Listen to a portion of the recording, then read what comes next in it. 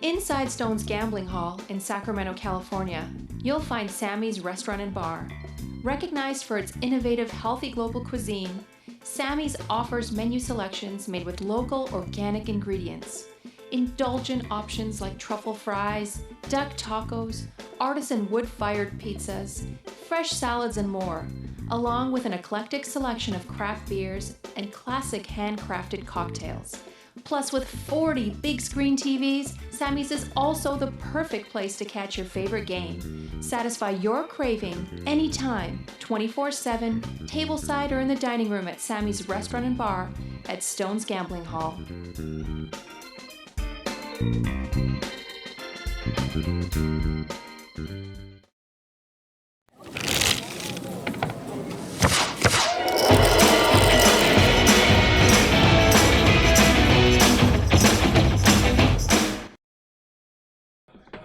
Good evening, everyone, and welcome to Stone's Live Poker. I am Jake Rosenstiel here with our special guest commentator, Jonathan Little. What's up, man? Hello. How you doing? I'm happy to be here. Welcome to Stone's. Stone's is great. This is my first time here, and I will be back many times, I'm sure. I heard you were playing in a little 5-5-10 earlier. Yeah. And then you splashed around some Omaha, playing all the games today, huh? 5-5-10 was great. Then I got to play Omaha with you. You're the whale, I'm for the sure. whale. You gotta, like, when you're playing, like, limit games, they're so much more sociable. You gotta have a good time, and when you're playing, like, 4-8, like, why not? Why not just, like, you know, set some money on fire? You did that for sure. I won $19. Solid. But sure. I only played very few hands, so I was not the whale. You were the whale today. Yeah, we're gonna whale it apart. Good work. It is the final table of our Stones Classic, Fall Classic here. We're down to the final 9 players. We started with a total of 441 runners, creating a total prize pool of $176,000. Blinds are at 10K and 20K with a 3K ante. And a couple of familiar faces here at the table. You won, I believe, the second Stones Fall Classic or the last Fall Classic. I don't recall exactly. I don't know. He wins a lot of tournaments, keeping a lot of spots. He won the last one. I want to say for like 40K. And he's back here, made another final table. With him at this same final table is Tony Bracey. Tony Bracey had a real deep run in the main event this year at the World Series of Poker. I believe he also final tabled the last Stones Fall Classic, and him and Hugh have some history. They got involved in quite a few hands at the last table they were at, and so now they're here again today. 2 local superstars. 2 local superstars, a couple crushers. Very nice. Other than that, let's get down to the table and see who's who and what's what.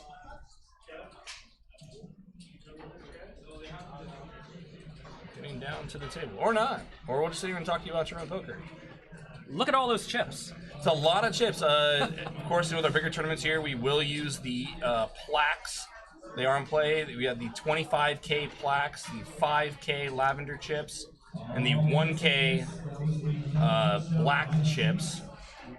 Those will be going away in probably those will be going away in a few 2 hours. So in seat 1, we got Tom S. Tom S. sitting around 314K.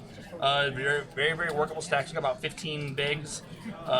Jim in seat 2, I played a lot with Jim. He looks very familiar. I don't know a whole lot about him. If he's aggressive, if he's tight, or what. Jim's got about 820K in front of him. He looks ready to go. He's ready to go. We were sitting down at the Omaha table and saw him get a very big dessert. I'm excited to see if that makes the stream. I think it should. In seat 3, we mentioned before, Tony Bracey. Tony said he had a really deep run in the main event this year, not his first such run. And he's played run deep in a lot of Northern California tournaments here as well. Tony's got a 1.2 million. To his left is Ron. Ron's got 1.3 million in chips. Ron's got a lot of chips to work with. This is a deep stack final table. It is a deep stack final table. What are these, average stack is about, what, 40, 45 bigs? Correct. Yeah, so there's a lot of room for play left. In seat 5, Spartacus. He's the boss. He is the boss. He's going to run the show. Spartacus has got 500K in front of him. And then we get to our chip leader, Paul. Paul's got 2.5 million. I played a lot of poker with Paul. Paul is out of the Bay Area. He's final tabled a couple tournaments here. We've seen him on the live stream before. Paul's a crusher, and he knocked out several of my friends today, from what I hear. He had the 5 deuce, I heard. He had the 5 deuce. I leave like, oh yeah, he's a crusher, and then oh yeah, he's in the hand with 5 deuce. Well, Stuff happens. That's how you get it done. That's how you get it done. You got to run them down sometimes. You typically don't become the chip leader by playing only good cards. Only good cards, right? Hard to get a lot of good cards. Good position for Tanner to his left. He's got position on the chip leader. He's got 1.2 million. First time I've seen Tanner here on the stream. Not familiar with him, but we had a lot of players coming from out of town for this tournament series. Happy to have him here. In C8, I will not even try to pronounce that wrong. Yang Jing. Yang Jing has got he's our short stack. He's got 107k. He's got 5 bigs. He's definitely gonna be looking for a spot early to try to double up. And then in seat 9, that's Hugh, as we would all know him here in Stones Gambling Hall, going by beast mode tonight. That's no joke. Kid's a crusher. He won one, if not the last fall class or Stones Classic, for just over 40k. This is a live casino, not an online site. Despite Spartacus and Beast Mode. Spartacus and Beast Mode, yeah. But yeah, he got screen names despite a live poker being played. So it's always interesting at a final table when there's one really short stack, because that often induces everyone to play kind of until that player goes broke or doubles up. So I'm interested to see if that happens, and that should usually lead to the chip leader, Paul. Paul, yeah, opening a lot of hands, playing blunt force trauma while everyone else is playing a little too snug, waiting to move up that money ladder. Almost any 2 cards, really. Because if really get the goes all in, you're getting fine pot odds to call. You're going to win 30% of the time, so it's a great spot for him to open really wide. Here he has King 10 offsuit, perfectly fine. Perfectly suitable to open. And as you see, everyone just folds, right? And he picks up 54,000. Without even trying. And he could do that incredibly wide. Yeah. This is a tough spot for the other stacks because they really don't want to get involved for a lot of money. Yeah, after Yang Jing, then we go all the way up to Tom. Tom's got 14, 15 bigs there. No one wants to double up, a 15 big stack. I mean that's right. Enough chips to still put a hurting on you. That's a real stack. Yeah. And it's very different than the very short stack of 5 big blinds, because 5 big blinds are just always getting pot odds to call. Always getting pot odds to call off. Yep. So quite often, though, the shorter stacks do want to be somewhat snug when there is someone really short, because it's almost like they're guaranteed at least 8th place money if they just sit there for 10 minutes. So you see your 9th place money. You see the prize pool running across the bottom of your screen. 9th place, everyone's at this point is guaranteed 2,600 and change, and the next page up bumps up to, I want to say it was like 3,400. So almost a 1K jump for just moving up one spot here. Really, though, that's not a ton in terms of buy-ins. Yeah, no. But it is worth getting it if it's essentially free. If it's essentially free, yeah. We just, hey, don't make a catastrophic mistake here before Yang Jing busts or doubles up, and until we have to change the way we play, just, don't mess up. Right, the payout jumps here are actually not big at all. So no, it's pretty flat. So now we hear Tony opens a 45K here with the Ace-10, and Yang Jing, he found a hand here, pocket jacks. A great hand. He does go all in, obviously.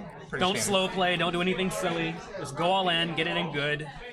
That's what he did. It is. Tony makes the call. And as you see here, he had to put in 50,000 more into a 250,000 pot, so he needs to win 20% of the time, and he's going to win 38%. So neither player did anything quote-unquote wrong. Standard. Right. But looks like Yang Jing's going to need to get lucky. Going to need a lot of help. Ace right in the window. Tony improves, the ace is full, and just like that, Yang Jing is our 9th place finisher for $2,600 and change.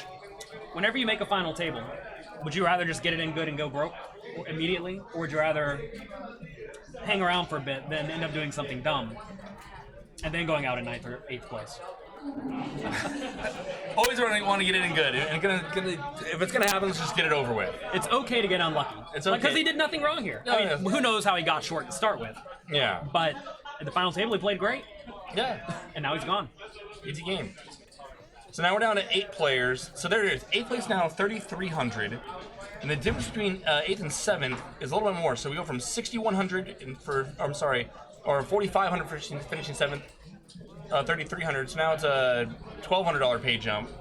So like I said, still pretty flat relative to in terms of buy-ins. But now stacks are, a lot more comparable across the board. Well, there still is the 115 big blind stack hanging on. Besides that, everyone else is a bit higher.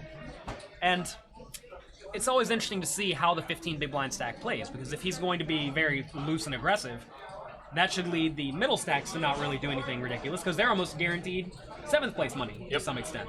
But if the 15 big blind stack's playing sanely, then it'll lead to the middle stacks going broke some portion of the time just by playing normal poker. Yeah. Where one guy gets ace queen, another guy gets tens, and they find themselves all in. Shout out to everyone here in the chat. Nine High Like a Boss. Hello, Twitch chat. Missioner Man, Ant Doom Zardog. What's up? Pocket Abes, Rick and Barstow on every stream. He has a moderator sword. Yes, absolutely. He has the banhammer available if anyone acts. Banhammer. If anyone out starts of line. getting out of line, Rick and Barstow will let you know. So we got an open here from Spartacus with the King Queen off. Makes it 68k to go. Tony debating playing defense here in the big blind with King Jack. So Spartacus is the 15 big blind stack, and he makes it 3.5 big blinds with the King Queen. So when you're facing a big raise like that, you have to be kind of careful from a short stack. Yeah, I mean, really, how much is really going to be folding? I mean, 3-bet shoving is like out of the question as far as like bluff shoving. And he's about to get a double up He's here. about to get a most double likely. up here, it looks like. I'm not going to say the King Jack is a fold because I don't know how Spartacus is playing, but assuming he is playing tightly, alarm bell should be going off to some extent. And here we go. Now you just have to call them, of course. Yeah, Tony checks it over. Spartacus jams. And we can't, Tony's not going to love it, but we can't fold here. Yeah, if you think about a typical under the gun +1 opening range for 3.5 big blinds, it should be really strong. Should be, yeah. Like nines or better or something like this, and maybe ace king, ace queen, ace jack, king queen, and king jack is very, very dominated by that range pre-flop. On this board, though, it's tough whenever they go all in on the flop because some people just do this with ace queen or pocket jacks Yeah, because ace they queen, exactly. are just overplaying it. They don't want to get outdrawn or He something could have, like he that. could have, like I said, some hard draws, ace-x hard draws. Yeah, I think you just have to call. You see, I mean, Tony's not just piling it in. He knows, hey, this isn't. I'm really not beating a whole lot here. This guy would probably check, maybe think about checking back queens, jacks. It's also a very big bet. Yeah. It's 2 times the pot, I believe. Is that how this works? The pot is already, the 440 part's already gone into the Yeah. pot. So Correct. the pot was 180, so he's jamming 2-point-something X pot. Yeah. It's a lot. The problem, though, is that this is one of the best hands Tony could possibly have in the spot. So if you're folding one of the best hands you could have, then you're folding everything. Yeah. And you don't want to put yourself in a spot where you're folding everything unless we know Spartacus is never bluffing, but it's hard to have a name Spartacus and never And be not bluffing. have any bluffs, right? Angry Pollock in the chat. That's Veronica. You're gonna be doing commentary with her tomorrow for a 5-5 game. I heard she's a real treat. Have fun. I'm excited. MGX Web, what's up? I played some 5-5 No Limit Hold'em here today at Stones. It was a lot of fun. If anyone is in the area or wants to come in for the weekend or something, for a trip, it's well worth the visit. It's a good game. I'm surprised Tony's tanking so long. But like you said, he's had some great success recently, and maybe that means making big folds when the guy just has it. Right? Maybe this is one of these spots in live poker where you can get a read on Spartacus and realize, you know what? He's pretty happy in this spot. Doesn't seem to be nervous at all. Now Tony's reaching for chips, or plaques, rather. This is where, my game theory optimal mind just, obviously I have to call here. But if the guy just has a hand he thinks is good, you lose. Yeah. It's an easy fold. But I have a hard time folding in this spot. What do you do in this spot? You ever fold? It's so strange for him to be jamming that much, 2x pot. I would say the more amateur the player jamming for a lot is, the more likely they're to have a hand like ace queen or tens. Yes. Just because they're just jamming everything. I don't know what else to do with it. And if you look at his whole opening range, it's an easy call because he beat ace queen and ace jack and tens and nines. Yeah. Well, not nines, but jacks and queens and all that. But if he's only jamming hands he thinks is good, then it's very, very close to a fold, I imagine. If not, it's not just a fold. Even though I can see the cards, knowing how this probably went, knowing the player, I'm probably calling it and just hating it. I just it's too exploitive, or It's fold. okay to be exploitable if they're never going to exploit you. If they're never going to exploit you. Yeah. I would have called in about half a second. I would have called. I'm a calling station though, so don't try to bluff me. My opponents learned that today. Ebo 1016 says he's here for Jonathan Little. Everything you Hello. do is gold. Thank you. I'm glad you enjoy it. X Bob Love. MGX Web seems to think that Tony's going to make the fold here. Tony's capable of making folds. I've seen Tony fold some big hands in some big spots. A lot of people who are, I don't know anything about Tony, but a lot of people who are live pros who have come out playing mostly live poker, they will make huge calls and huge folds based on reads. Yeah. That players like myself who came up on the internet think are inconceivable. Yeah. Because if he's folding this, he really is folding almost everything. But if the guy has you beat, he has you beat. Now, I would have clocked this guy a long time ago, though. So Yeah. that's interesting. If you are at a table against a live pro, I don't know if Tony's live Sure. pro or not, but if someone's going to sit there and stare you down for 6 minutes and actually come to a correct decision a lot of the time, you're allowed to clock the guy. I don't clock people very often, but you certainly can't have this happening every hand. This has been a long hand. I mean, how long has this hand been going? It's been going like 7 minutes. It's going on quite some time. So let's back it up. Like, okay, so there was roughly 180K in the pot. Look, Tony makes a fold. Wow. And Spartacus shows him the hand. Spartacus, do not show him that he's playing well. Because now Tony's like, oh, I'm the best. So with 450K back, there was 180K in the pot. It checks to you and you're Spartacus. I'm assuming that jamming 2x pot there is not your standard move. Where do you go like sizing wise? I mean, are you checking back with a Queen of Hearts in your hand?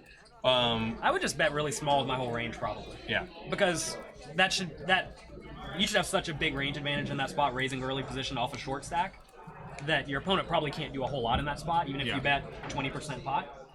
And that lets your bluffs get away very cheaply if you bet with ace queen or whatever and he jams on you. Yeah. Or check. Check's fine too. Check back with the Queen of Hearts in her hand. The only bad card for you is queen or an ace. An ace. In theory. But I think I would have just bet small there. Bet small. And I wonder if he bets. I mean, if he bets small, I don't think the king jack's just going to check fold. No. Yeah, he bets small and probably obviously can get some value out of Tony there. Cool hand right off the bat. Tritterbug, welcome to the stream. Rounder for life. Any notable player types, pros, recs at the table? Well, we already know that Tony is capable of making big folds. That was a gigantic fold. Yeah.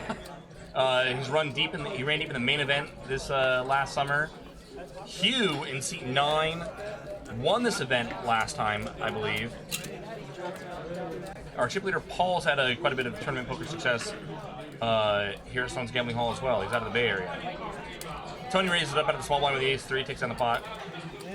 It's always amazing to me whenever you go to a place like Stone's where they have a lot of local tournaments and local players, how the same people seem to do well at these things over and over and over again. I know some of the casinos on the East Coast are the same way, where the same guys are winning all these tournaments. Kids we see, yeah, day in and day out. They're grinders, and they're grinding it out. And it helps you being familiar with the player pool, Right. and like especially talking about playing live tournament poker, getting reads on guys, and and then just already knowing, hey, not having to map out a table, hey, who's loose, who's tight, who's aggressive, and you already know like that guy's a maniac. I can call him down like really really wide. I mean, when you have that advantage right out of the gate, being familiar with the player pool, it does a lot for you. Like imagine in that spot. Tony knows Spartacus, which I don't know if he knows him, but imagine he knows that Spartacus only jams there when he likes his hands. Yeah. Well, now it becomes an easy fold. Yeah. Whereas if you've never seen the guy before, you just kind of have to call it off. Yep. And of course, these players have been playing with each other all day. Yeah. They started today, I think, at 10 a.m. or something. 10 a.m. Like and some of these players might have played with each other on day one, on their respective day ones. We got a raise 40K here from Beast Mode in seat 9 with the Queen 9 of Spades. Spartacus flop. defends with the Ace 5. I'm interested to see how he plays this Ace 5 because he may check jam it or something like that. And if that's the case, then I don't like the King Jack fold nearly as much. But looks like it was well, here we have the bet from the flush draw. As you see, he just calls, right? So maybe he is only jamming in that spot with hands he thinks are very good. Spartacus now picks up a wheel draw to go along with a pair of 5s. And is going to check call, and now he's reaching for chips. Is he going to lead? No, he does check the turn. So here, Beast Mode's in a rough spot, because if he bets and gets shoved on, that's a disaster. But at the same time, the deuce it's hard for the deuce to really improve Spartacus, but like he's going to mostly have 10s here, sometimes a pair of 5s. We really can't expect him to fold a 10 in this spot. Probably check back. Yeah, so it's a rough spot because I don't really know if Spartacus is jamming preflop with hands like Ace-10 or Pocket Ace. Because these are all hands that you would really like to know if they're in your opponent's range or not.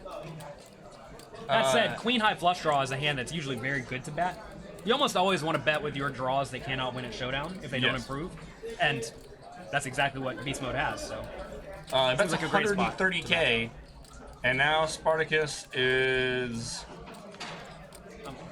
It's also worth mentioning Beast Mode bet 45K on the flop, so a very small flop bet. So maybe he thinks the opponent's gonna, or Spartacus is gonna float with Ace Jack or King Queen for the great pot odds. And if that's the case, you definitely want to make all those hands fold. I think this is a good bet by Beast Mode.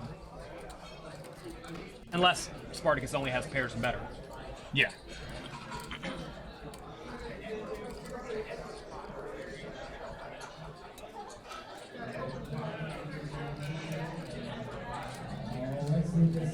Gonna give it up.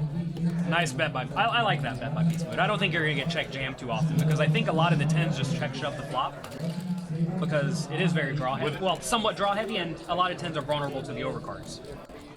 There we see that giant dessert underneath the leaderboard that Jim picked up before the previous hand. So Tom S. Wait, Tom S. Who's Tom S? Seat one. Okay, he's the short stack still. All right. They gave us handwritten chip counts to look at. That's why I couldn't read it. DicesCon Funny 22, welcome to the stream. This is our final table of our Stones Fall Classic. We had 444 runners. We are down to 8 players left. Everyone at this point is guaranteed $3,300. There's $39K upstairs. All the money, as usual in all tournaments, is way upstairs.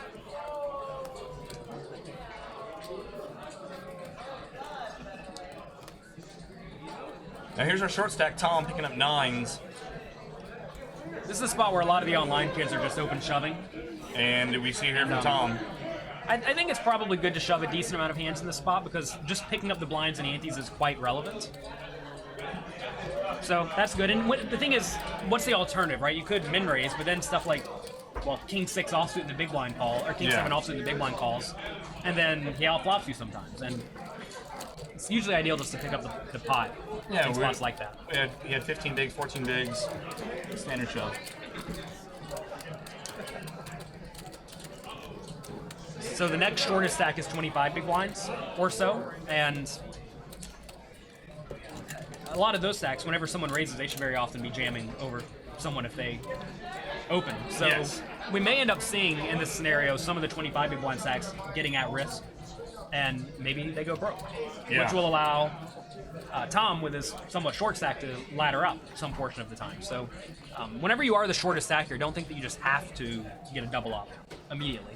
Because 15 big blinds is a lot of chips. Yes, it is. Renderfall, can we see VPIP, PFR, 3-bet, etc.? I'm not sure if we have that data up and running for this tournament or not. And we just started. So whatever we have is not relevant yet. We're making a very small sample size. Action folds here to the button, Spartacus. Got the 9-8 suited. Probably worth an open here.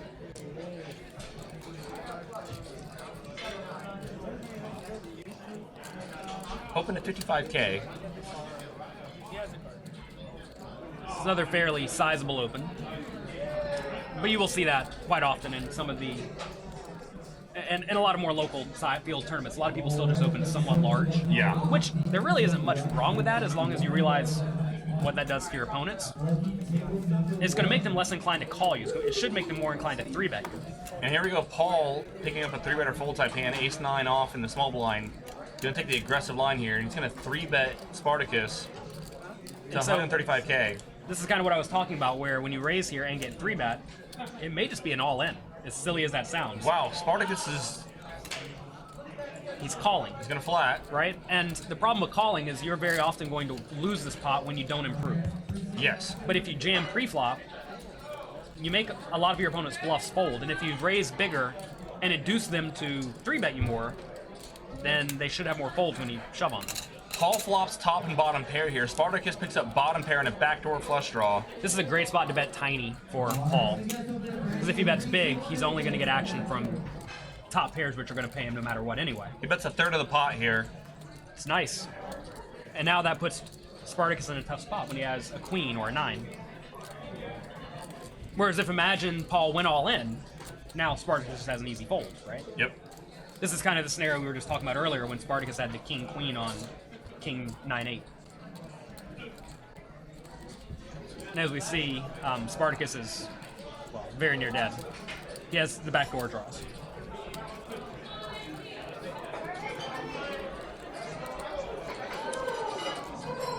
I'm interested to see if people are going to be doing mostly 3-betting or folding from the small blind in this tournament, which is something you're Should be doing. seeing a lot, Yeah. or if they're just going to call a lot. The times you want to call are when you think the big blind is particularly weak. You know, who knows what these players are thinking, but notice here Spartacus does just fold, and it's a good fold this time, but getting great pot odds, that's a tough spot to fold. Tough spot. Our good friend Rum Cake, Scott Ball in the chat. What's up, buddy? Rum Cake in the house. Rum Cake. Nat He made Arish. Twitch Poker. Thank you, Rum Cake. Absolutely.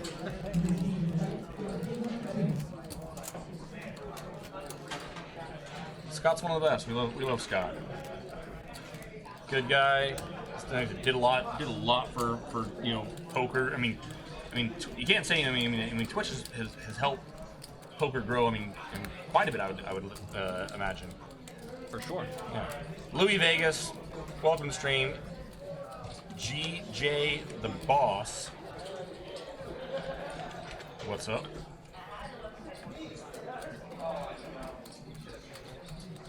I just realized I have a computer in front of me. Am I supposed to be twitching or Yeah, if you want, something? log into Twitch if you want. Yeah, interact with the chat if you want.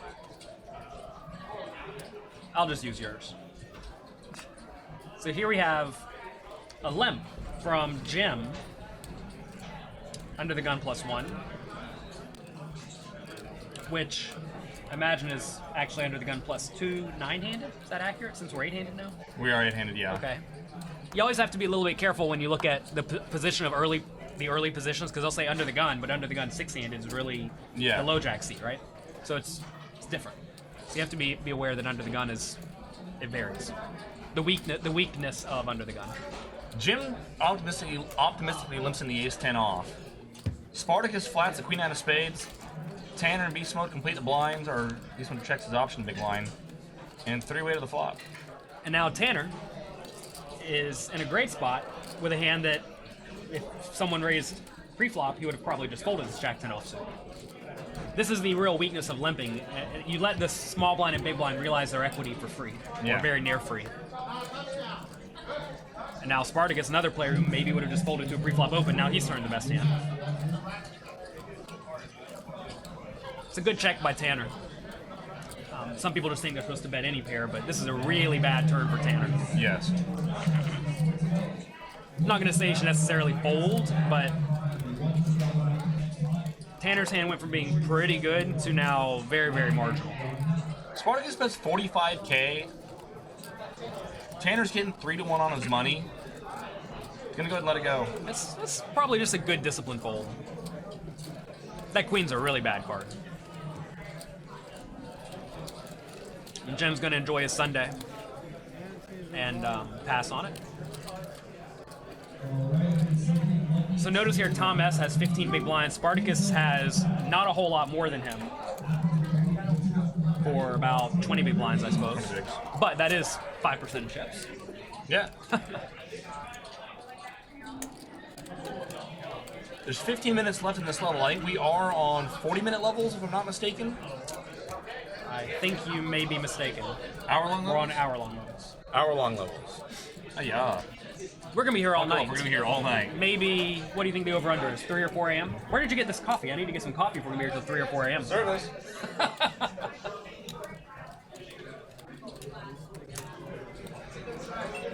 For those who are not aware, Stones, they have a fantastic restaurant. I've been there twice now. It's been perfect. It's really good stuff. I had the salmon with some, I guess it was teriyaki sauce or something like that, with edamame and cucumbers. It was very good. Yeah. A+. For card room food, absolutely. Oh, it's the best card room food I've ever had. Yeah. By a mile. It's a real restaurant. It's a real restaurant.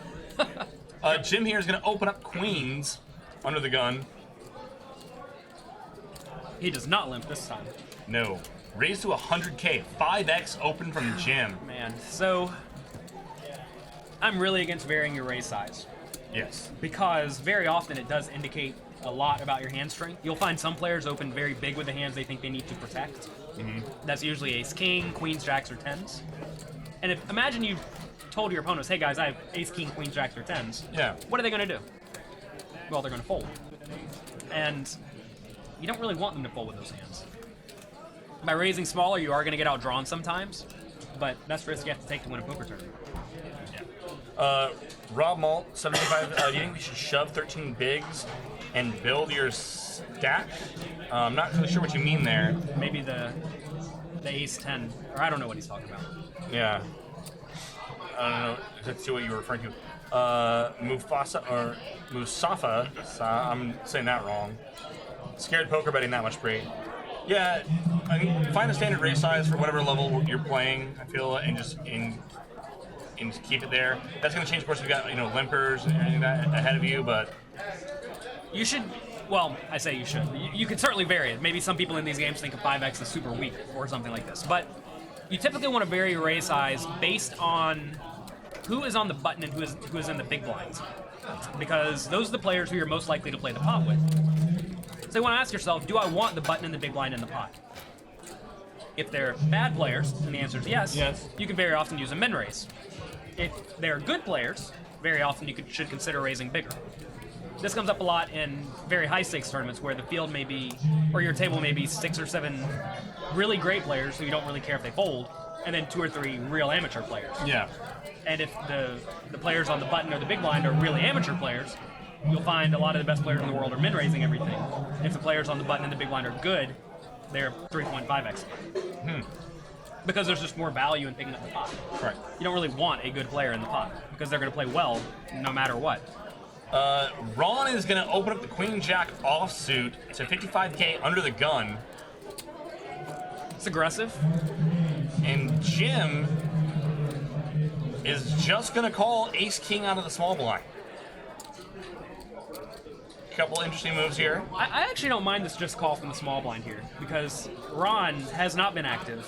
And should he's be opening under the strong gun. under the gun. Also, Jim has a weird stack where if he re-raises to, let's say, 150K or 175K out of his 1.2 million, you're not loving it. If you get called, I don't think. I'm sorry, out of his 800K. Out of his you're not loving 800K. it. Tony now trying to figure out how good of a price he's getting here with the 8-3 suited. Not good enough. I don't think good enough. Oh, is he going to get after it? He might think something's up here. You think Jim can't be that strong just flatting out of the small blind? He's got to have some sort of a read here on Ron to know that Ron's this weak. This is that live pro stuff. 8-3. And we're going to 3-bet the 8-3 suited versus an under the gun open. And looks like he's going to make it 100 and... or 205K? It's a pretty sweet play.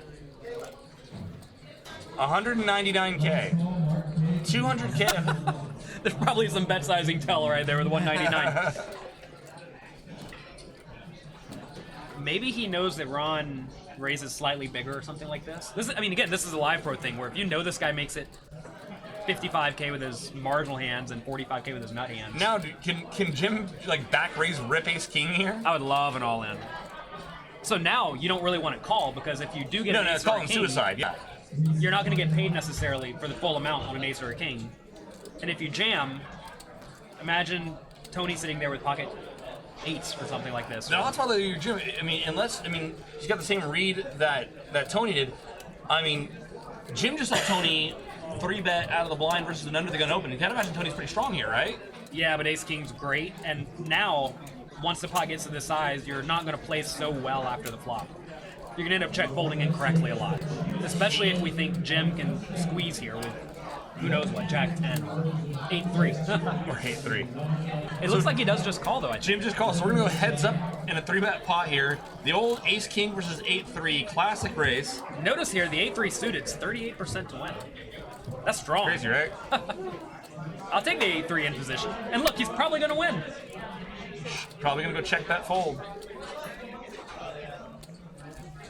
So this is the kind of thing I virtually never do with this A3 suited, but I'm sure there are spots for this. And maybe this is one, right? Where Yeah, you gotta imagine this was a specific read that Tony has on Ron under the gun to do this. I don't think Tony's just like, this is like a standard play he takes, or that he has in his playbook here to 3-bet an under the gun open with 8-3 suited. that's great. And notice here, Jim quote unquote plays poorly and then he folds the best hand, right? If you are going to just call the ace king pre-flop, you have to be really sticky after the flop. Even on, I mean, this is maybe one of the boards you should fold on, but this is why you want to jam the ace king pre-flop, because notice he just would have won a 300-something thousand pot. Yeah. He would have 40% increased his stack. Instead, he just check folds away, and now he's down to 600k or so. RTO Blanc says 6-4 suited, 5 deuce suited, 7-3 suited, all 3-bet both spots to balance your range. I don't hate 3-betting a lot of the reasonable suited hands, but I think the 8-3 is quite a That's bad one. optimistic. I mean, 6-4 suited, I could get on board for 6-4 suited. 6-4 suited. 7-5, maybe. Yeah, sure. I mean,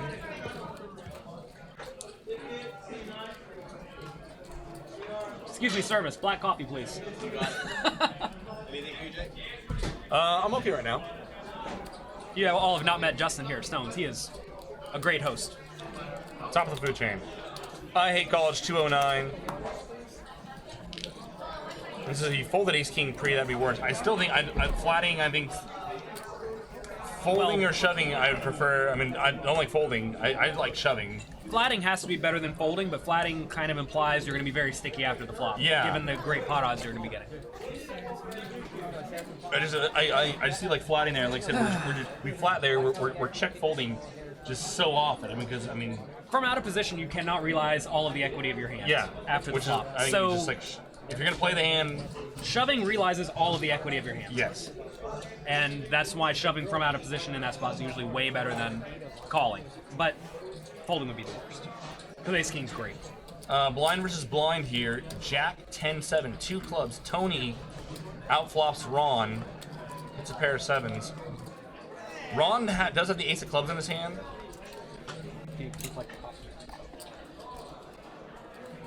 Thank you. Tony leads. I imagine calling with the idea of only continuing with an ace or a king could be worse than just folding. Yeah, it's kind of what I'm thinking there. Because I mean, if we're gonna be folding all non-ace king boards, we're just check folding. I mean, a ton. Well, about 2/3 of the time. Yeah, 2/3 of the time, and so then which makes that flatting pre just like suicide. And whenever you do hit, you're gonna check, he's gonna bet, you're often gonna shove, and the it's guy just gonna folds. fold. Yeah. That's why you have to be really sticky. Yeah. And whenever you do get an ace or a king, check call to give the guy every opportunity to bluff. That was a sweet hand, man. Yeah. That's that live pro stuff that's what Phil Hellmuth weird. does. Phil Hellmuth does stuff like this where you're like, what are you doing? And then it works. Tony's the next Phil And Hellmuth. it never should. Right here. It never should work, but somehow it always does. It works to the tune of what, 12, 13 bracelets or 14 bracelets. Yeah, Tony has how many bracelets? 7, I think. he's gonna get there. White magic time. Forgive me for my coughing. I've been sick over the last few days. Jake's gonna be sick now as well. It's all good. You got a real thick immune system. Now you see Paul here watching the stream on his tablet on the delay, trying to collect as much information as he can. He's gonna be thinking, what? I used to have a very good immune system until I had a son, and now I've been sick 3 times in the past 9 months, where before I had not been sick in 7 years. Yeah. No, kids will do it to you. He takes these little diseases, gets kind of sick, incubates them to where I Yes. get them, and then I get sick as a dog. Yeah. Thank you, James, my baby man. How old is that baby boy? He's a good boy. He's 9 months. 9 months old. Right on. He's a happy baby. I'm a happy man, though, so it's good to be happy. Good to be happy. Enjoy your life. You only have one. Balancing poker and family. That can be the grind. I mean, that can be harder than most any poker game. Yes. Yeah. Well, I think you just have to plan way ahead. Way ahead. Actually, I mean, I sort of developed a strategy 3 or 4 years ago to transition away from playing poker 3 or 4 weeks a year or 3 or 4 weeks a month to 1 or 2 weeks per month, and it's worked out. Yeah. But it takes a lot of planning, a lot of strategy, because you certainly don't want to have a kid and then play poker 60 hours a week. No. That's not good for anyone. No. Not good balance. Although whenever I get to come to a place like this and play a lot of poker, All the time. it's a lot of fun. It's a lot of fun. I love playing that 4-8 Omaha game today. They did this thing here where they put $100 in the pot at a table every hour. Every time there's a or touchdown. something. Every time there's a touchdown for the game. They do it on all these Sundays is a great day to grind here because you have all the football games going. Every time they pick a morning game and an afternoon game, and then the night game as well. And every time there's a touchdown, they just draw a table at random and then put $100 in the pot or $200 in the pot. Very true. Our table in 4-8 Omaha, and I got taken for a ride. I heard. It's tough because when you're getting 80-1 pot odds, I don't think you're supposed to fold almost anything. Anything. And one guy just flopped a straight flush, so he took all the money. We got an open here from the button from Ron with a 6-5 off. Paul wakes up in the big blind with kings. And he's going to put in the 3-bet. And Ron now does not look like he's done with the 6-5 offer. Wow. This is a great spot for Paul to 3-bet with a wide range. Remember, Paul is the big stack, right? And Ron's one of these medium stacks. Mm-hmm. Paul should be 3-betting a lot. And he does. And wow, this is a spot where Ron may be able to figure out how to win the spot if he tries hard enough. Ron does have a club in his hand. Check, check, flop, check, check, turn. Club gets there, and Ron makes a flush. I'm thinking Ron should perhaps consider bluffing The turn? at some point, Yeah. but that's a tough spot where you're really only making your opponent fold out 10s, 9s, 8s, 7s without a club. Yes. It's not very many hands. It's always fun when you win the 6-5 offsuit against kings. Notice that though he won with the 6-5 offsuit, he didn't really win a whole lot of money. Yeah. Some people may think Paul should just bet the flop, but I think he did fine by checking. I mean, we don't have a club in our hand. It came ace, queen, jack, I think. Ace, queen, jack. Yeah, They rearranged the rearranged board. the jack and they had board paired on the turn. Yeah, ace, queen, jack, all clubs. We do not have a club in our hand. And that spot you either want to just check, looking to check down and maybe call one bet, or bet tiny. But I think he played it fine.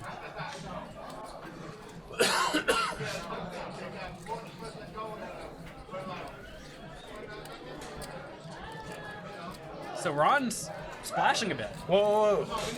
He won 0 because he mucked. Paul tabled his kings, and Ron threw away the 6-5. Ron mucked, not realizing he made the flush, and the pot was pushed to Paul. Paul tabled his kings, and Ron threw away his hand. I didn't even notice it. Nice hand, Paul. Nice hand. Don't just muck your hand. Don't- Table your hand with confidence. You never know what might work. That is something I definitely think everyone should do. Just table your hand. If your opponent can't read their hand, you deserve to win. Absolutely. And, Are you kidding me, 23? Our friend Mr. Chris Hinchcliffe, welcome to the stream. Yeah, wow. We oopsie the flush and don't even. Oh man, that's unfortunate. Paul's gonna see that one in about 20 minutes on the delay and just like, oh my god, how did I just get away with that? Sometimes it's your day. It would seem to be if he's running players down with 5 deuce, he's got all the chips. Players are mucking flushes against him. I've seen a spot one time deep in a World Series event where a good player ran a bluff on like a very straight flushy looking board. He had the nut low flush draw or something. Got called. Tabled his hand confidently. Guy's like, man, then just mucked. The whole table just looked. Watched him collect his money. Oh my god. When you run the bluff, don't be ashamed. Yeah, no. Table it. Table your hand with confidence. Say, yes, I tried to bluff you. And I'm proud of the fact that I tried to bluff you. So now we see Jim here makes an open here, raises a 50K with the king queen suited. Tony wakes up with aces. Oh, wow. This is great for Tony because he's been relatively active so far. I mean, we know he's had the 8-3 suited. The opponents don't know that yet. But if you've been active, you're going to be way more likely to get paid off with your good hands. I mean, I would not fault Jim for just shoving all in over a 3-bet. Wait, what happened to the aces? All right, come on, aces. Tony 3-bets looks like to 130K-ish. Jim does get away from the king queen. Wow. That is a conservative fold. I would have been all in almost every time. Basically, I would have been broke six or eight times this tournament so far. So far, no one's gone broke. Well, one player right off the bat. Yan Jing went broke, but we all go broke with that in that spot.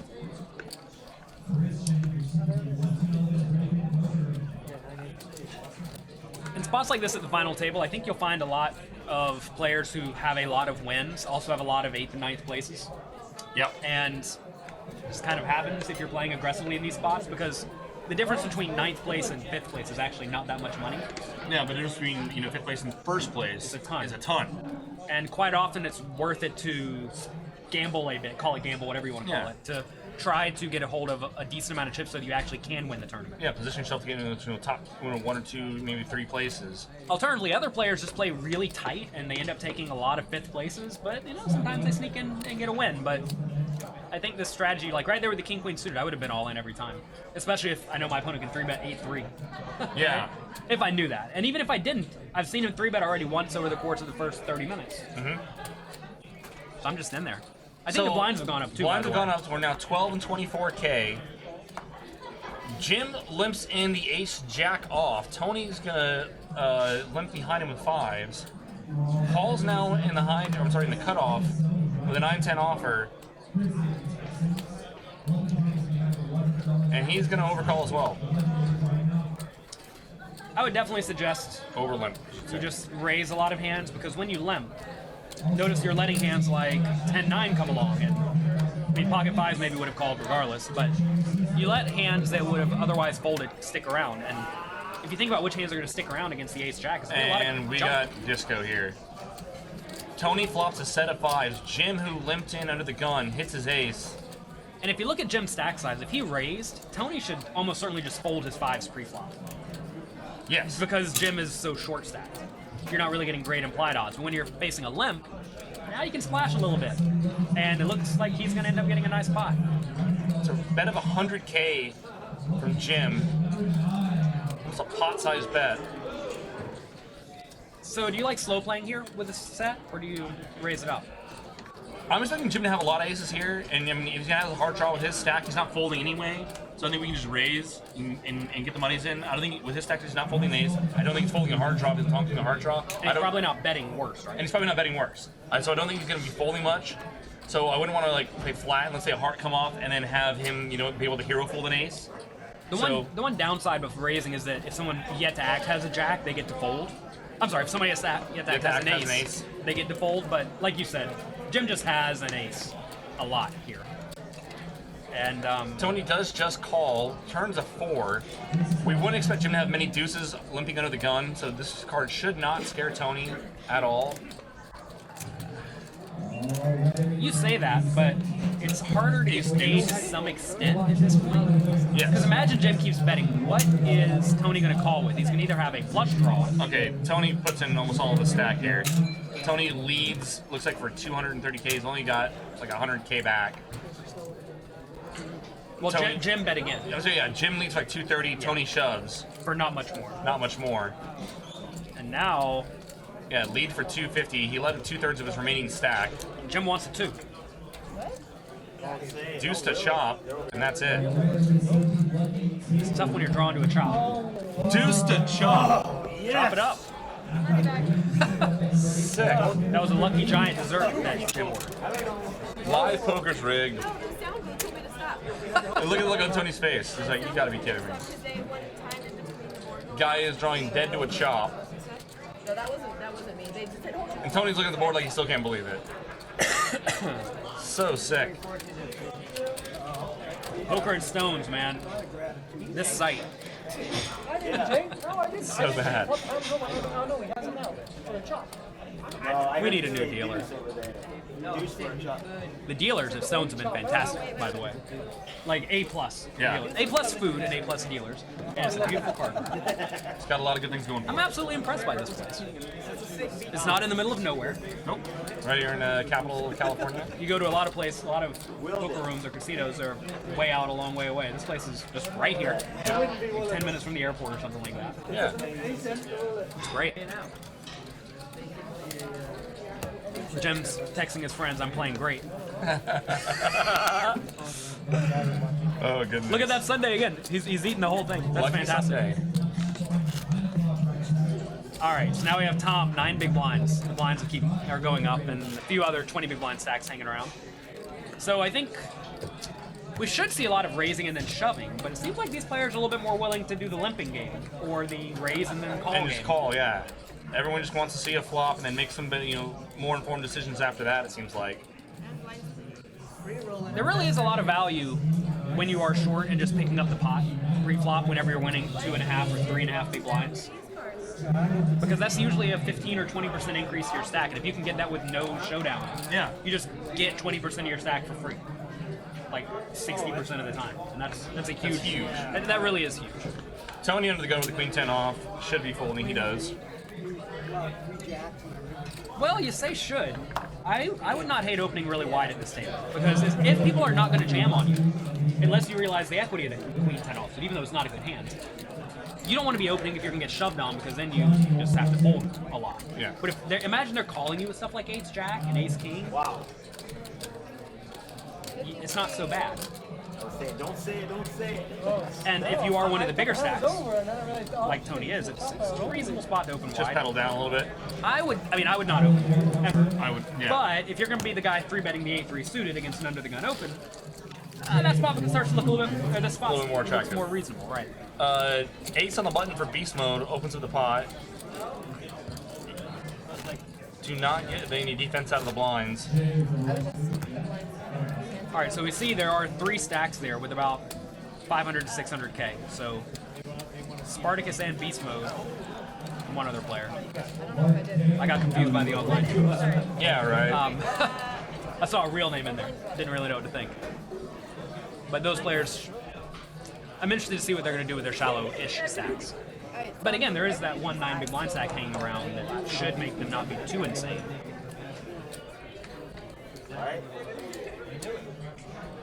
One thing you will find that happens a lot in 500-ish dollar buy-in tournaments is a lot of players just play too tight. Yeah. And if people are playing way too tightly, you can just open really, really wide. And if they're folding a lot, you're going to pick up way more blinds antes than you should, quote unquote should. Should. And you're going to end up chipping up very, very quickly. Tanner's going to take the pocket eights here out of the hijack. We haven't heard much from Tanner so far. It's been No, it reasonable. seems pretty snug. Makes it 58K to go. Ooh, this is a tough spot for Tom. I would definitely say I would be all in this spot the majority of the time, but Tanner's been pretty tight, so I don't mind that fold. Tom folds a king jack, and Jim wakes up with kings. Here's Jim, another- who stayed alive by the deuce in the last hand, has found himself new life here in pocket kings. If I was him in this spot, I would act like I'm kind of tilty or unhappy tilt or something like this and just jam it all in immediately. Snap jam. Just like, whatever, I'm all in. I have my Sunday. I'm on a free roll now. I found that Yeah. deuce. I'm gonna try to win the tournament now. I think he re-raised kind of, you see, made it 212. I think It's way this is upstairs. This is, I would say, the worst play he could make. And the reason is because now Tanner can't really call, given he's put in 40% of his stack, right? Jim put in 40% of his stack here. I would definitely say you want to shove, because that will at least make it look like you're trying to get your opponent to fold. Here, when Jim puts in 40% of his stack, he's not folding to a shove. Correct. So now, it's almost like he's trying to rope him in. Shoving definitely would have been more profitable than raising 4x back the opener. Yeah, I mean, gosh. It's one of these spots I'm not in too often. But if I raise and Jim, if we're raised with the ace and Jim shoved, I would have just called. But when he makes it this sizing, I think you're probably supposed to at least consider folding. If you think this raise size makes his range stronger, which it probably does. It would seem And to. Tanner folded, right? And that's a good fold. Lon not- McCarran in the chat. What's up, Lon? Love having Lon here in the room. Welcome, Lon. You need to give him the sword if he knows how to work the computer. Yeah, why isn't Lon sorted? Lon might end up banning everyone by accident. Just go on some like chat or chat slaughter spree. It's very, very important when you have a really good hand to figure out how to get maximum value. And usually, when you have a shallow stack, if you want to be shoving with some non-super premium hands, like, I don't know, Ace Jack or something like that, you also need to be shoving with your very best hands. Because I imagine he's probably only making that 200-something K re-raise with his absolute best hands, like aces, kings, queens. Yeah, so we gotta, Maybe ace, king. so we gotta balance it with some bluffs. Or a bluff. Or just don't use that sizing, just don't use because the you sizing. cannot bluff when you put in 40% of your stack. No. And then your opponent shoves, you just price Now him we, to just, call now we everything. have to call off and Right. You don't want to have lines in your game where you just must have a good hand, because then your opponents who are paying attention realize you must have a good hand, and they can make good folds with pocket ace. So Tanner makes a 58K to go. Again, got the ace 6 suited. Ron defends a big with the king jack suited. Flop comes 8-6-5, 2 clubs. Tanner it's a 6. And Ron is gonna donk bet into him with the king jack of diamonds. So, if there is a board to lead, I think this is one of the good boards to lead as a bluff with your whole range if you're going to be bluffing here. Shouldn't miss Now most this- of Tanner's opening range. Right, now this king jack is not the best hand to do it. You usually want to have some sort of A backdoor backdoor equity. diamond, a diamond on the board would be nice. Right. Or if you had king of clubs, jack of diamonds. I could be on board. I don't hate it though. I'm all for bluffing. Tanner makes the call, deuce of spades on the turn. The hands you want to lead with in the spot are usually going to be your very nut hands, like sets. Also, hands like 6-5. So Also, it's a hands like 10-9. Usually hands that are not good enough to check call and that you also don't really want to check raise. So a lot of your junky hands. Ron's just really getting after it though. I think this is a sweet play. Now he's gonna bet 125K. The Tanner's problem, getting a pretty good price here. the problem with this spot is that a lot of people assume their opponents lead with one specific type of hand, and if Tanner thinks Ron's leading with mostly marginal stuff, then he may stick around, but he makes the fold. You saw Paul's reaction there, kind of like, how the hell? What are you folding there? What do you call the flop that you're folding the turn without sizing? I don't think that was Paul approved. It's almost like he expected the turn bet to be coming. Yeah. 100%. Tanner folds the ace-6 and Ron picks up the pot. That was a sweet play. I think if he had the club there, I would have been perfectly fine with that. The diamond, 2 diamonds is a little bit optimistic. Yeah. But hey, blast him. Why not? You know what maybe he thought there is that if Tanner calls the flop, he does not have an overpair. So if he doesn't have an overpair, we can probably bluff him. We just get him off right there. Get him off of everything if he doesn't have an overpair, right?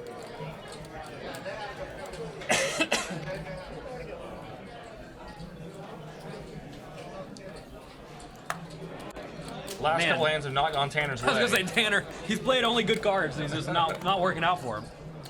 That Ace- happens sometimes though. Ace-Jack for beast mode. Beast Mode's a sweet name. I may change my name to Beast Mode. So, What was your online handle when you were playing online? J Card Shark. J-Card. Okay. Lame, I I know. actually knew that now that I recall it. Yeah. Nothing special. Ace 10 offsuit is a spot where I may consider jamming if Beast Mode is playing loosely, but so far Beast Mode's been pretty snug. So I don't think you should shove here. Probably just call. This is a good example of a hand where if Beast Mode's opening a lot, he should consider calling if he gets shoved on. But here, if he gets shoved on, he should actually consider folding the ace jack because he's been kind of tight. So if someone's shoving over a kind of tight guy, they probably have a pretty good hand.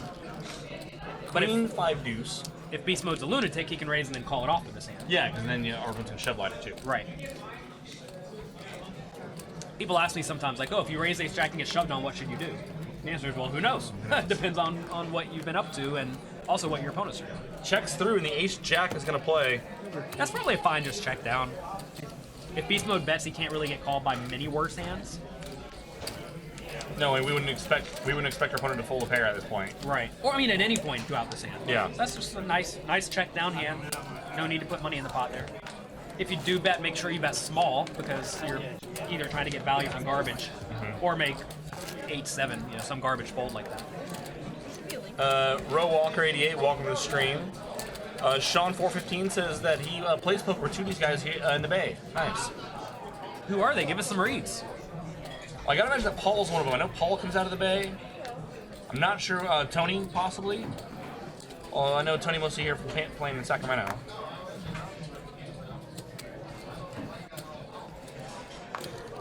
I like that the mods are trigger happy here. I'm very for banning rude people. Sean says Tom and Spartacus. Well, tell us Not about the players that I was anticipating. So Tom there in seat 1, Spartacus in seat 5. King 10 offsuit's not a good hand. Do not play No. King 10 offsuit from early position ever. You actually have to be kind of careful opening stuff like Ace 10 offsuit from early position.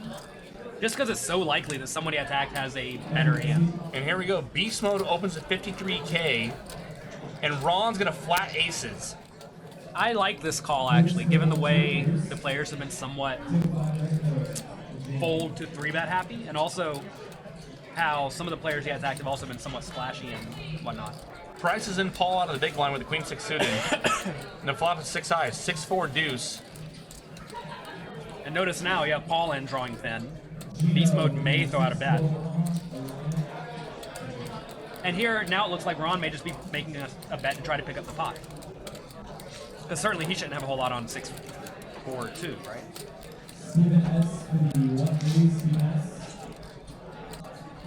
That's 110K. Standard call from Paul here. Beast mode gets out of the way, heads up to the turn.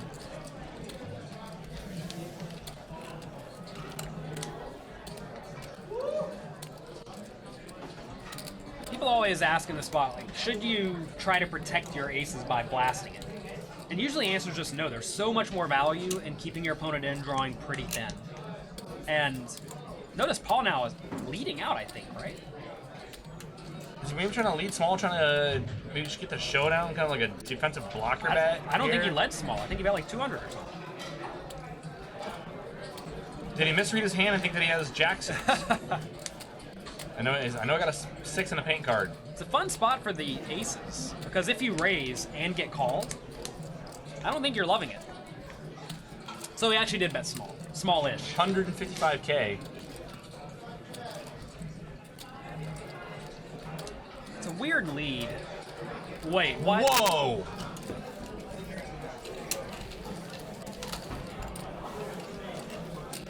Okay. Free money at Stones, ladies and gentlemen. Come on down. I think the Graphos was wrong. He had ace 4, not aces. All right then. Okay. Cocktails. Right. My goodness. I don't. That's a big fold. Same story as before. You always want to ask, what does my range look like? Is this hand near the top of my range? The answer to that's obviously yes with aces.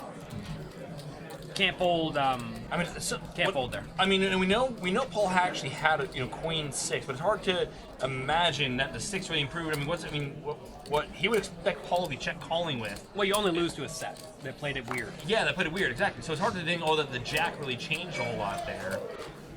Right. I mean, if Ron genuinely did have the aces, I just got a hard time seeing what he saw there. And like I said, unless you just like, hey, he thinks that line is strong.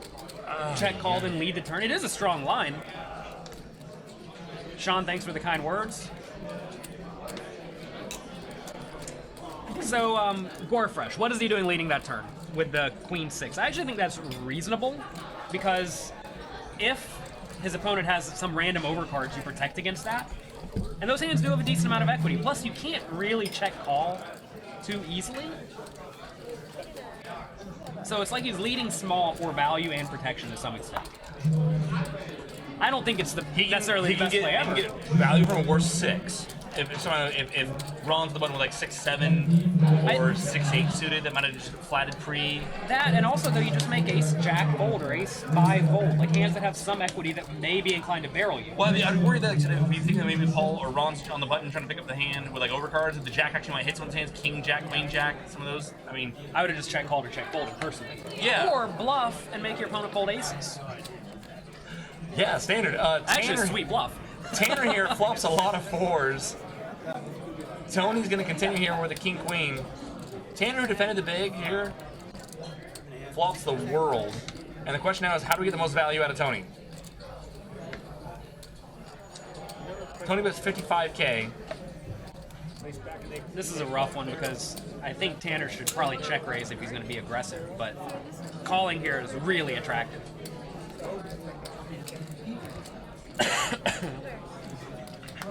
Usually you want to be raising, well, here, this is exactly what he wanted to have happen. Usually you want to raise with your nut hands and your draws. And this is certainly a nut hand. And there are a lot of flush draws available.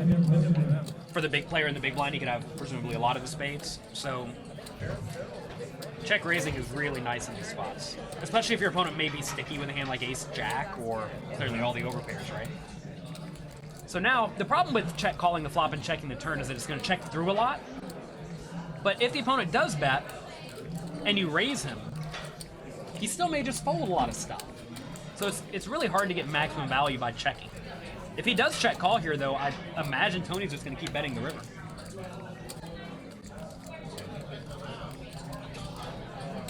So There's 264K in the policy. Tony bet 111K.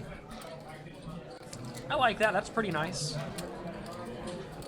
Yeah, Tanner, that's a 4. I'm definitely not a fan of the look back at my hand and then put in a raise. Yeah. That's quite a strong line if you see that.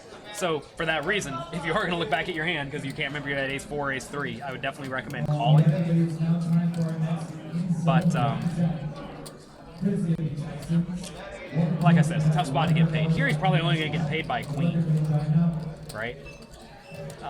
Given his stack size, I actually wouldn't hate an all-in. If you think your opponent's only betting the turn with good hands. But shoving here with a hand like 6-5 of spades would be pretty sweet. I don't know, that's always what I'm thinking about. Can I have draws here? And how would I like to play my draws? And I would like to raise my draws at some point because 6-5 can't win a showdown if it misses, right? Correct. And what's the alternative? Check call the turn, then lead the river? That's kind of Yeah. weird. So I probably would have just check raised the flop here and I would not have gotten paid. He does check raise, and I like how he doesn't blast it. At least he makes it. I think you need to go all in or make it small. Make it 325K, and Tanner setting us up to have about a half pot river shove. It's nice. If he makes it much bigger on the turn, it starts to become easy for the opponent to fold mostly. So it looks like you're just clearly trying to rope the guy in on the river to where he cannot fold. But here, when it's 500K into a million-ish pot, Yeah. he can still make Tony fold. Oh, Jesus Christ. Tony now goes runner, runner, Bye, queen Tanner. fold. Bye. Good game. What a rough run for him at this final table. Live poker's rigged. Poker Pro Eric, what's going on? Does he ever check fold? I mean, we've seen some ridiculous folds so far. What are you playing? This would be an absurd fold, but if you think about Tony's range here, Tanner checked. yeah, he checked the river. If you think about his range, what does his range look like in Tony's shoes? It's either a pair, like Jack's, is going to check behind, or it's going to be a hand like a flush draw, which may or may not bluff, or it's going to be A queen, in which he lives to. I mean, this could realistically be. He's giving, if Tony had spades, he's giving Tony a chance to bluff at it. But that kind of implies you're check calling, no problem. Yes. I mean, I don't see how you can possibly fold. But we've seen people fold aces so far, right? So Yeah, it's insane. People are making folds in this tournament. And if they're making folds, I mean, here it is. Here's a spot to consider making a fold. Notice how Tony didn't just instantly ship his chips in, as some people do. He's taking his time, making. I mean, I don't know how long he's gonna make it sit here, but I like waiting at least some amount of time, as if you're considering running a bluff. There's nearly a million chips in the pot. Tanner only has 500K back. And we just move in, right? We'll move in for half 5. It's not like it's Yeah. Wow, it looks like he may go small though. Almost as if he knows Tanner has a 4. I mean, if you know Tanner's got a 4, you put it anyway and you're just like, there's no way this guy can pull this. Small bet from Tony. Well, it's not really small, but it's less than all in, I think. I would consider that relatively small considering the size of the pot and how much Tony and how much Tanner has back. Yeah. I mean, when you make queens full on this board, the way this hand played out with the check raise on the turn. And notice here, Tanner just calls, as he should. And he, I think, saves a little bit. That's Tanner a rough does one. not show. Sick. Trying to see exactly how much. Looks like he bet 300K. 295K from Tony. No. Tanner calls it off with the wrong end of the boat. Really? Sick. This sight, man. Sight. Oh goodness. All right, so now we see Tanner and Tom both with 8 big blinds, and everyone else has a decent amount more. So now, the players with a decent amount more, especially the players with 20-something big blinds, they really don't want to go broke now because it's almost like they can sneak up at least one payout spot, almost guaranteed, with 2 8 big blind stacks hanging around. So, What do you think about Tony's sizing there in the river? I mean, what is he trying to get called by? I mean, if you think Tanner has a 4, we're just putting it in. yeah. I mean, didn't Tanner made a move with like pocket 8s or 7s on the turn, and now he's trying to find some sort of, hey, I can beat the board hero call. Maybe he thought he had the ace-high flush draw or something like this. And Some really marginal some, hand. Some yes, ace x. I mean, he must have thought he didn't have a boat. Because if he has a boat, he's not holding. I'm just trying to figure out what Tony was trying to get called by with that sizing. The thing is, if he has a busted flush draw, he's not going to call any amount. He's not going to call for the anything. most part. No, So- I mean, maybe he might try to hero ace high to chop, but it's weird because what ace high hands does Tony have by calling Right. checkers? Like none. Makes no sense. Makes no sense. So if we're never getting called by the busted ace high flush draw, or any flush draw now, then it's like, okay, like what weird value hands does Tanner have that he check raised the turn with? You're really you want to try to get called there by, you want to get full value from the boats, the Yeah. 4s, and you also want to try to get called by pocket 10s that played it really oddly. So yeah, that's got to be like where he's targeting. They're like, And that would be a bad turn check raise on 10s. trying to get. Yeah, I'm saying it's weird for Bad, It's weird bad. for 10s to turn the queen and then check raise. Yeah. That it would be so strange. All right, so here we have Paul opening button. Tanner shoves the small blind for his 8 big blinds. And now Paul's pretty much roped into call, I think. He has to win 33% of the time to justify calling, I think. Is that right? King deuce versus 5s. Somehow it says King 2 suited is only 25%. Maybe that accounts for dead cards. Yes, it does. We do account for okay. dead cards here. Well, we don't know the dead cards when we're playing. So you have to call. Smatted outs here for Paul. You can now win with a jack as well. Already running turn card that's bigger than a 5. Diamond for And now Schwung. diamond, jack, or a king. It's always fun to have outs, right? So high. Diamond. Man, Tanner had a rough run of it. Rough go of it. Man, oh man. I don't think he did anything bad, really. I mean, he had that one weird hand with the ace-6. The Beyond A6, that, that's it. Everything else is kind of coolers. There's opponents decided to bluff him. Jesus. Man, that's tough for Tanner. So far, the bust outs here have just been tough ones. Sick. Absolutely sick. Congratulations to Tanner. Taking Condolences to to Tanner. Takes 8th place here for 3,300, and we're now down to 7 players left. Paul building his chip lead. And it looks like him and Tony Bracy are setting themselves up to run into each other at some point in this tournament. At Look, this I final just want table. everyone to look at all these chips on this side of the table here. It's a mountain. And he's not even the chip leader. For Tony. Looking at his cards right now. Look at all those plaques. That's insane. Plaques are sexy. Plaques are nice. They make you feel like Special. James Bond. Like James Bond. Yeah. And look at here. Look at all those plaques. Paul's now going to open up the ace-9. I didn't know that many plaques existed in the whole world, and here Paul has all of them. Goodness gracious.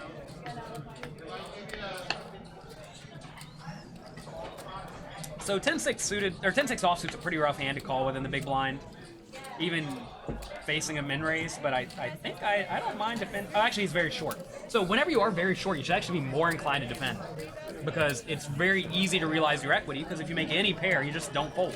Yeah. And if you know your opponent's opening wide on the button, not that ace-9 is wide, but that's the spot where you're getting... Paul's going to be opening wide on the button with his chip stack and then stable, yeah. That's the spot where you're getting 5-1 pre-flop. So will you realize 18% equity or so after the flop? And you're probably going to realize some 25% of the pot on average. Yeah. Basically, you make a pair and you don't fold. And that's something people never used to do. They thought I either have to go all in or fold, but you can call there when you're getting great pot odds, and then just only put it in with a good hand. So I think that's probably a fine spot to defend the 10-6 offsuit for a min raise with these big antes in play. Well, decently big antes in play. You like to defend there, or you think it's a little splashy? 10-6? That's probably a little splashy for me. Again, we're trying to win this tournament. Yes. I don't want 6th place. Especially when you're the shallowest stack, there's no other short stack you're trying to outlast. He was a short stack, right? Right. Okay. Yeah, the only short stack, too. It's Yeah, the different only if there are short- 2 short stacks. Yes. But when you're the only short stack by a We really decent amount, we really can't do anything like incredibly wrong over the short stack. Incredibly wrong. well, you can. Well, you can, but but it's. I get what you're saying. Yeah. You're going to be the next one broke most of the time. Correct. Ron now makes it 75k to go. It's 3x open. He's suited. Beast mode waking up with the 10s. Gotta go all in. No offense to anybody.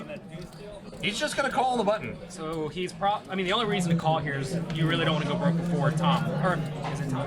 Yeah, Tom with a very short stack. I still would have just shoved though. Maybe that's a little optimistic. King 8-8. You see what Ron just did with his cards? He like picked them up and checked them. Be very careful picking your cards up, because Yeah. every once in a while you'll pick them up You a little gotta- bit too high, and you'll show that opponent the ace of diamonds or the 6 of diamonds. Yeah. If they know you have a 6 in your hand, that's quite a telling thing. And I've seen a lot of people's cards when they just check that way. Not on checks purpose, twice. not like I'm trying to see them, but they Yeah, show me no, the if you were card. to show the cards, what are you gonna do? Ron checks twice, and now Beast Mode's gonna just take out the pot. There's 3 clubs on board. Yeah, bet small. Let's see if Ron decides to really stick it to him. But he does not this time. That's 130k. Takes it down.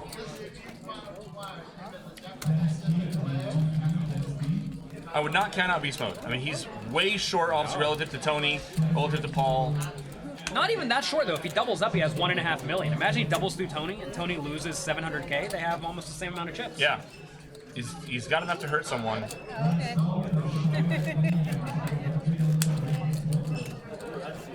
Deal.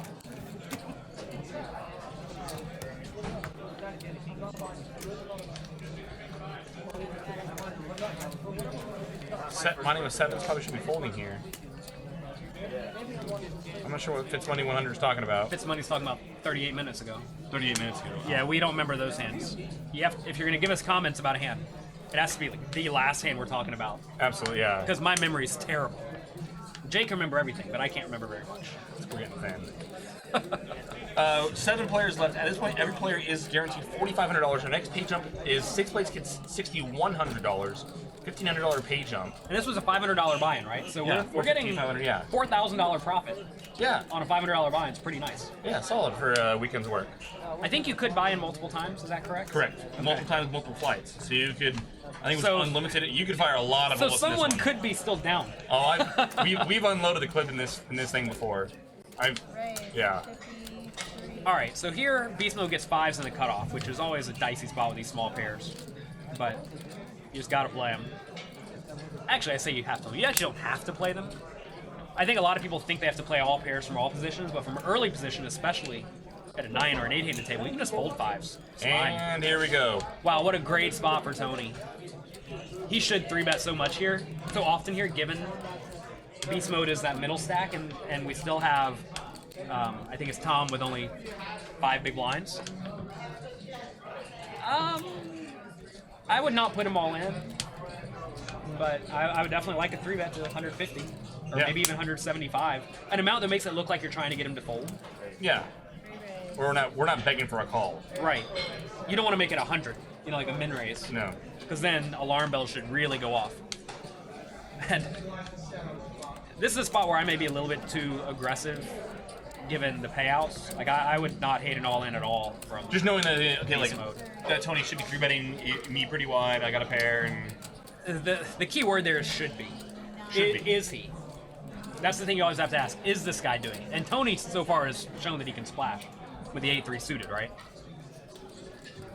So 139K from Tony. that's almost a little too small in my mind. It's kind of like he's priced in, or trying You to think- price me in for a call, Or you might be trying to entice Beast Mode into shoving here. or just to induce him to call. And I think that's at least a reasonable fold. Discipline fold from Beast Mode. As Tony makes it a little bit bigger, it makes me more inclined to shove. Yeah, because then it looks like It looks more bluff heavy. yes. And typically that's how ranges should be laid out. As you make it smaller, you should be more nut heavy, because you're going to get called more often. Correct. So as you make it bigger, you can bluff more. So when your opponent makes it small, from out of position, he's basically saying, I'm going to give you 3-to-1 pot odds to call me In position. in left. position Yeah. against me, and I don't care. That's what I want you. I'm giving you this. This is Yeah. fine. Should be very, very strong. Right. And sure enough, he was, Sure. right? And for that reason, I just don't like having that size in my range at all in that spot. Unless you think your opponent's going to fold to it, then bluff a lot. I mean, because imagine he could do that with 8-3 suited there and get a lot of folds. That's just printing money then. Yeah, it's really unreal. I think he showed his hand. Why show? Yeah, I wouldn't show. I don't really show many hands though, ever. I agree. Paul is now moving his chips over to get a little bit more elbow room. It's a lot of plaques. A lot of chips. Notice Paul has 2 stacks of chips. Those are his as well. Yes. One time, one of my friends, Adam Geyer, came back from a break at the World Series of Poker and took his chips and his player to his right's chips and just shuffled them all up together. Oh no. And they had to stop the tournament for about an hour to try to figure out what happened. Oh, because one guy God. came back, he's like, hey, my chips are gone. And my friend's kind of... He's a whale. He whales it out. Okay. And, like, I don't know, are these my chips? And he really doesn't know. He throws in the wrong chips all the time and doesn't know where he It was sits. nothing malicious. No. But anyway, notice there he has 2 whole stacks, Paul does. Yeah. Might as well be 2 different player stacks. Yeah, what do I think about showing of the aces? I never show my opponents when they make a good fold, ever. Never, ever, ever. I do not want them to know that they are playing great. Yeah. I show them... I'm trying to think if I even show bluffs. I don't even show bluffs because I don't want them to know when I'm running bluffs. They're asking if you be a specific motive. Like, if I show this player this card, he's gonna go bananas and then go in full monkey tilt and punt it all off. I mean, you gotta really be confident that it's gonna set this guy off over the edge, and he's gonna start, playing suboptimally. Yeah. And And I what- guess typically I feel like the opponents I'm playing against in the higher stakes games just aren't going to go on ridiculous tilt. And also, imagine I do have some sort of a live tell when I am bluffing. And my opponents sit there, they're paying attention. Maybe not even the guy in the hand, another player. Someone else at the table, yeah. Who's like another good player observing me, and imagine he does pick up something that I do, And then when you- I'm bluffing and I confirm this. That's such a disaster. Yeah. So- never want to give away free information. I don't turn over anything ever. Paul opens to 50K with the ace-9 suited. Tony on the button. But yeah, if you know your opponent's gonna go on full monkey tilt, that is the best way to get a full double up. So I You can can get show Phil behind Helmuth that. some cards. Yeah. Tony with the king-queen. It's the best when you show Phil Helmuth the cards whenever you have like the Jack 6 suited, and Phil Helmuth has aces or whatever, and it comes Jack 6-3, and you take all of it, you don't get a double up. That's how you get the super monkey tilt. One time I played a game with Rumcake and Phil Helmuth, Yeah. and Rumcake got him a time or two with some absolute garbage, and Phil Helmuth was not happy. It was a lot of fun. God bless Scott Ball. Yeah. Tony makes a call on the button with the king-queen off. Ron, he's going to flatten the 9-10 in the small blind. And now Spartacus getting 7-8 to 1. Oh, with the yeah. ace jack. Piles. This is a great spot to shove because by shoving you make two of these players fold out whatever they have, and whatever they have has some amount of equity. Like notice here, you're gonna make the 10-9 fold for sure, and that hand has 17% equity just to get him out of the pot. And I think that's You what we're take seeing. that here. equity for free. Are we seeing? I think we're seeing the all in, right? Yeah. All in from Spartacus. Great spot to wake up with the ace jack.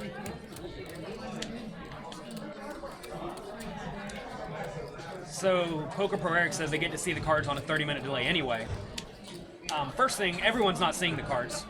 Yeah, now that Because- everyone's watching, we see Paul watching on his tablet. I think Jim's watching as well. But like I said, not everyone's gonna pick up that information. And they may miss it if the hand goes fast. Correct. And make them wait 30 minutes. Why not? Make them split their attention between watching a stream and playing the game. It is I'm not gonna say it's detrimental, but it takes your attention away to have to focus on both things. What's the best hand Paul can fold here? Well, Open under the gun, flat. I think you should fold a lot here, actually. Ace Jack is probably a fold.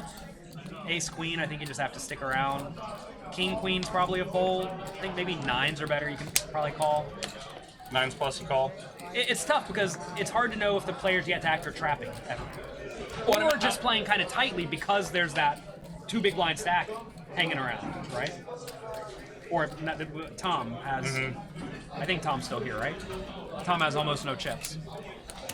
So it's a spot where the players calling could be quite strong because they really don't want to play a big pot, given Tom is sitting around with 4 or 5 big blinds. I'm probably folding 9s. I'm really close with 10s. Ace Jack, I think Ace Jack and worse is definitely a fold. Ace Queen, Ace King, just kind of, all right, crap. Well, here we go. And then 10s is close. Jacks plus just okay. Well, whatever. Poker happens. Yeah, the thing is you're going to be getting pot odds here. Yeah. So the pot's going to be $1 million, and you have to put in 400K. So you need to win 40%. And I imagine 10s will for sure win 40%, and Ace Queen will for sure win 40%. And like you said, 9s and Ace Jack are on the board. Yeah. And notice here, Spartacus picks up 168,000. So he started with 500. Now he has 168. Yeah. It's a great pickup. He stole everyone's equity, and he Did it Chipped up nicely. without confrontation. great job. I mean, that's what you want to have happen. But yeah, here we see Tom still sitting around with 6 big blinds, right? So that's a reason for whenever Paul, the chip leader, opens, for the medium stacks to not re-raise. Ghost of M, what's going on? Welcome to the chat. There's the link out there. Our guest commentator, John Little. Ghost of M's the best. Yeah. Ghost of M, if you don't have a job as some super moderator yet for someone, get a job as a super moderator for someone. Because you're the best. Safari Guy 5. Hey. Look at that ridiculous chip stack on the left-hand side. This of is the not table. even fair, right? What is that? that? It looks like the tournament director just pulled them out of the rack or something. yeah. Here's a load of chips for our tournament. Oh, this is just one guy's. Jim now gonna adopt the min-raise strategy. Makes it 50K to go with the Ace Jack. Tony with 7s. Where's Jim's stacks? Jim's got 515K back. It's about a push it between flat here. Wow, this is a rough spot for 7s because you can barely set mine. Yeah, it's like I said, it's like a push. It's like we're like even money, and he's gonna, wow, 3-bet, right? I mean, I don't. small 3-bet. I don't hate a 3-bet if you think your opponent's going to play very honestly. Problem is, a lot of people don't play very honestly. They'll jam their Ace Jack on you and make you fold. But Wow, like, notice, 75K more to call. Jim throws away the Ace Jack. that's another good example of a spot where, given we know that Tony can 3-bet some, and given Tony should be 3-betting some, even with that short 6 big blind stack, that makes me more inclined to jam, and that leads to me busting out in 8th place or 7th place sometimes. Yeah. But it also leads to me getting some chips, and also it lets Tony know, no sir. Yeah. No sir. We talked about like sizing earlier, and we got to mention that played a part in Tony's decision to 3-bet the 7s there. We saw Jim earlier took queens and opened like 5x, making the really large sizing with his big hands, and now here he just opens 2x. Yeah. So you got to imagine that Tony's okay. Well, this guy's taking his big hands and opening bigger with his bigger hands. If he's min raising here, he can't be that strong. He might have maybe he could have like 8s. Maybe he has a better hand than me, possibly. But other than that, most of it are going to be flipping, and so why not take a 3-bet? Well, you just win the pot a lot. You just win the pot a lot. Yeah. That really is I one. might have gone with a little bit larger sizing if I was Tony, maybe. I mean, open 15. If you know your opponent has what he perceives to be the weaker part of his range, though, yeah. who cares? Who cares? All in from Tom. Ace-8 with a short stack. Yeah, I think the ace jack there though should have just been an all in. So here we see Tom all in for a short stack, and he gets it through. I like that all in there. That's good. Notice though that Tom isn't really jamming around super wide. No. And remember, I mentioned earlier that may lead to the, I guess they're 12 or 13 big blind stacks, or what are they, 20 big blind stacks. That may lead to them going broke, some portion of the time, because the very short stack isn't just trying to give it away. MGX Web says, did he win that pot in front of Tony because he showed the ace-8s? I'd be less inclined to believe that he did. Someone on the rail says, Jonathan, you are my hero. I'm so sorry, Jake. But hey, you got a heart. I got a heart. Hollywood, you're the best.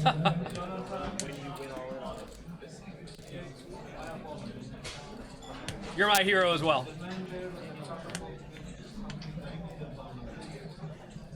I do it for Hollywood. Love you, Hollywood. Action on Tony with the East Queen. The players / fans / lovers here at Yes. Stones are fantastic. I've had so many people come up tell The me poker community here is really they like strong. me. It's really good. I'm glad people like me still. That's lucky. Tony taking his time here as usual.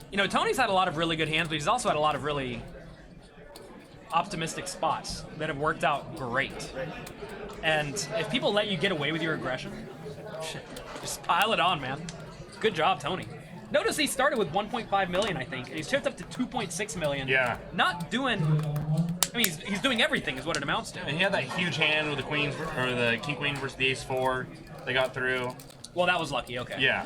But he's also chipped up nicely by the 8-3 hand, 8-3 and that hand. pocket 17. He just 3-bet.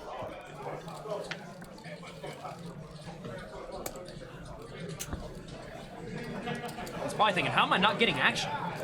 Right?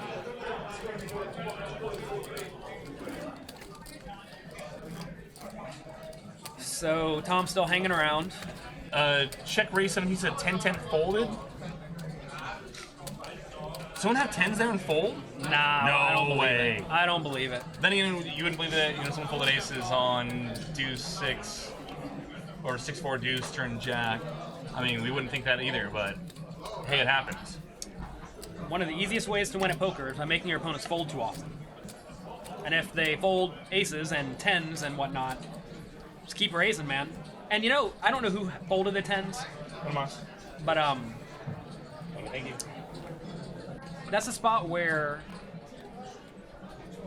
the very short stack, Tom, may have been on the minds of the people with the pocket 10s with maybe 25 big blinds. Like, oh, do I really want to go broke with my 10s when there's a guy with 7 big blinds? And the answer is maybe no to some of these players. I mean, for all we know, maybe some of these players really need to win $6,000. Yeah, I mean, They owe $6,000 on their car.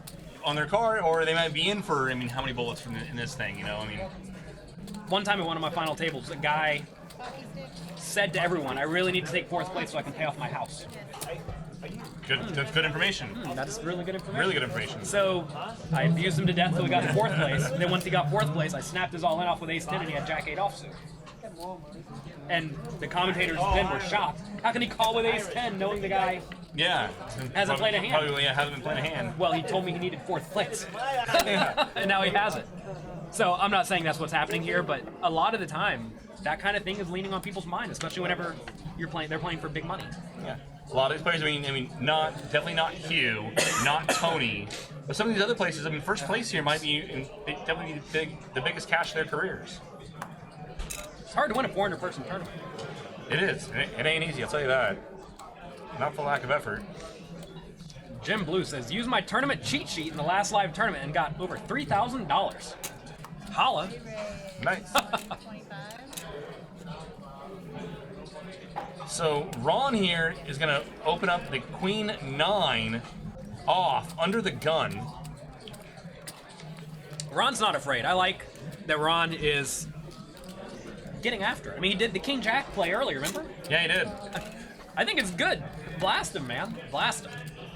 Paul, so what did Paul 3-bet? So yeah, Paul made it 125 to go with fours, and here we got disaster. Wow. Paul 3-bets the fours. Ron calls Queen 9 off, and the flop is Queen 6-4.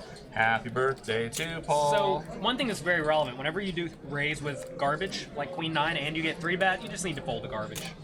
Don't feel inclined to stick around with it. Yeah, don't need to save the face. It's Ron leads for 50K. Paul min raises him back. Oh my gosh. Raise to 50, or bet 50, raise to 100 or 125. So I'm okay with the 125 raise. I really hate stone min raises with the nuts because very often that just screams, "Hey sir, I'm giving you 10 to 1 pot odds. Yeah, you want to come stick on." around?"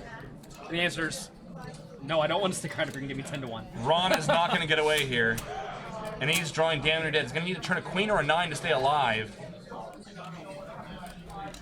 Or a 6. Or a 6, actually, yeah. Yeah, can turn a 6 now, drawing to a 6 or a queen. So should Paul put him in? Ron's got about a pot-sized bet left. I think he needs to go a little bit small. A little bit small, keep all the queen X hands in, keep the flush draws in. I mean, Paul already made a boat. He had a bit more than pot, though. So he had 643 with a 500 something pot. So I like a small bet. He bet really fast.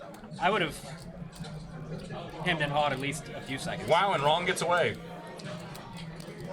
Man, so that may have been a spot where Paul should have just called the flop. Paul shows the fours. I 3-bet you with fours. When you flop the nuts like that in a spot where your opponent has a hand like top pair at best, like he did, you probably just want to call the flop, call the turn, then jam the river. Yeah. Or if he checks a turn, bet kind of big on the river, like I'm trying to push you off whatever tens you have. Well, especially, yeah, maybe that's if diamonds break out, maybe try to make it look like we have busted diamonds there, something like that. Yeah. Although I think he'd take a little faster line if he was going to bluff diamonds. I think that was a little bit too face-up played in that scenario. He's serenading me. I don't know. It's a weird spot. It's a weird spot because the Queen 9 led, right? Yeah. Right. And when the Queen 9 leads, that's usually something pretty good. Well, he led and then he called a raise. So, I mean, the board pairs in the tournament, we expect him to keep the diamonds, you know? Yeah. Probably isn't, for that sizing, he isn't folding a diamond draw. Not for that sizing. It's a weird hand. It's a weird hand. And if he's going to call, I mean, unless we think that he thinks we raised him with we 3-bet him and raised with a 6. Here we go. Tom all in with the ace-5, runs into the jacks of Ron. It's a good shove. From the cutoff. From the what are you cutoff, gonna do? yeah. We got, what, 6 bigs? So far, we've seen ace 10 beat jacks. Let's see if ace 5 can beat jacks.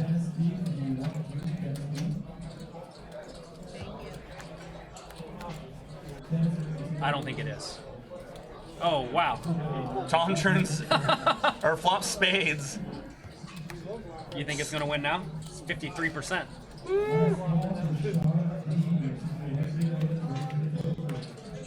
Wow, can't do it. Jacks will hold, and Tom worked that short stack for a while. He is our 7th place finisher.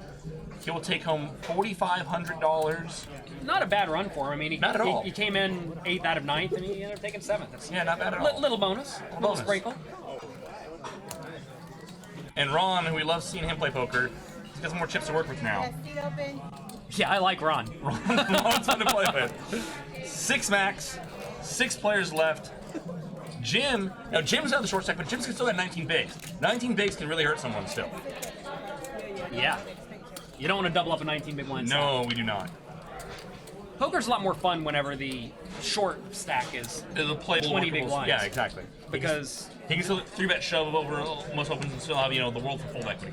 I think more importantly, though, the middle stacks with 40 and 50 big blinds, they now have they don't have an incentive to be really cautious against each other. Yeah, no one's Because gonna. there's no guy with 3 big blinds sticking around. Yeah, waiting to fold. So they can fight a little bit more, and it makes logical sense. And sometimes that leads to them just randomly playing huge pots against each other.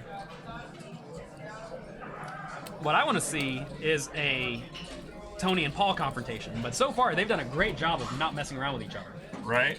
and that is very often what they should do. If they both have a lot of chips, they want to avoid playing big pots with each other.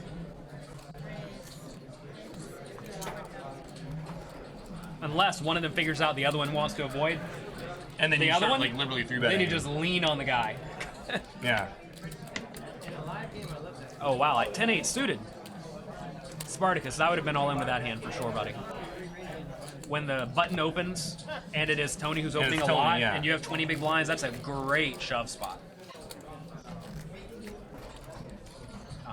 You'll find very often you can shove quite wide for roughly 7 to 10 times the initial open amount. So if your opponent makes a 50k and you have 500k, you can shove a lot of hands there, especially that hands that have 35 or 40% equity when you get called, like suited connectors will.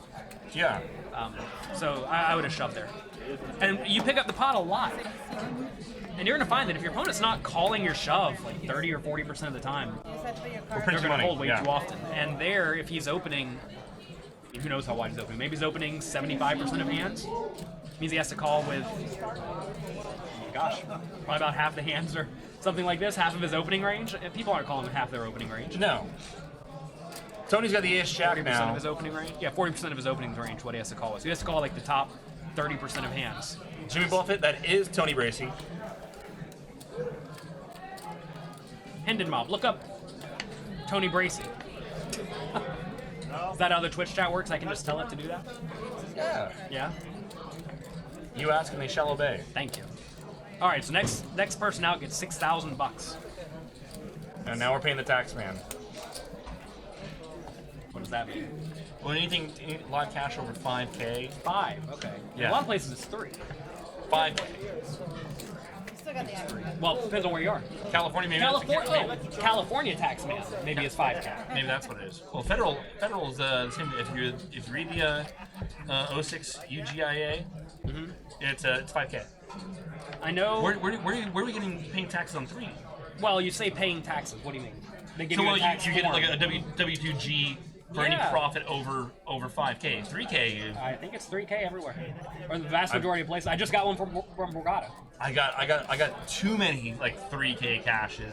And 3K profit. 3K profit. That's me. Yeah, 3K profit. Yeah. I got too many of those, and never. You've been getting off the hook.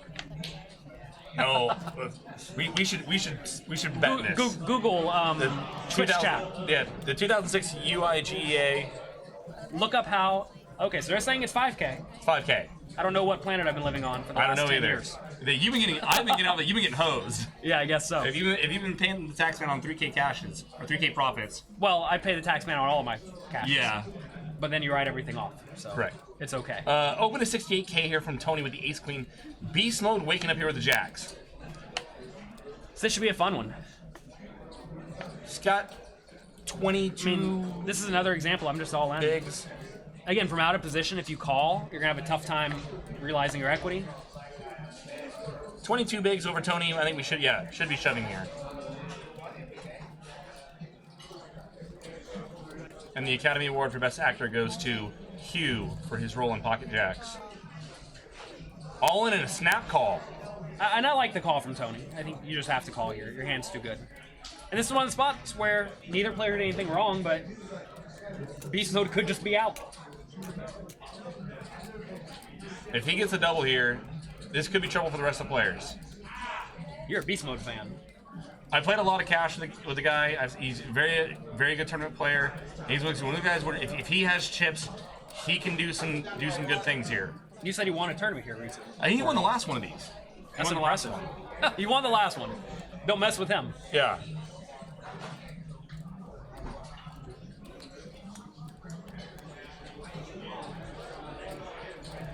Queen on the flop. Not even backdoor draws. Man. Give Beast Mode the jack. Let's go.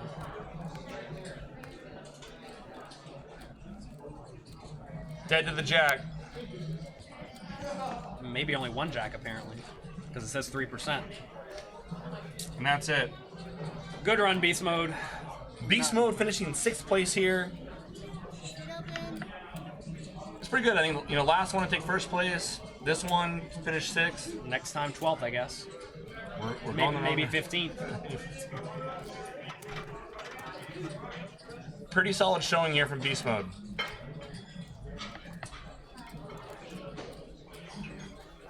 And Tony is now sneaking up on Paul here for the chip lead. Tony, I mean, gosh, you got to think everything's going Tony's way so far. Right?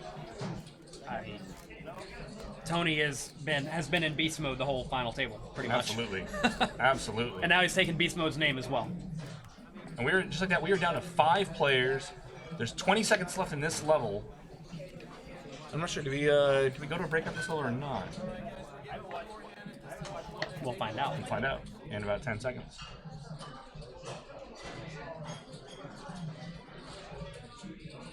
We get one more hand in. It looks like we do. Oh, And we're on break, just like that. I think they're playing one more hand. Look at the half. Yeah, one more hand there. We don't want to go on break. We don't want to go on break yet. Get out of here with that. They don't want to see us. Jake's ready to run out of here. It's like, all right, let's go. All right, we're out. Run. 10 minutes. I'm off the clock. Ron is going to limp in. No. He opened that. I mean, Yeah. Okay. Open at 55K. I like Ron. I'm rooting for Ron. To I get want a Ron to lot have of chips. Yeah. Right. I bet Ron puts on a great show when he gets a lot of chips. Oh, And Jim. Jim, why are you ruining it for us, Last buddy? hand before break. Jim wakes up with the kings. This is another spot where I just like being all in. If you make it 150 or something like that, it just says I have a good hand. 150 out of his 428, right? You could call. I wouldn't hate calling. I think that'd be pretty sweet too. Ron gives up on the 9-10. Good fold there. I think a lot of people get really sticky thinking that I have to stick around, but you don't have to stick around. You're allowed to fold. Interesting hands there in that first go of it. Some weird river cards. Did some people dirty. It was really good. It's a lot of fun. I like poker at Stones. We are on break now. We will be back in 8 minutes. Don't go anywhere. There are 5 players left, and there's 39K upstairs. Let's get it. It's gonna be a nice grind. All right, going on break. We just leave? I do. All right. See you later. What?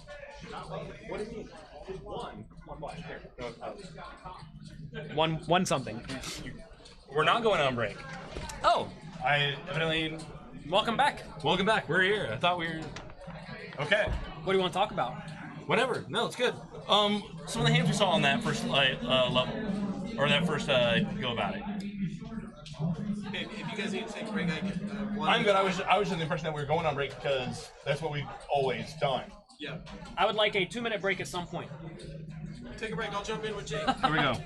We have Justin. He's in charge. All right. So we tricked you. Yeah. What we found out is, we used to have these clips that Bart Hansen would do for us, and we would play them during the break. And all of our wonderful viewers would leave. So we found that when we stay live and talk to the viewers, that they tend to stick around more. So you haven't done a tournament in a while. No. But we do stay live during the breaks, and we take questions from the chat, and we legit. talk about upcoming events and wrap up some of the action and stuff like that. So Okay, so talk to me. I mean, the Stones Fall Classic. How's the thing gone down so far? I think it's been fantastic. Yeah? And a great final table. I mean, what a lineup. I Yeah. mean, this looks like it's like a 1,500 buy-in WSOP event. This lineup is like some just sick crushers here. And one of my personal favorites, Tony Bracey, who you see go Tony- deep Tony's a ball. in a lot of events. So was pretty excited to see him on a hot run. You were 3 tables left, and I had that feeling like he's going to make it. Now, you remember Tony and Hugh, who just went out in 6? Yes. They got in a pretty sick matchup on the last one where Hugh ended up taking it down. Yeah. They had both made the main event final table, and Tony ends up getting one outered, and I can't remember exactly, but it was like 5th or 6th place. So I think that was kind of like some sweet justice for Tony to come back today. And he did bust Hugh. And he actually oh my God. busted Hugh out in this one, so... It's kind of like, he's All getting right, his yeah. payback there, which is a pretty sweet revenge for him, I'm sure. Nice. He's got to be thinking that in his head, right? Yeah, I totally forgot about that. You told me that before when the final table started, and I totally forgot that there was that dynamic. Yes. On that last bust out hand, where Yes. finally. So it's like this whole, like, a year later, because that was actually the last Fall Classic. If you remember the Spring Classic, Mike Postel and Kerry chopped the main. Yeah, Heads it's been up. been a lot. Yeah, of so this was fuckery, actually okay. a full year ago. In, Oh, yeah, okay, in it the was. Fall Classic 2016 that happened. Oh wow. So this is like a year later now, and Tony finally gets his revenge on Hugh. Or Good things take Beast Mode. time. They take time. So yeah, it's been great. We had some kind of unique events in this one. We took some chances with some different style events. Last Saturday we ran the chip amplifier. It was a huge success. 230 entries. So that's the one where they could buy in levels 1 and 2 for $120. They get 10,000 in chips. They can wait levels 3 and 4, buy in 220 for 20,000 chips. 5 and 6, 350 for 35,000 chips, and then levels 7 and 8, 550. 60,000 in chips. So you have all these players coming at all these different levels. 45K guaranteed. That was fun. And of course the Assassin Bounty, which gave us one of our most entertaining final tables, as you had players that had won bounties had the option to trade them in to add chips to their stack. So Oh, that's right. That was kind so of someone would lose half their stack and trade their bounties in. And then we had this one guy sitting in seat 1 that had 9 bounties, all right? And the blinds are like 10, 20,000. So literally, like at a minimum, each bounty chip he has is worth 100,000 in chips, and he never cashed them in. And we So found it was that- worth $100 or at that point it was Or between, how many bigs? So how we figured out what your bounty was worth, you started off at half your stack, you get half your stack, but a minimum of 5 big blinds and a maximum of 10. So if your half stack fell between that range, that's what you got, but you can never get less than 5 bigs or more than 10. So it was stack dependent. The bigger your stack was, the more you can max out the value of trading your bounties in. Now, could you just like multiply this? So like trading one bounty and then make your stack bigger, and then just keep doing that. Yeah, so say you had a smaller stack, that first bounty might be 5 big blinds, but it would build your stack, so when you trade in the next one, you would get even more. And so, Gotcha. I mean, John Duckworth, who took the tournament down, Yeah. he was almost felted at about 30 players left. He had 5 bounties, and he ended up trading them in, adding like 117,000 to his stack. Took it to the final table, ended up Won. winning the entire tournament. So it created this whole new strategy and dynamic. It was something totally like out of the blue, like as far as like we're just gonna try something crazy Yeah. that hasn't really been done before. And 113 players decided, hey, we're gonna play this crazy new tournament with these weird rules, and everyone ranted and raved about it. They loved it. Even though we did miss the guarantee, we overshot the guarantee. We added 4,500 to the prize pool. We think we just got a little overzealous because Con and I loved the concept so much. We said, let's put 35,000 on it, and we didn't think it through. We got excited about it. It's good for the players though. Oh, it's good though. And I think we're probably gonna bring it back for the Spring Classic with a couple revisions. I like it. What was the price point on that one? What the price? The price point, the buy-in. We did $300 buy-in with $100 bounties. I like that. So I mean, we could keep it there and like that. guarantee 30K, or we could raise it up a little, like a 350, 400 buy-in somewhere in there. But you gotta, when you do these kind of unique, new, scary Kinda niche concepts, things, gotta you can't price it too big, because you're gonna price a lot of people that are Unless you willing know to I'm take a gonna, chance. I'm gonna fire the event, and then you Yeah, can I just knew like, you weren't here. If you were here, we would have covered the guarantee. Right, you and Postel playing, and we're good. We're golden on everything. So as I see, Jonathan's back. I'm gonna let you guys get back to it. We're 2 minutes away, and excited to see this conclusion of this final. It's gonna be really good. It's going fast. Yeah, faster than we expected, right? It's gonna get to 3 players, and then it's gonna go like 5 hours. I'm just kidding. probably. Right. Guys, have fun. Right on. Yeah, everything's great. I can already tell you in that rebuy tournament or the bounty tournament, Give away your bounties. You don't need them. Give away the bounties. Win that tournament. Yeah. It's a value. Yeah. When they give you an insane value, you should probably take it. Have half your stack for a bounty for $100. Yeah. That's pretty big. Yeah. And Especially later in the tournament. when like everyone's got like 20, 30 big blind stacks, and you're adding on, I mean, between in a maximum of 10, but at least 5 to 10 bigs. That's a lot of chips. You always want to ask, what is a starting stack worth? And later in the tournament, 5 big blinds may be 2 starting stacks. Yeah. Right? And if a starting stack is worth, I don't know, $400, or, well, I guess it's 300, so a starting stack is worth $200. Yeah. Roughly. Who knows what it really is. If it's worth $200, you're paying $100 for a starting stack, basically. Yeah.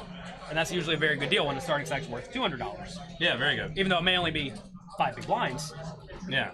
But it matters. It matters. Yeah, when there's only so many bigs in play at the late in tournament play. I mean, a lot of people don't even think about it. Like, say you're playing deep in a tournament and you have to go to the bathroom, and you have to lose 3 anti-chips to go to a bathroom, but an anti-chip may be worth half a starting stack or a tenth of a starting stack.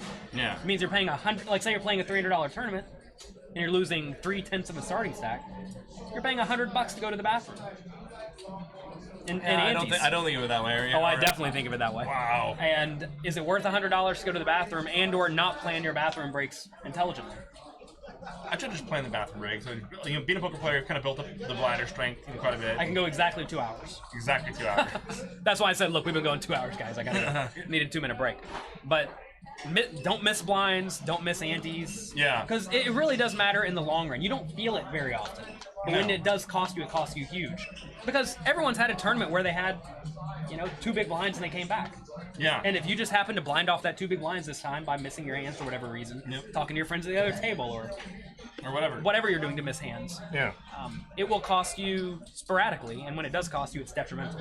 8-finger. That's why catheters. Yeah. Yeah, don't do. I mean, I guess why not? Who cares?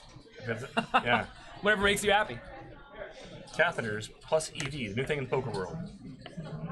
New guy 91. Hugh ran his jacks into the ace-queen of Tony Bracy. And queen on the flop, and that was the rest of it. Nothing you could do there. Standard. And Justin brought up a great point that those were 2 players that were in the last final table of the Fall Classic when Hugh won, and Tony got one-outered by Hugh in a big pot, or for Tony's tournament life. And then Beast Mode won. And Beast Mode winning the whole thing, and now come back Now it's 1 year reverse. later, role reversal. That's fair. It's fair. Everything works. Everything evens out in the long run, ish. I just want Ron to get some chips here. Come on, Ron. Ron to get some chips, and then start making it awkward for everybody. I love awkward poker. Yeah, I don't know what he I don't know has. what this guy's doing. Yeah. He's blasting us. One of the good. Was it John Hess was so popular this year at the series. I mean, he just kind of played somewhat unconventional style that a lot of us, poker junkies aren't used to seeing. It seems like there's always someone at the end of every tournament. Yeah. Down to 10 players or so who's just really getting after it and doing ridiculous stuff. Yeah. And it inevitably works sometimes. Sometimes. And it's a lot of fun to watch those players. It's a lot of fun to watch them playing 3-handed and heads up too, because they're really blasting them. Viscount 01, what's going on? Jade Ducky, welcome to this chat. 10 rows, 2. Could have gotten ace-4 after everyone went out. All right, cards are in there. Let's go. Let's play some poker. Game on. I don't know if they're going to color up the chips anymore, are they? Is this all we have?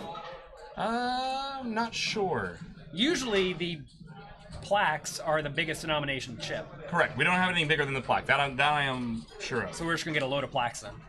Well, the ante is 4,000, so we have at least another hour of this. You drink a lot of coffee. Yeah. Yeah. The secret to coffee is to get off of coffee for a while, and then when you need it... Yeah, we need it that way. Yeah, we haven't built sufficient immunity. Right. That's hard, though. Hard to get off coffee. I don't want to get off coffee, dude. Yeah, I don't want it. Yeah, I don't need that. I know it's wrong. I'm doing it anyway. Tony's gonna open up here the king 6 out of the small blind.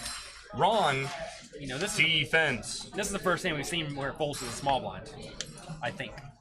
Yeah, there That I've have been been many aware of. others if there have been. Small blind strategy is really player dependent. Because quite often, if the player in the big blind folds too often, you should be raising a ton. If the big blind defends a lot, You should be limping a lot. It's a tough game. And King 6 is a hand that very rarely will fall into the raising range, just because it plays really well in a small pot, but quite poorly if you raise and get called, because usually you're going to flop nothing. But Tony just gets it done. Flop checks through. Tony puts out a bet on the turn. To be fair, it's not hard to get it done against 6-3 on 10. On 10-9. No, Jack 10, 10, 9, 10. yeah. 5 players left. We are at this point. Every player is guaranteed $8,600 for their nice efforts payday. here. Not a bad payday at all. They could go buy a cart. Just take it right over to the 2-5 game. All of Yeah. it. Tomorrow there's a 2-5 game I'll be commentating. Absolutely. Feel free to sit down with all the 8,600 and gamble it up. Rip it. I learned here you can buy in for whatever the player at the table Yeah, up to the biggest stack. has. Yeah. And apparently if there's another 2-5 game going and they have stacks over there, you can buy in for that amount. Really? That I was unaware of. That's what I was told. So if the other table, some guys with 5K, has 5K, you can buy in for 5K over here. Seemed odd. On the feeder table? That's what I heard. Man, this is like another one of those like 3K paying taxes things Yeah, that you're talking about. Probably. All right. That's what I was told. Who knows what's actually true? What was going on where players were encouraging you to buy up more chips? That's the real question. Like, oh, don't worry, Jonathan. You can buy in lots more chips here. Come on. As you say, I was wailing it out. You got to do it sometimes. It's just so much fun setting money on fire Yeah. until you realize that you've been setting money on fire. I've done nothing but win here at Stones today. It's good stuff. It's good room. I'm up $1,019. And 19. And $19. And 19. It's good. Tony's going to open up the button here with the Jack 3 off. Spartacus 9-10 suited. Rip. He's going to defend. Yeah, this is another spot where I just like jamming this 10-9 suited. Oh, he does. Good job. There we go. Oh, 3-bet to 290. Well, whatever. Same thing. Gets it done. I like that. That's good. That's what you need to be doing with this 20 big blind stack, is really pushing it. Yeah, especially when you got a big stack opening the button. We can see how wide Tony can be there. I mean, for all we know, maybe Spartacus is listening to us, because we've said this twice now, I think, where he's kind of defended in a spot where maybe he needs to just jam. And if he's not, maybe he's got some friends watching at home that are. Look here, buddy. Get after it. I actually don't think the players at the final table should be allowed to get access to the hands and stuff, but there's no way to police it, so it's impossible to actually implement. It's gonna happen. We're gonna run live stream poker. We're gonna run it on a delay. I mean, at some point you're gonna be able to catch up with hands. I mean, it happens at the World Series. It's gonna happen here. For a while at the World Series, they sequestered the players in this giant black box where they couldn't leave. Oh, really? Yeah, they did that for 1 year, I think, where it was only the players in the room, and they didn't let anyone watch it. And they realized that really sucks for the players. Yeah, it does. And so they stopped doing that. But it gives a big advantage to people who have a team around them. Like, I made a final table 2 years ago, and I had one of the best online players on the rail with a spreadsheet getting all the data for me. And so he knew everyone's stats and could relay exactly the correct information to me. And that's a huge edge if I'm the only one who has that. And it turned out at our table, me and one other guy had that, and everybody else had nothing. And that's just not fair for them. So it adds an additional element to the game that I don't know if you want to start calling poker. Is this what poker is? And if it is, you just better come prepared. And I'm not, fortunately or unfortunately, whatever, it is what it is. But I don't think you want to do things that give people who are already well prepared an even bigger edge. So blinds are up to 15 and 30K. And Spartacus is going to open to 140K with the ace queen, and Jim is going to flat tens. Wow. Well, 140K is that big open, right? Yeah, that's a big open. He's saying, hello, I have a good hand. Let's see if he jams here. He did. So he jammed last time with top pair, top kicker, and then he jams here again. And Spartacus, you're leaving money on the table by using this play. You got to bet small here. And notice here, if he does bet 100K or 120K, maybe those 10 stick around. Yeah, only one overcard there, queen And 9-5. the thing is it lets you now bluff with ace jack or whatever you have. Yeah, when we brick off, we can just put in small little continuation bets that are going to take down the pot oftentimes. Right.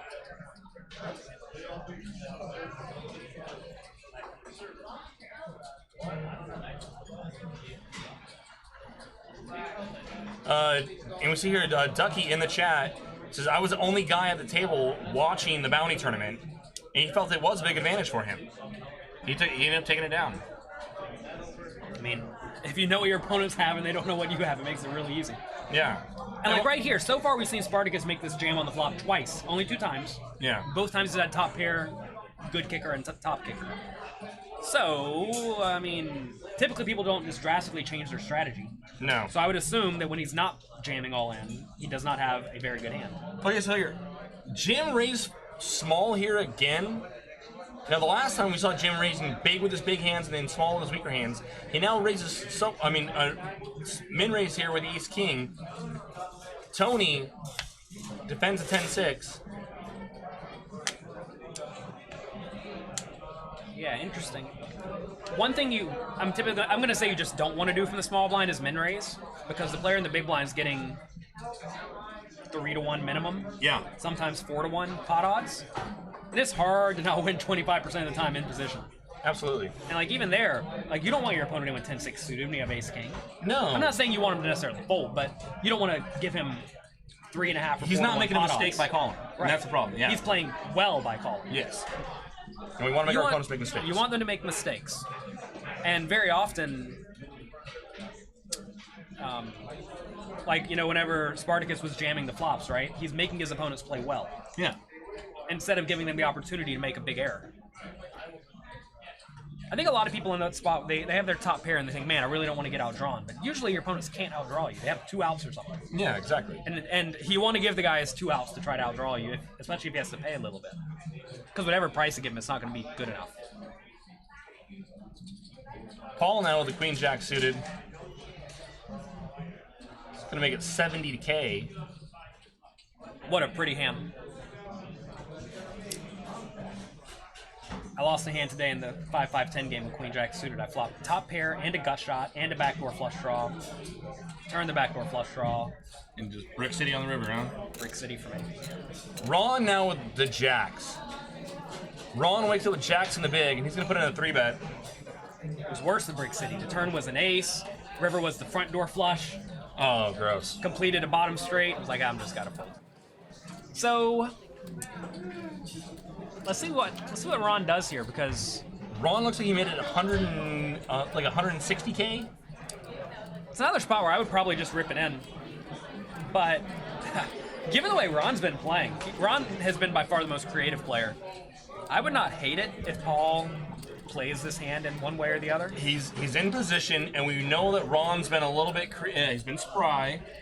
Spry. Yeah, but he hasn't necessarily been. I mean, spry at 3-betting. He hasn't gone like out of line 3-betting pre. He's been out of position spry. Yeah. Or I'm sorry, after the flop spry.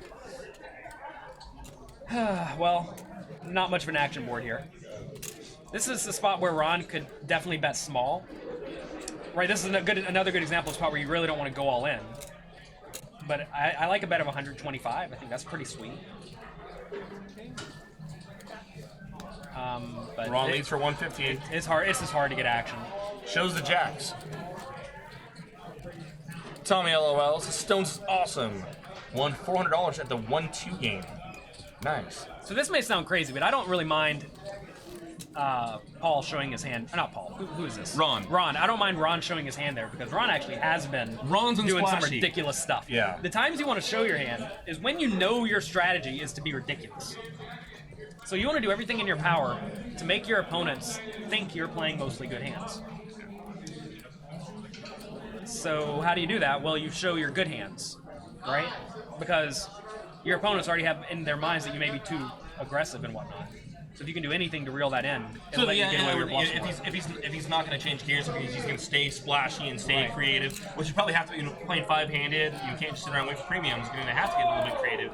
So maybe, change it up and or not change it up and keep it splashy, but then let them think that we're actually playing strong now. Well, yeah, I mean, if you know your strategy is to bluff a lot, you want your opponents to fold more than they should, right? That's how you're going to win. So you want them to think you have good hands. And if you know your strategy is to play really, really nitty for whatever reason, which is usually not what you want to do, but if that is your strategy, show every one of your bluffs. Yeah. To try your best to get paid. But if you're playing really nitty, you're probably not getting. Probably not getting to this point in the tournament. Yeah. 5-handed here now. We started with 441 players. These are our last 5 players remaining. Paul and Tony Bracey have all the chips in play. at this point. But all the other stacks, they're not dead money right now. I mean, they're working 20 big stacks. If any one of them doubles through, it's problems for the rest of the players at the table. Look at Spartacus. He's making a fortress out of his plaques. Got a Unconventional stacking method. right. 10s in the small blind.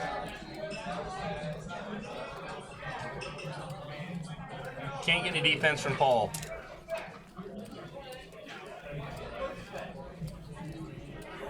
That could be a spot to defend the Jack 3 suited if you think he's weak. Or if you think he's opening wide, but he's probably not opening wide, right? Yeah, Spartacus hasn't shown that he's getting way out of hand pre-flop.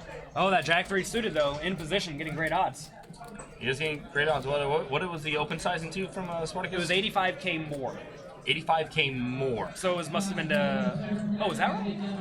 Oh, that was a big raise. Yeah, that's a big open. Okay, yeah. Yeah. That's a good spot to fold then.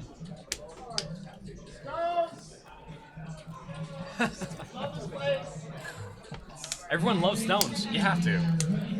If you love poker, you'll love stones. That's pretty much it. I mean, I'm not one who likes to just randomly show up to a casino and play random poker games, but today was a lot of fun. Yeah. I just showed up. I played some 5-5 and then some 4-8 limit Omaha. Jake made it a lot of fun. He gave away some money. You got to do it sometimes. You gotta be a good host. All right, Jonathan Little's coming in out of town. Gonna commentate with us. I'll put him in a good mood. I mean, if I sit down on the table and stack you like 3 times, then it makes for an awkward, booth. It's hard to stack someone in a 4-8 limit Omaha. It would not have been for lack of effort. You tried.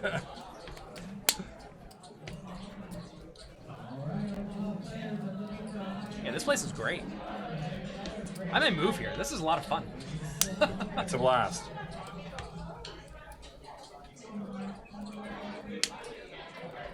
Action folds around to Paul's button here with a king 6 suited. Blinds are at 15 and 30K with a 4K ante. It's a nice, fine hand to raise. And again, Paul should be just pretty aggressive. That's a spot where small blind with a6, I think, should have just been all in for the short stack. Mm-hmm. Again, because the button's Paul's opening so wide. Now, when you're Tony here, do we really want to be getting, with a jack? Oh, okay, when we flop jacks and eights, but I mean, yeah, going to the other big stack here. I mean, the thing are these players actually at risk of going broke? So they both started with over 100 big blinds. Yeah, they're not gonna. No one's gonna be all in this hand very often, right? Poker happens. Poker happens, but if you happen to get set up, that's like 5% of the time thing. Yeah, 2% of the time thing. I mean, imagine Tony had one pair here. He's just going to check call, or maybe even fold at some point. Yeah.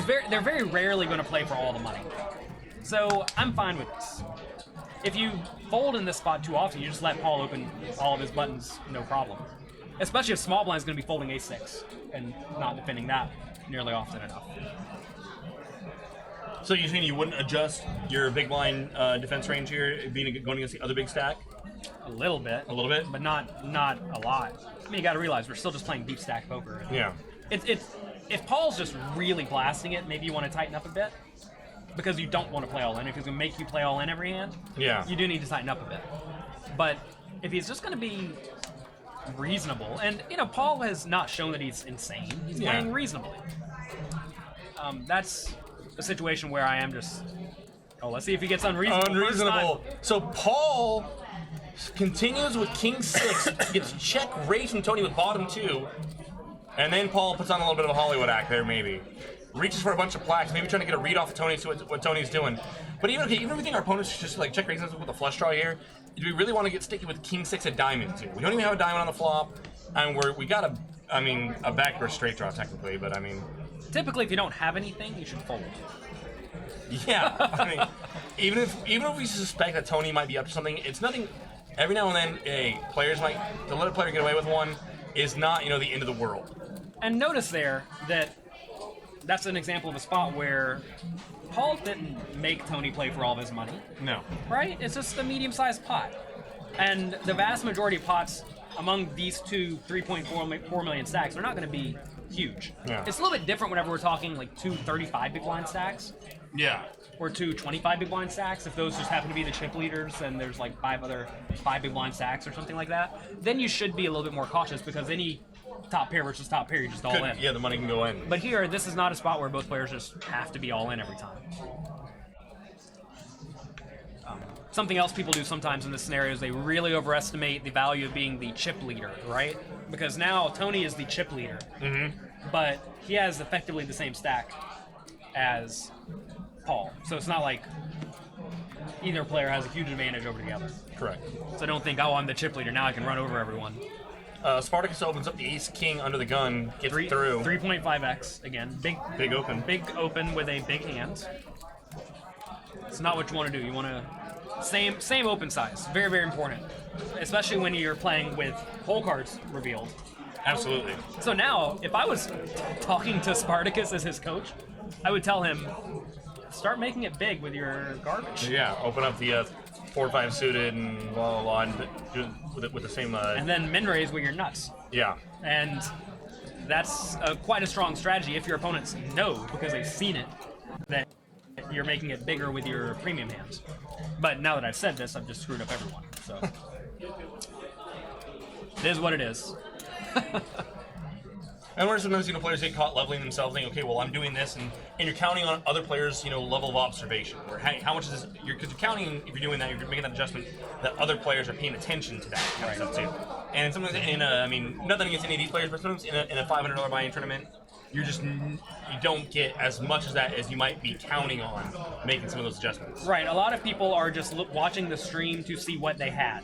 Yeah. Did they make a good laydown? Did they make a bad laydown? They're not watching the stream to say, did this guy make it 3.5x versus 3.2x? Yes. With this specific hand. That's a little bit more of a more nuanced thing, I suppose. Here we have a few marginal action hands. So Jim, with about 400 something K, has ace-10 suited. I may just open jam that hand in the cutoff. Yeah, with his stack, he's got what? He had 12 bigs. Yeah, and it looks like Tony 3-bets, and I would just be all in with my ace-10 suited. Again, same thing. Paul opened under the gun. Oh, Paul opened. Paul opened under the gun. Jim flatted the ace-10 suited, and Tony now is going to 3-bet the 7s to 160. I was confused. My apologies. I would have shoved the ace-10 suited over Paul's open. And now Paul's going to get sticky with the ace-6 off? Out of position against Tony? I'm not a fan. Wow, what does Jim do now? What a miserable spot. We got to fold, right? I don't know, man. It's 90K into what's going to be a 550K pot. We got to imagine with a 3-bet, an early position open, I mean, 5-handed, but an open and a 3-bet, and then he calls. Our ace-X is going to be dominated. A decent enough percentage of the time. I'm a sucker for great pot odds. You're a sucker for. I would be like, if I'm sitting there with ace-10 suited here, I'm going to be like, hey, like one of these guys could very reasonably have, I might have 3 outs, or in either direction. Man, oh man, if he just found a way to get it all in here, he doubles up.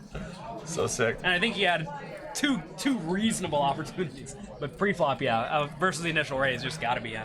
Now this board against comparable 3-betting ranges, it's going to be tough. I mean, if Tony decides to continue here with 7s, if I'm Tony here, okay, our opponent opened in a position, called the 3-bet, and now flop was king jack 10. Are we just checking back 7s most of the time? This is a bad flop. It's a bad flop, right? As we know it's probably going to get through. Paul does have a gut shot. I don't know if it's going to get through, man. When you flat pre-flop with ace-6 offsuit, it only puts 90K. Okay, well, yeah, for that sizing, whenever folding, you're not looking.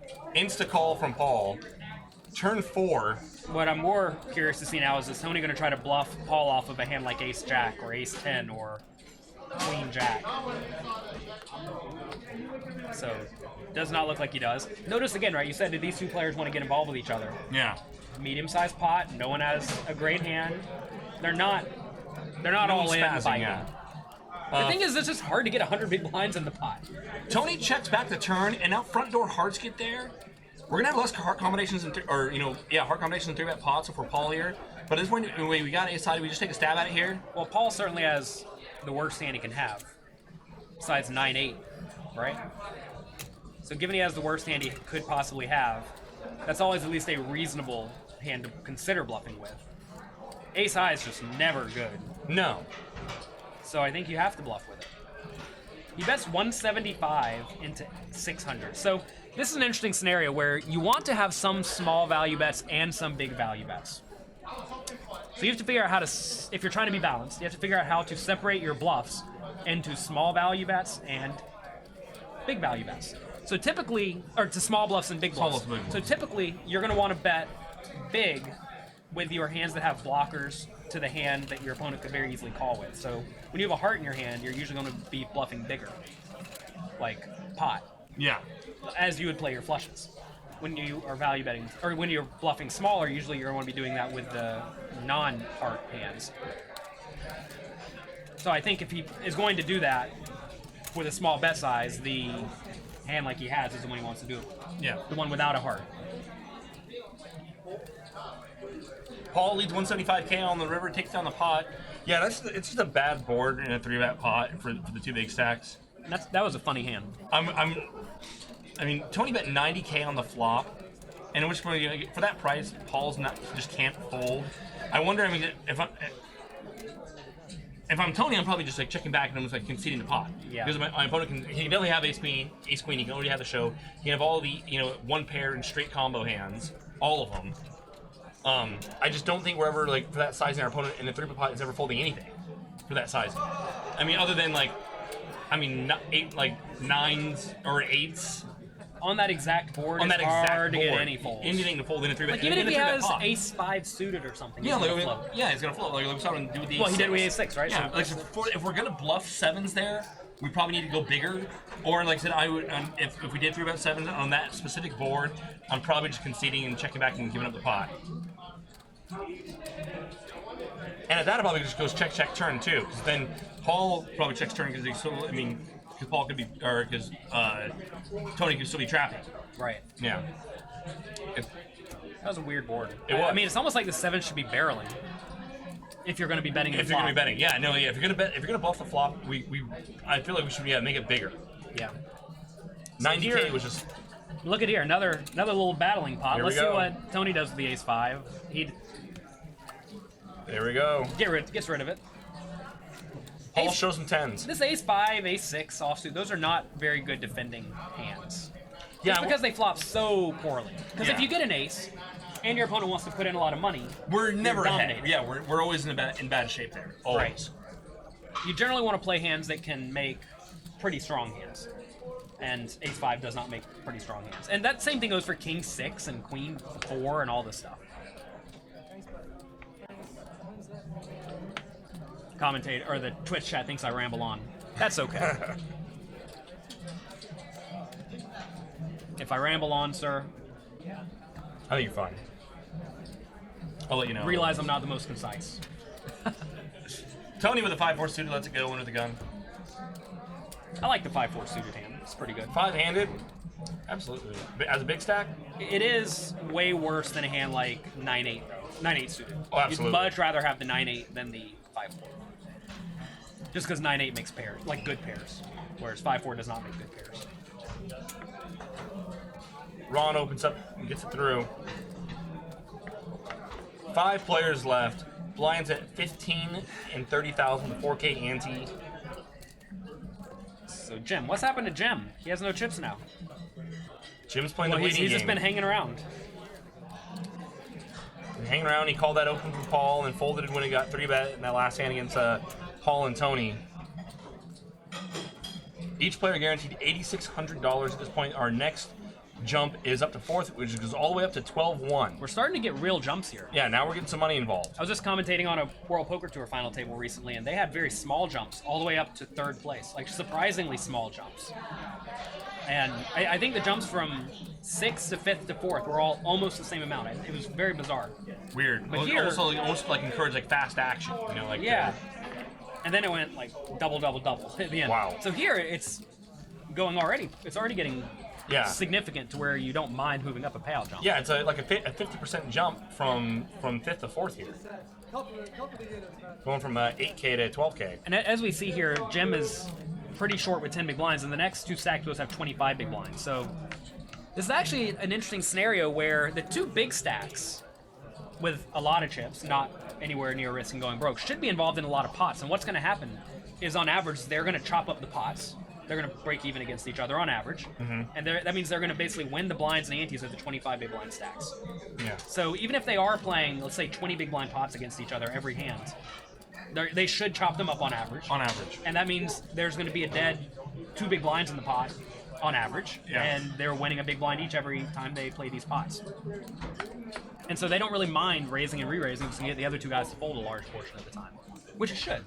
Because they don't want to go broke before the 9 big blind stack. Notice here the 2 25 big blind stacks are sandwiched between The 2 big stacks. Tony and Paul. So Tony in the small blind is going to take the 8 deuce, pick up the pot. Now see, I like that hand to raise. And notice he made it 15 million. I'm sorry, 15, what am I saying? 150,000. Yeah. Takes a bigger opening size from the small blind. I like that very much as an adjustment because he already knows that his opponent will call him a decent amount when he makes it smaller. We saw him call a 6-3 suited earlier. Yes. So how can you induce him to fold all this stuff? Well, you start raising a little bit bigger. As we should from the small blind anyway. Right. That was a nice hand. I mean, that kind of thing doesn't look like much to the observers. But right there, if he made it less than 150,000, I mean, if he makes it 90,000, he gets called by some garbage, gets out flopped, and loses the pot. Yeah. And Say just wins the pot a large portion of the time. Paul going to open up here the ace-queen. It's always so good whenever you're playing pretty aggressively and you finally get a good hand. And Ron is going to come along to the ace-jack. This is a rough spot for the ace-jack, Here we go. pre-flop and on the flop. Let's see how Ron does it. I don't see how Ron gets away from this one. I mean, Not with his stack size. And this is now with him leading into Paul. this ace-king-5 is an interesting spot to lead. Because Ron should actually have a decently strong range calling in the small blind, I would think. But typically you expect the pre-flop raiser to have a strong range, but Paul has been raising more than his fair share of hands. So this could just be a better flop for Ron, which sounds weird to me because It's usually weird, the yeah, out-of-position caller does not have a good range on ace-king-5. But here I think he does. And sure enough, he does have a good hand. I'm not a fan of leading in general from the blinds. No. If we're going to do it, I think you got to be against a very bad opponent who is going to overplay like overpairs, and we can only do it with like 2 pair plus. Or you just need to know how they're going to react. Imagine you know they're going to fold too often, Then we can do it. then it's good to bluff, some, right? like- But it's an exploitative play. Yeah. And I don't know if we can predict how Paul's going to play. If I'm in Paul's shoes here, I always just call because I want to keep my opponent bluffing, but I certainly see value in raising, and Paul probably is thinking that Ron is mainly leading with good hands and good draws, in which case, why not just get it in immediately? So You know, Paul does raise up to 325K. Ron has only got 500K back. I want to say that Ron made a big fold earlier in a spot similar to this. I think it was Ron. He folded the aces. Oh, yeah. And there's the all-in. And I think Paul's going to be happy to get it in here. You got to call it. Oh, wait, I assume you got to call it. We raised at 325K. We're only going to cost us 300K to call. There it is. I call. You realistically only lose to 5s and ace-5. suited. Yes, correct. Yeah, It's not very many He hands. shouldn't really have ace-king. That's a tough spot for Ron. Pretty much no matter how he plays this, he's not going to get out of this one alive. Dead to the jack. He's not going to get there. And Ron, it was fun. I would have loved to see Ron get some more chips and cause some more problems for players here at this final table. As it was, great run for Ron, outlasting 437 odd players here in our Stones Fall Classic. Ron is going to take home $8,600 here for his 5th place finish, and just like that, we are down to 4. I like Ron. I hope we see more of him. I can't wait to have Ron around. Ron's a lot of fun. And Paul now has 50% of the chips in play. It's fun because Ron seems just like a nice, unassuming guy. Then he just shows up and runs 6 bluffs on you. Takes the king jack and runs it down your throat. Pretty much no matter how that hand played, Ron was going to go broke. If he shoves pre-flop, he's getting called, he's Getting going called. broke. If he re-raises, he's probably getting shoved on, and I mean, maybe he can fold, but that's a little bit silly. On the flop, if he checks shoves, he's going broke. If he leads, he's going broke. Yeah, Paul just flats and they get in on the next street. I mean, Sometimes you just go broke. yeah.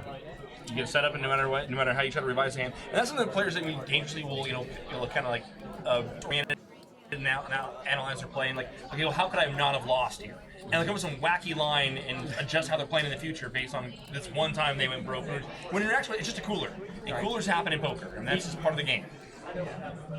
So, luckily for Jim, yeah, big bonus there for he Jim. just got a free $4,000 minimum, right, or something like that. Yeah, whatever the payout jump was. A free 4K here. We're now guaranteed 12.1 for 4th place, and what he had 9 bigs. 9 bigs. And now notice Spartacus has that 20 big blind stack now, and even though he has a fortress of chips there, he could find himself all in at any point in time, and then Jim, who is it? Jim? Yeah, Jim could just move up another spot. Is it Jim or Tom? I'm the worst with names. They keep moving their seats around a little bit. Yeah. So Tony's now going to open up the ace-8 out of the cutoff. Also under the gun +1. Spartacus waking up with the queens.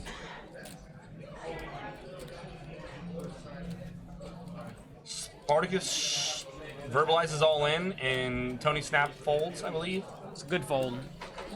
Yeah, he did 3-bet all in. All right, here we have our chip counts. It is Jim. Okay. Yeah.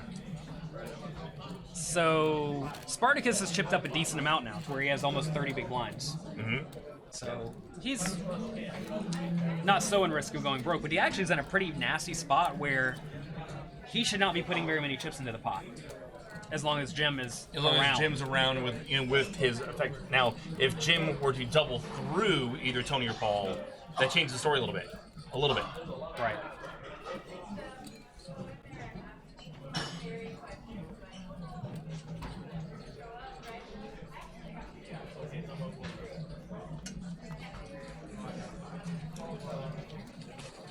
Jake has to pay for whatever he's been buying all day.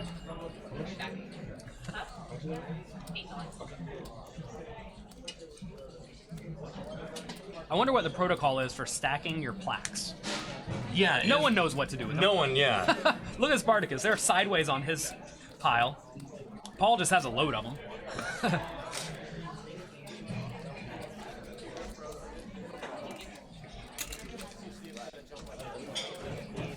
So Paul gets ace-king in the small blind with Jim in the big blind with a 9 big blind stack.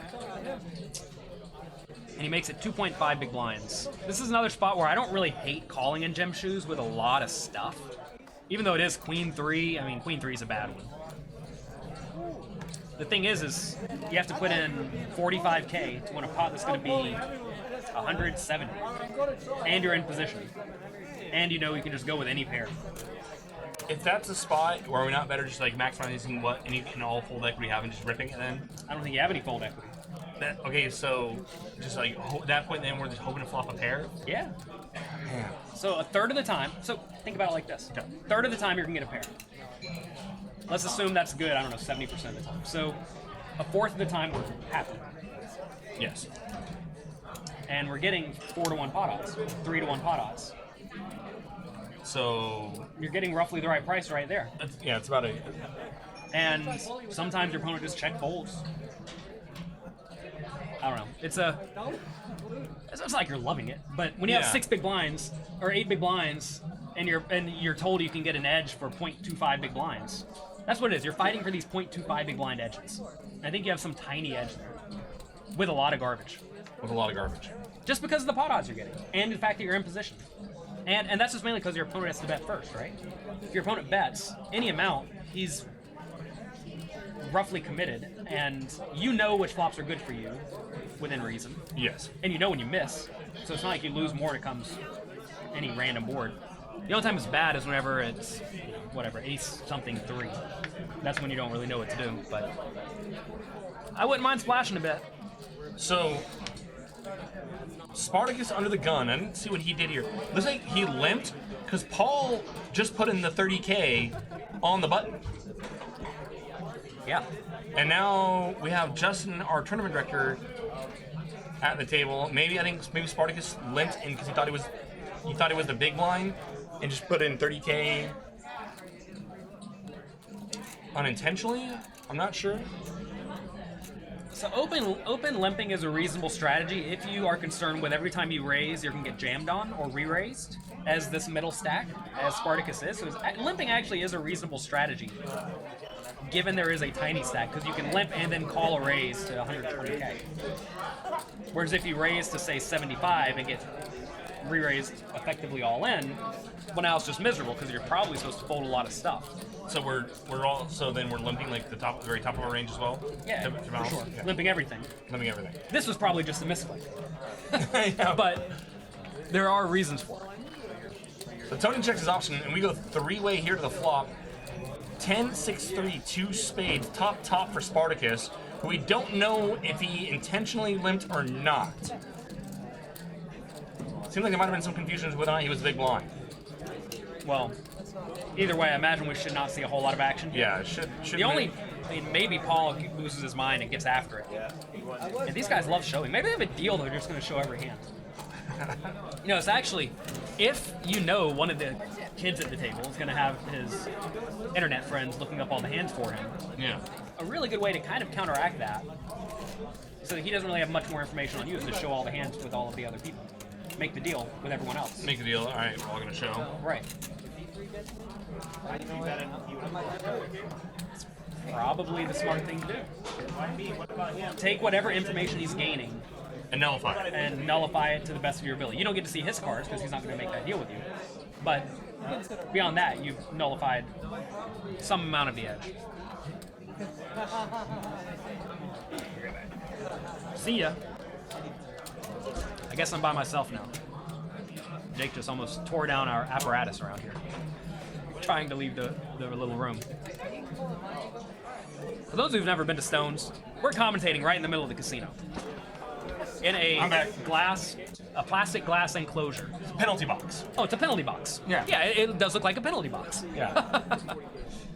I don't know what I did to deserve to be here, but here I am. You crushed the 5-5 game, and then you beat up the 4-8, folks. You're right, I did. All those oldsters in the 4-8, you took, their grandkids' college tuition, I was the only winner in the game, I I think. think you were. Well, me and Val Cross won the game, so it's hard to lose when we're punting the 4-8. Yeah. Yeah. She wasn't punting as hard as you. I was going for it. The one guy who was trying to punt the most, what was his name? The kid in the 4-seat or 3-seat? The one who kept drawing to gut shots and whatnot? I don't remember his name. I can see his Anyway. face. Anyway, yeah. He was getting after it.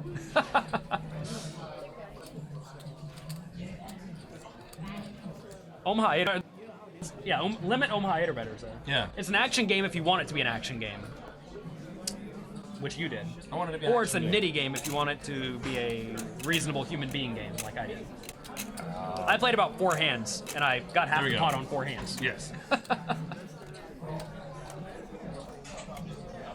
First pot you sat down and played, you won the Okay. pot and got a little kill button because you won so much money. Yeah. I didn't get a kill button the whole game. See, you gotta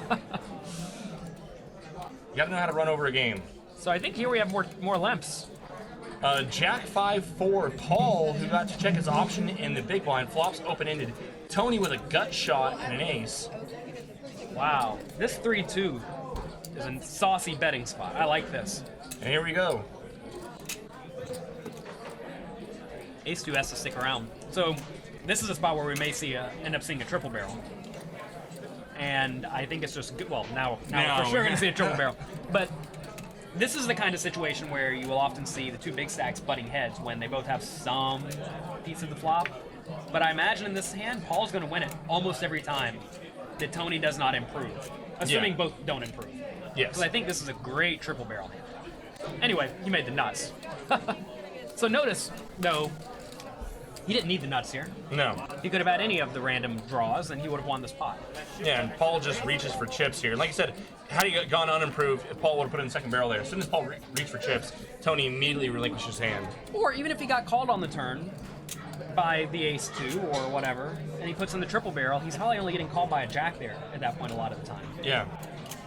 That was a nice spot to go for it. I love Twitch22 says, like color up Jesus. Monster Hand says the nuts is 8-7. So listen, we all obviously know how to read the board, and we know that the nuts is 8-7. We know that the 7-3 is also the effective nuts. And the 3-2 is also the effective nuts. Meaning, it's a hand that you are going to play as if it is the nuts. Obviously, if you get raised, you're not just blasting your stack in. But it's a hand you're really happy with. When you have the 3-2 on something 5-4 and the turn's a 6, Yeah, we're not. you're not thinking, oh my god, I The 7-8. only have the third nuts here. Yeah, 7-8. The 7-8 You're must thinking, have got there. thinking, ship it, I got it. Yeah. The ace would have been the disaster card for Tony. 'Cause then Tony turns the pair, and then probably even- pays so- two so strings. Think about this though. Again, we're talking about this, like these two big stacks fighting. Tony's not gonna lose a big pot there. No, but he's he's gonna- gonna call the turn and call the river. He's gonna get but he's two more strings. nowhere Yeah. near No, all he's not in. gonna like go nuts. Right. And that's why the two big stacks can play pots with each other, because it's hard to make two super nut hands. So two super nut hands. That means the nuts against the effective nuts, right? Paul makes it 70K here with the ace queen suited. Jim. This is one of the things like, with the jack 8, we're just gonna, hey, we're getting such a good price, we're just gonna call here and Yeah. take a flop, and here he goes. I think this is good. And the notice here, the only time it's bad is when it comes with an ace or a queen and a jack or an 8. And right here, well, we're Now gonna see it's- action on this one. 2 overs and a flush draw, top pair, and the money should go in. Paul stuffs it. It's actually kind of tough to know if you need to be leading or check jamming in this spot with the 8 because it's somewhat vulnerable. As your made hand's more vulnerable, you want to be more inclined to lead with it. But anyway, here they're just obviously both getting in. And notice now, Jim is effectively flipping for all of his money. And that's not so bad when there's already money in the pot. And you're a shallow stack. This is a great spot for Jim. The jack 8 holds, And he- Jim gets a double. He got this reasonable spot because he put in one more big blind pre-flop with, Yeah. not a great hand, but a decent hand.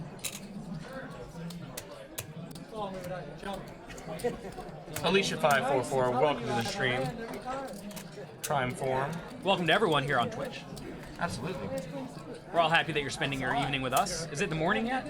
Who knows what time it is? Not yet. 10:50 p.m. Wow.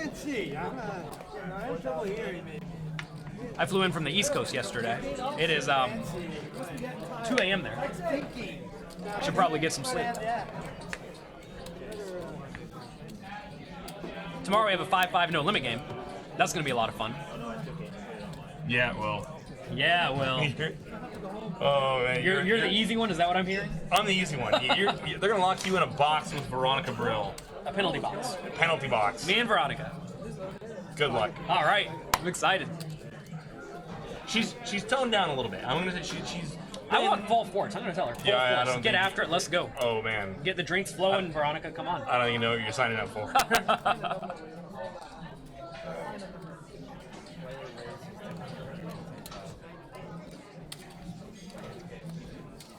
Queens. Queens are great. Looks like absolutely no action. Kevin Martin in the stream now. Watching the stream of what I'm told. Well, there's his face. Oh. Someone posted his. We've got Kevin Martin comes Face. by. There he is, right there. Kevin Martin. Hello, Kevin Martin. Yeah. Welcome. Kevin's on commentary here with us before. A great guy. Love to have him. He was someone Veronica tried to ruin. Yeah. Did she succeed? I don't know if Kevin wanted me commenting on. Oh, those okay, things, fine, yeah. gotcha. Yeah. She didn't, or I don't think Kevin woke up in a ditch the way that Veronica did to Bart Hansen, but not for lack of effort. Once again. I have to catch a flight tomorrow night. I don't know if I'm going to be able to make it.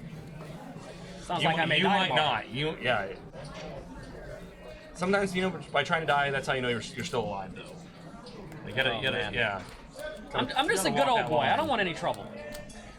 Yeah. Someone a couple minutes ago, I want full force Veronica. Good luck. I like fun experiences. You're gonna have some. You're gonna have some. Tony's gonna complete the small blind here with the queen deuce suited. So, this is well, Oh Jesus. I was gonna say this is the spot where I like a lot of raises from Tony in the small blind. I think because Spartacus is the middle stack, right? Yeah. Spartacus has a lot of reason to fold. Aces is not one of those reasons. No, But Here- otherwise, yes. yeah, here you're just gonna lose some money. But notice it took a very good hand for him to put in some money there. Yeah.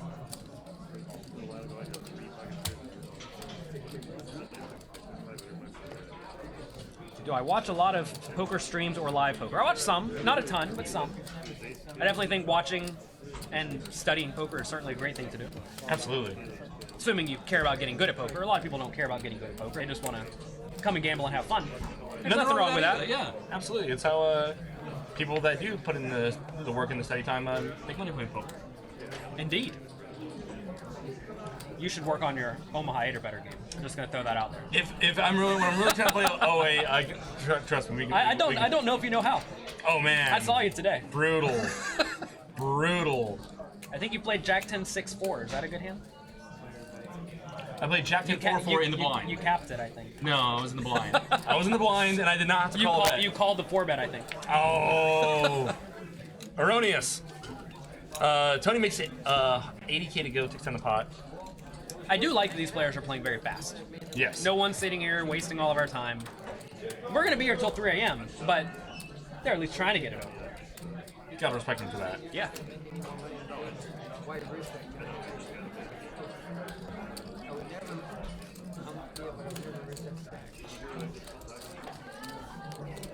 Monster hands. Imagine we'll play some cash games. Absolutely. What's the number? I'm gonna make you full of Jack 8, so I know the next time I have a big hand. Puck 66. The buy-in was 450, if I'm not mistaken. I believe we had 3 starting flights. You could fire multiple bullets and multiple flights. And best stat carries over, so you can min cash multiple times. I believe we did have one player cash multiple times. This Jack 10 suit is actually a really tough spot if he gets 3-bet. This is a hand that you really want to see the flop with. So if you are expecting to get 3-bet a lot by the small blind here, Paul, you should consider limping this Jack 10 suit. But as we see, Paul just folds some garbage, so it's not like he's really getting after it. Notice that Spartacus has that middle stack, right? The middle stack really doesn't want to go broke before Jim with 13 big blind stack. Absolutely not. So you want to do everything you can to minimize that. And in that scenario right there, like I would not hate a sizable re-raise from the small blind with a wide range. With the notice he's not the actual biggest stack, but he's the biggest stack involved. Yes. Tony has the biggest stack, as you see at the bottom of the table, with a whole pile of square chips, rectangle chips. Tanner Rose, how did I lose to these guys? They're so tight. I wonder if that's the same Tanner that we saw here at the final table. Yeah, Tanner, how did you lose? You made the worst hand a lot. Yeah. So now you're at home in the Twitch chat. He made it good, but also second best hand. Yeah. Brother. You have to realize in poker, I mean, you can do everything right, and Tanner did most everything right. I mean, and you don't win all the time. Yeah. Poker's tough. Yeah, I mean, at least we saw the one hand he had with the A6. I mean, but like, other than that, everything else seemed to be very, very standard. Yeah. Right? Across the board. Well, he made the ace-4, right? Ace-4 on and then 4-4, 2 queen. Chirp for the queen. Just. You could have check-raised that flop, but then your opponent just folds a hand that's drawing nearly dead that was not No, drawing quite dead enough. I like the way Tanner played the hand. I mean, yeah, still, it's just. Not quite dead enough. Not quite dead enough. He had the backdoor trip straw. That's so sick. He gets there. So sick. Poker's cruel.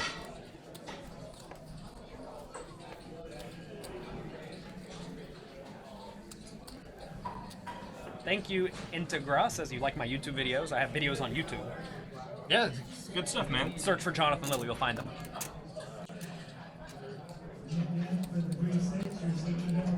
Final table strategy is a really tough thing. I think a lot of people think this is really straightforward, but very often the placement of stacks really, really changes the general strategy. Like right here, when Jim with the short stack folds, Tony with the biggest stack should really be opening a ton of hands.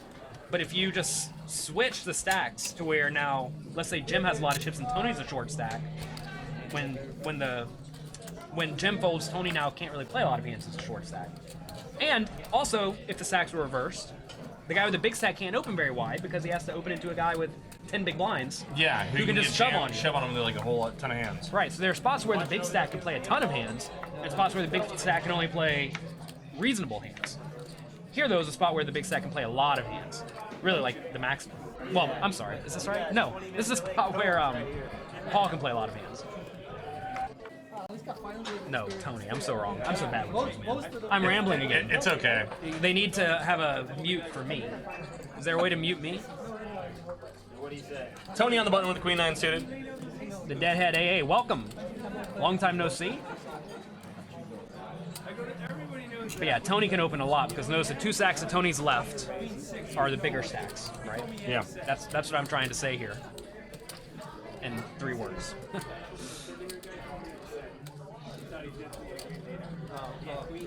Pile in the big. Moobot's spot on. For everyone here who does not like Jake, you can just mute the computer. Mute him. Easy game. One cool thing about your computers as well is you can play music on them, and you can listen to music on your computer, and you can watch a YouTube video, or you can go outside. Or You can do a lot of things in your life. Big Hoggin 54 asks, did you watch King of the Hill 2? And how do you think that Tonka did in his live play? I did not watch King of the Hill 2. I did not watch it either. Sorry. So no comments. As far as I know, I'll be playing on Poker Night in America at the end of this month. Very cool. They have a 25-50 game in Oklahoma. So I'm going there.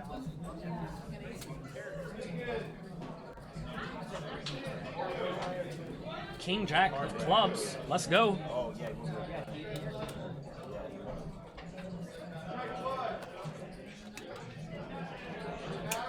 These chip stacks are becoming almost unwieldy. Hard to manage. How would Tony even go all in if he wanted to? Yeah, it's just a mess. Spartacus now waking up with the King Queen on the button.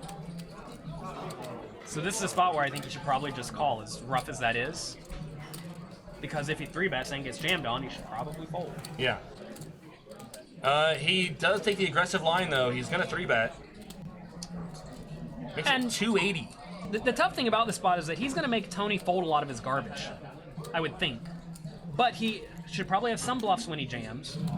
But he should also have mostly pretty good hands that have King Queen in bad shape. So maybe he gets very decently perfect information by 3-betting. But So what do you do if you're Tony here and you have a hand like, let's say, the Ace Jack? So we open Ace Jack and now we get 3-bet to 280 with a sizing. I mean, I shove a lot in this spot, probably more than I should. I'm shoving a lot of hands here. I might shove this King Jack suited, really. It's not like you love it, Yeah. but well, so it's tough because Spartacus has not been 3-betting much, right? No. But he's also shown he can. He's been making these raises, but he's shown that he can fold sometimes too. That's the thing, is he's shown that he can fold. So, I don't know. Maybe you're just supposed to fold a lot. Fold a lot the first time. Counting out calling chips? Calling out of position against a strong range is pretty tough with this hand. Now, mind you, very early on the final table, we saw that was the hand we saw the King Jack. I think King Jack against King Queen, same exact hands, right? Remember? And they both flopped, it came a King High flop. Yeah. And Tony check folded his King. That's true. It's the same thing almost. The problem Tony's running into here is that King Jack suited is a really good hand, but he doesn't think his opponent's 3-betting very much at all. So even though it's a really good hand, maybe he should fold it. And sure enough, he did. Yep. Correctly, again. Correctly.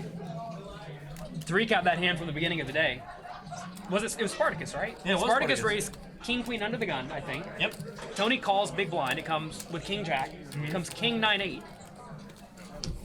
With 2 hearts. Yeah. Tony checks. Spartacus goes all in for 15 or 20 big blind stacks. So it was an overbet. It was about 2x pot. 2.2x pot. Yeah.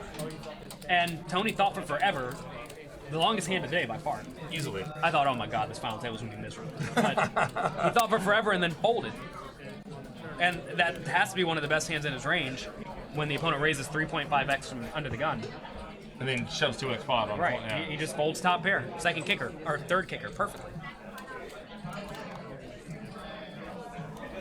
Man, Tony seems to just, he kind of knows. Spartacus just folded Ace-9 suited under the gun, 4-handed. That's a little bit too tight. Ambitiously pessimistic. Well, you can't win 2 in a row, man. Jim's gonna open up the sixes at the small blind. Tony with the ace and the kings gonna get it in.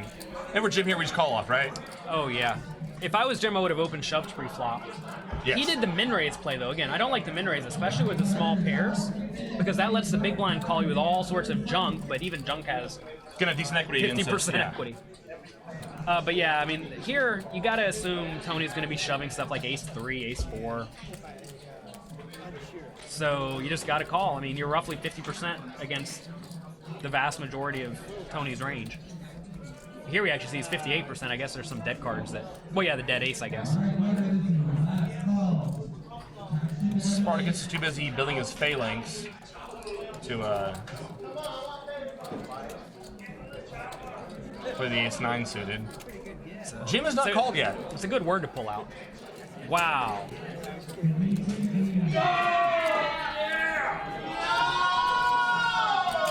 There's a party going on at Stones right now. The 1-2 game just got off the hook. Jim finds a fold with sixes. Yeah, man, he didn't want to flip. It's too early in the tournament to flip. Too early in the tournament to flip. Oh my god. I agree. I don't know how we don't just like rip sixes there out of the small blind. The problem with that fold is that you're not actually flipping very often. I mean, you're flipping most of the time, but sometimes your opponent's dominated, and very rarely are you dominated. Yeah. So you just got to be in there.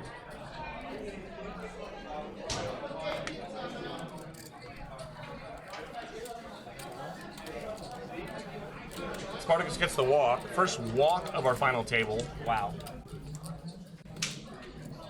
The problem with that fold is it's bad, just say it.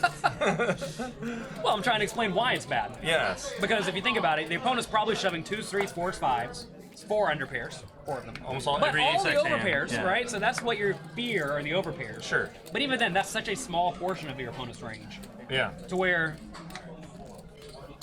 you're flipping a lot. But sometimes he has ace 2, ace 3, ace 4, ace 5, right? And you're dominating him. You just got to call it off.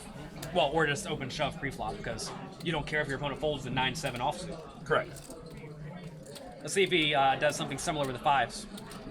Another great spot. Come to be on, all Jim. in. Get it going. Notice Jim does not seem to be the shoving type. But these hands, like 5s, are the exact hands you want to be shoving. Because whatever your opponents have, It's going to have decent 50% equity. Yeah, yeah.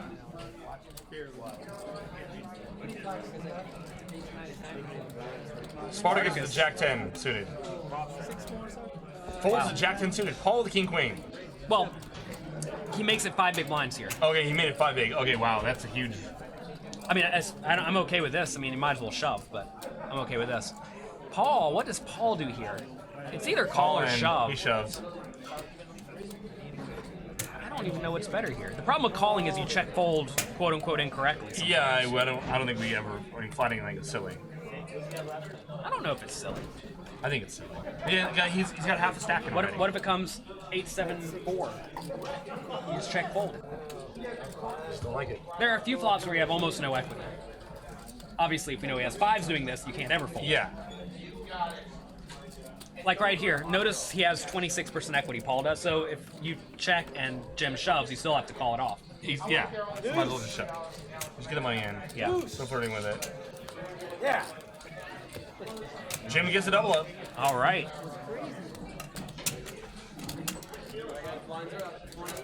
Doubling him up. For those who are new to the stream, Jim had the biggest sundae in a cup I've ever seen in my life at the start of this final table. Ever. It was humongous. It had whipped cream that was falling off of it onto that tray. And then he ate all of it. And now he has good luck. And now I found that River Deuce. Remember, he was all in against Tony Bracey. Tony had the set of 5s to his ace jack. River the Deuce to shop and put the wheel on the board and stay alive, and is now. I mean, he would have been out in like 8th place there, right? Yeah. That was like he was like done. That was a lucky Sunday. Service, we need 2 Sundays, please. Service. Sir, please. They bring you food right to the table here at Stones. Great yeah. food, big Sundays. I had very healthy salmon. It was delicious. No Sundays for me yet, maybe tomorrow. Any seats open for tomorrow's 5-5 game? Do we know?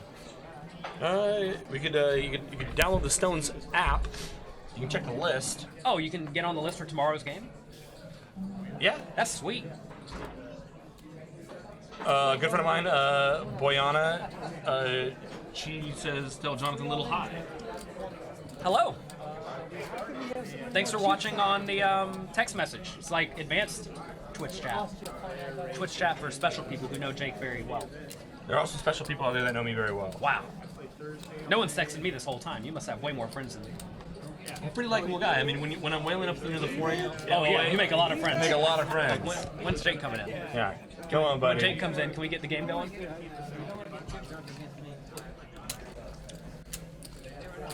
All right, some hand just happened. We weren't paying attention. We were talking to your cellular phone.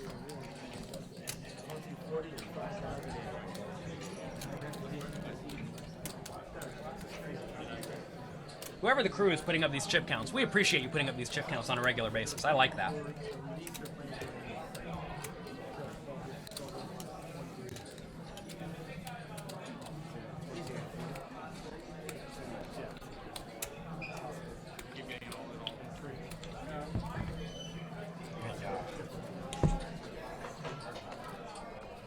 Wow, what a... It looks like a tribal tattoo in Spartacus's stack. It's like a bird or something.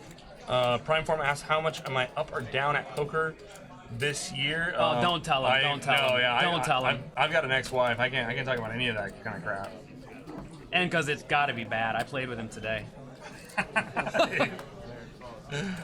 If you were to observe me playing the 4-8 limit... If you were to observe me playing the 4-8 limit earlier today with Mr. Jonathan Little and our friend Valerie Cross, you might very well have that same impression as well. Today, Valerie had a set, and she two-bet or check raised the turn and instantly got re-raised. She's like, oh no. And then she paid. So Jim flops top 2 here. Paul completely bricks out. And should be able to get away from Jim here, or I assume is going to play this very fast. There are 3 clubs on board. Yeah, I like just playing for all of it here. So does Jim. It sure sucks when your opponent has you beat, but very often there your opponent's going to have a flush draw. And if you can make him fold those flush draws, that's a great result. Right. And if he has an ace, he may call you. What is a good way to build a bankroll? You can do that in a lot of ways. Find a game you're good at and play it a lot. The easiest way to build a bankroll. Or find Jake at the 4-8 limit Omaha game and just play really tightly and just play hands that make the nuts, because he's going to have like the 7th nuts both ways, trying to scoop. Both ways. Yeah. Yeah. But I mean, you don't need a huge bankroll for live poker if you think you have a decent edge, but study the game a lot, find games you can beat, and grind that a lot, and your bankroll should increase pretty quickly. Yeah. But that implies you're good at poker and are better than your opponents. And if not, put in the study work. Right. Jonathan Little, I hear, makes some great YouTube videos. YouTube videos. Make all sorts of stuff. You can follow me on Twitter at Jonathan Little. Feel free to ask me any questions you would like there. Tony is going to open the Jack-7 suited out of the small blind. So earlier he limped Queen 2 suited, and I would much prefer limping the Jack 7 suited, because Jack 7 suited actually flops pretty well. Yeah, versus Queen Deuce, which doesn't, so we should Right. be raising the hand more for fold equity. Right, you want to raise the hands that flop worse. And Wow. we should see some money going here. Spartacus flops top 2, Tony flops a flush draw. Very disguised top 2 too, because he just called the pre-flop raise, right? A lot of people 3-bet stuff like King Queen. He decided to just Yeah, call. especially four-handed, yeah. Spartacus is like, oh my god, my towers are all falling down. How do I get them in the pot? All right, so what are we looking at here? What kind of bet do we have on the flop? Leads for 100K.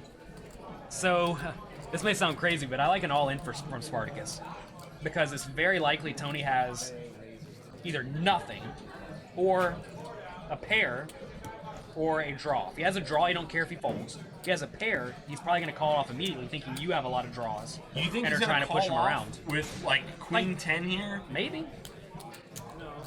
If he's folding top pair to Spartacus shoves, Okay, maybe that's true. Okay. I'm talking about not necessarily Tony. Okay. A regular human. And just a regular, like, and not specifically Spartacus, not specifically Tony.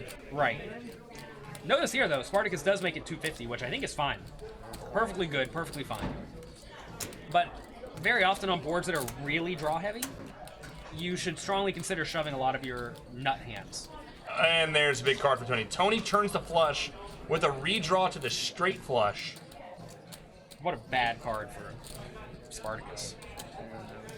I mean, this really is a bad card because Ace Jack gets there, Jack 9 gets there, Flush gets there, and Spartacus does, I think, not the best option of jamming. Because when you jam, Oh, he jams. what's going to call you? Well, flushes are and straights are. Queen Jack's going to fold now. I told you how to do it.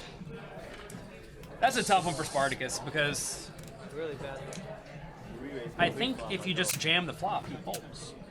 I think that's being a little results oriented. I mean, It is. Well, no. But I mean, do we imagine this turn came and he's sitting there with Queen Jack. Is he really going to pay you off for a lot of money? No, I wouldn't. Yeah, I mean, I would be checking the 10 of clubs. I'm checking back all day long. But you still got to pay on the river. You can't fold to a river bet.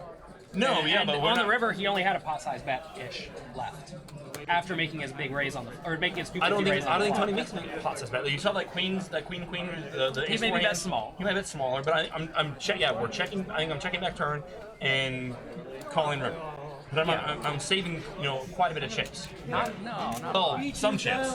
I'm still in play. 200K, 5 big blinds. But yeah, I understand. Yeah. I mean, I just ripping in it there. I think is the worst. Shoving the flop though. I mean, Tony's not always going to have something. We lose a lot of value. We lose all Tony's bluffs, and we might be able to get more value like from You one do out. lose his bluffs. And so, I mean, hands like Queen 10. I mean, no, the tournament's 10, we didn't know that, but I mean, hands like Queen 10 or Queen Jack or any other King X hand, we can probably get at least one more street from. But if we shove flop, we lose all that. I don't like shoving the flop. So you should shove there with all of your draws and bluffs you're saying. Or all of your garbage. Like 9-8 of hearts. I don't know. I shoved that. Well, no, because it's ridiculous. Yeah, it's ridiculous. No, like Oh, I'm the big I- one. So you're just saying shove nothing. Oh, he's doing Shoving is a really good play if you can get your opponent to fold a lot, or if you can get your opponent to call a lot. so if I'd be shoving my. So I don't know. It'd be harder to balance. Yeah, I'd be shoving my weaker flush draws. My flush draws with no showdown. Come on. Right. And balancing that by shoving, We don't forget. I don't know, maybe it's like a completely unbalanced, situation. I just feel like we lose everything. There you can have a lot of bluffs if you're shoving all of your 2 pairs. That's what it amounts to. Yeah. And that's why I like just loading them all up and doing it. But, Yeah. there's a lot of draws available on that board. That's what it amounts to, is that as there are more draws available, I want to put all of my value hands in my raising range as well. My good value hands. Yeah. Anyway, that's a spot where Spartacus is losing all of his money almost every time. Yeah. Spartacus just walked by and said hello. I didn't even recognize him. It looks like a different human playing over there. Good run, though, Spartacus. A good friend of a friend of mine. So If Spartacus takes 4th place for 12K, we're down to 3-handed, 39K upstairs. Second place will take him 25K. And right now, every player, including Jim, who is dead to chopping to a river deuce, is guaranteed 17K for 3rd place at least. I was just going to say, some people may think Tony's the story of the day, but it's actually Jim. It is. It really is. Tony makes 90K to go. And an all-in from Jim with a 9-8 of Yes. diamonds. There we go, Jim. Finally! This is how you're going to get back in this tournament. Tony's like, are you kidding me? I'm not rooting against Tony or Paul. But what Jim's done here, this would be impressive if Jim somehow found a way to come back and win this tournament. Oh, man. Making well, moves like this. It may look like Jim is the very short stack by a long way, but he's not really. If he doubles up twice, he goes from 900 to 1.8 million to 4 million. He's a chip leader if he doubles up twice. Yeah.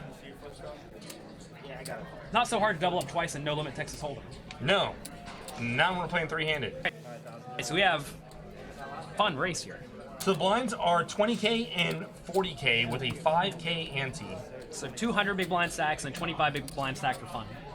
Just to cause a little bit of friction in there. It's cause a few problems. I like that fold with ace forward, by the way. Some people in Twitch chat seem to not like it, but so far Jim has been nothing but reasonable. I understand that we just got three-handed, so maybe he should be very aggressive now that he's way far behind, but ace forward is not a very good hand to call an all-in with, because your opponent, if they have an ace, you're dominated. If they have a pair, you're dominated. If they have king-queen, you're 55 or 60%, whatever it is. Yeah, it's we're not not like you're loading. killing them. So that's the spot where you just have to fold. The fact that it's three-handed doesn't really matter. What you really want to look at is how am I doing against my opponent's range. And there you're just... Ace four is just not a good hand to call all in, is what it amounts to. Paul Ace opens queen up the is. button. Yeah, ace queen here now. Paul opens the button to 90K. We are at 20K and 40K. It's a 50K raise. Tony with the ace queen in the big blind, three-handed. Big ham, three-handed. So I don't do a whole lot of three betting from the small blind, from the big blind, when there's a 25 big blind stack, when there are two big stacks, because you want to keep pots reasonable from out of position, because you're more likely to lose pots from out of position. But ace queen really is a very, very... If he three bets though, I would really not hate a four bet from Paul. It may sound insane to everyone, but 9-6 suited probably is not good enough to call any decent sized three bet. So if you're gonna play, you probably want a four bet or fold. And it's a very nice four betting hand, because if your opponent calls you, now your range, So we got kind of not. Go ahead. your 9-6 is going to be below Tony's hands, right? Yes. So your hit cards are very live a lot of the time. You want to do with the low suited connected type stuff if you're going to be bluffing a lot of the time. So we got an issue here. What looks like maybe a string raise here. Tony was cutting out chips, sliding chips forward for a raise. One chip fell off, and he reached back and grabbed another stack of chips and moved them forward. If your opponent min raises, you should probably just call them. Yes. Because now you're getting great bot odds. Call the floor, no cheating, Tony. I was talking with Justin of Stone's Poker Room earlier today about this, about how tournaments have to have rules, right? And their rule here, I believe, is this line is what plays. Maybe Yes. that's what it is here. But if the line plays and someone messes up, very often you just have to go with the line to some extent. As long as it's very clear no one's trying to angle shoot anyone. I think we also play off, like WSB rules, the forward motion is exactly that. They were saying that's not a bet here. I was talking to specifically. Forward motion here is not a In bet. cash games, I don't believe, no. In tournaments, I could be wrong. Tournament director can always adjust it on the fly. It's Yes. obvious he wanted to re-raise it to whatever. Yeah. It's so obvious. He's Yeah. not trying to angle you. He hasn't angled anyone all Yeah, day. exactly.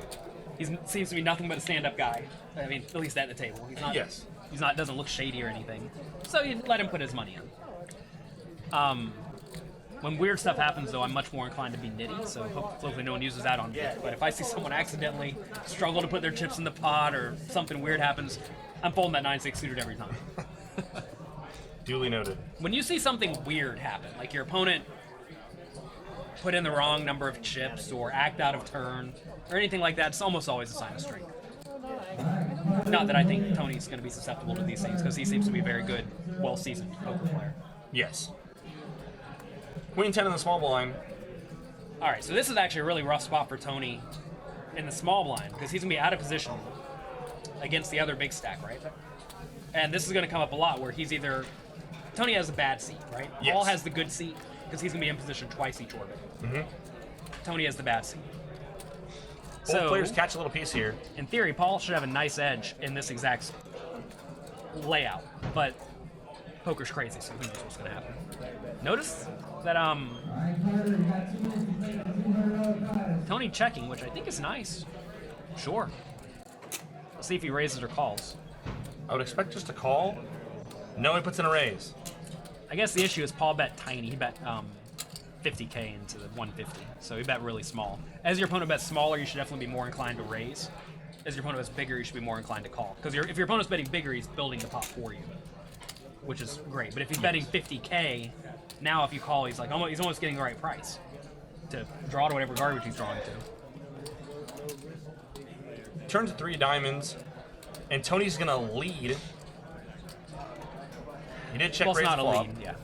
Yeah. something in poker terminology people have been getting wrong recently. Yeah. They've been saying someone is leading when they just bet. Yeah. A bet is not a lead. A lead is when you is bet when you are into- betting into the aggressor on the previous street. Yes. So don't be a whale. Don't be a whale. It's not a lead. It's a bet. It's a bet. Tony bets 95K on the turn. Gets called by Paul. Tony Rivers 2-pair. All right, so this is a great spot to bet huge if you're in Tony's shoes. Not because you have 2-pair, but because the flush draw missed. Front door and if hearts your missed. opponent has a flush draw, he's always folding to any bet. And if he has a 10, or maybe even a 5, you may hero call. When the draws miss and you have a very strong hand, betting big's usually a pretty good idea. The problem here is that Paul's range looks kind of marginal, so that's a good reason not to bet big.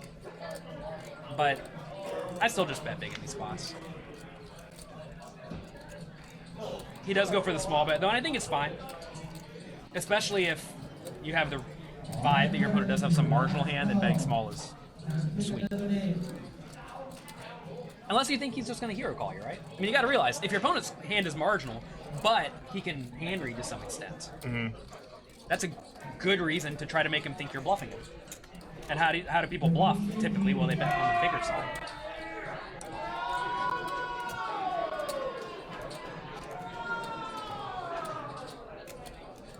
Paul's getting curious. Cut top chips for a call. Should Paul ever bluff with this? He has the king of hearts. That's a reason not to bluff. Not I to think. bluff. Yeah. So yeah, he does find the call. That's one of those weird spots where I think as your opponent bets bigger, you should almost be more inclined to call Yes. because it looks more bluff heavy, right?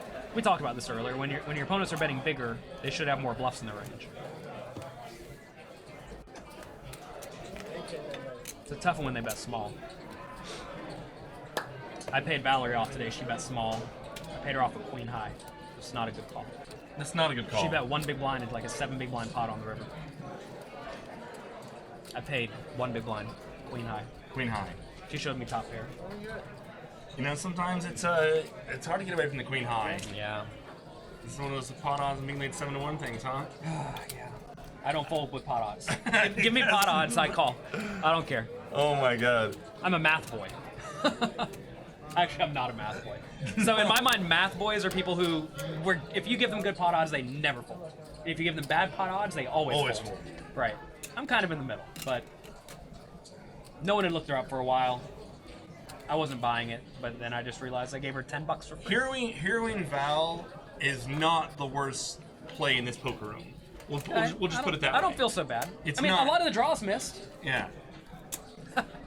Yeah. I beat all the draws were jack high or worse. Yeah. Mind you, I mean, when Val was telling us how she busted out of this tournament, and there was a story that she led with Queen 9 on like 7-5, something like that, into like 5 players. Yeah. And Valerie, you led with Queen 9 on 7-5-4 into like 5 players, and we're complaining that we lost the poker today. She's playing great. Yeah, solid. So like I said, in that light, heroing Valacross with Queen High. If you're gonna hero someone with Queen High and it's not me, it might as well be Valacross. Oh, I'm not folding you ever. I've seen you play Omaha 8 or better. This is gonna be fun.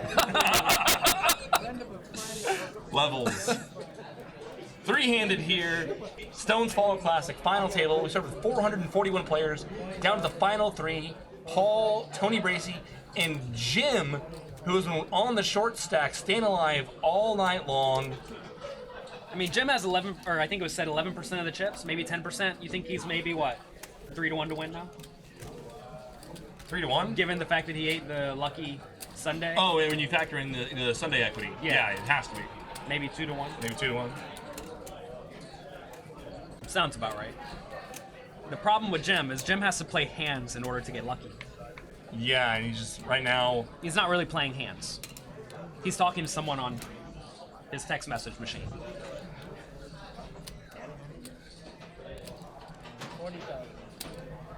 Yeah, he needs to run the Sunday back, get another one. Go order him a Sunday real quick, see what happens. he's going to win this goddamn tournament and give him another one of those things. It was the biggest Sunday I've ever seen. It was a lot of ice cream. It was impressive. But it's just standard for Stones. Standard. Anything we're doing is worth doing right. They do it right around here, man. This place is sweet. Good place to grind. Tony with a 10-5 offer. We're blocking all the straights. Yeah, 10-5 is not a very good hand. It's probably good enough to limp. Maybe good enough to raise. He does just limp. Super dominated. If you're gonna limp the 10-5 offsuit, it's just gotta be a limp fold. It's not even good enough to re-raise. Like, it's okay to limp and then fold some hands. Even when I he makes it agree. 80k. I agree. It's a bad fold. Or bad hand. Now, if you think Paul's gonna raise a lot here, but will fold to a re-raise some portion of the time, I don't hate re-raising with some garbage hands, but I would much prefer 6-4 or 8-6, or like these hands have a bit of potential. Yes. And hands that almost certainly fall below whatever hands your opponents are Yeah, we're never calling. dominated. Right, this 10 is sometimes dominated. Like a Jack 6 is sometimes dominated. And it's not connected at all, so that's just Yeah. not a good hand to play.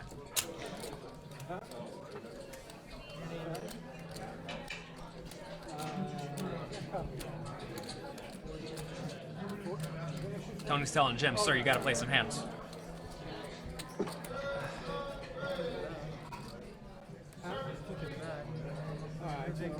I'm just excited for when they get heads up and they have to put in all of those plaques. All the plaques. I mean, look, Jim's a short stack. He's not even gonna know to go all in. Look at all the plaques he has. Another good friend of mine, Mr. David Dillman, goes by Triple D in the poker room. DDD. Says, tell Jonathan a little hi. I want to be like him when I grow up. Hope to see you tomorrow night. I've read everything he wrote and most of his videos on pokercoaching.com. Unfortunately, he's in Reno, but he will be here tomorrow night to hopefully meet you and see you commentate the 5-5 game. Awesome. Say hello. Hop in the 5-5 game. We'll give you good commentary on your game. Triple D is one of the good guys in town. Hello, Triple D. I'm glad you're enjoying pokercoaching.com and all of that. I want to see Jim make some moves here. I want to see Jim get some chips, mess some stuff up. Get in this like three-way little heat here. So, if I was in Jim's shoes, I would be shoving very wide over either of these players when they open raise. Yes. Because they both seem to be playing a lot of hands from the button. Oh boy. Don't do it this time, Jim. Shove wide. Jim, fold this time. But Jim is almost certain to take third place, right? If they just sit here and the play goes naturally. So, it's probably okay to splash around a bit. Be a little aggressive. Jim goes away with ace-4. Jim, you're a genius. I would have been all in with Wizard. this ace-4 every time. Tony, absolute garbage. Wow. Paul shows him the aces. Jim, you're playing great. How does he fold ace-4 there? Yeah, with that 20 big blind stack, that's just such a good stack to shove.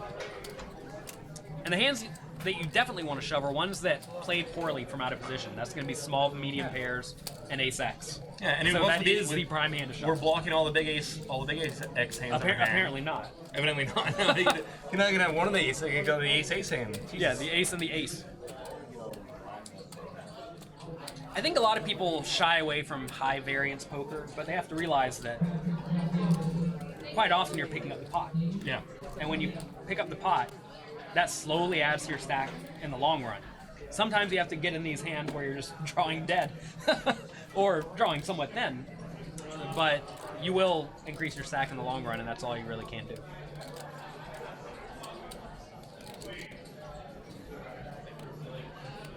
Eight Finger said Jim's going to be dealt aces 3 times in a row and win this thing.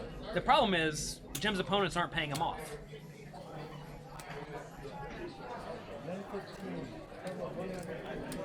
The one really big problem with playing somewhat tightly is that if your opponents are paying attention, they're not going to pay you. Here, we may see a bit of action, especially if we get a Queen Jack 10 flop. Notice even then, Queen Jack 10 flop, these players may not... Wait, what just happened? Paul did not defend the king 9. All right, come on, Paul. Get real. We're three-handed. What are we doing here? You know, maybe Paul's overcompensating for the fact that he is now the middle stack and doesn't want to tangle with Tony, but Paul can still play a lot of hands from the big blind. Absolutely. I mean, we should still be defending the king 9, three-handed, and Tony's open. If Yeah. not, like, 3-betting even. Tanner, how did you lose this tournament if these people play so tight? You must be the worst, man. Bro. Run better, bro. Come on. It's so weird because he's been playing perfectly reasonably so far. Paul has. Yeah. Tanner's probably tilting his mind out right now. Oh, yeah. Poor Tanner, man. What a day. God. He's watching this like, I could do this better, I would do that better. Like, I just can't, like, run better, evidently. Like, Yeah, well, you can make all the right decisions sometimes, and it does not matter. You lost every hand. Yeah. Now you're on Twitch chat. Tony's going to open up the button with the King 9 suited. King 2's an okay fold. Jim, Jack 7. Defend it for a min raise. See, look, Jim's just going to blind out. I'm going to call it right here. Jim is going to blind out unless he just gets a lot of good hands. That's a good example of a spot. You got to defend the Jack 7. Maybe even shove it. As crazy as that sounds. Because you're the short stack, and both players are opening a lot of hands.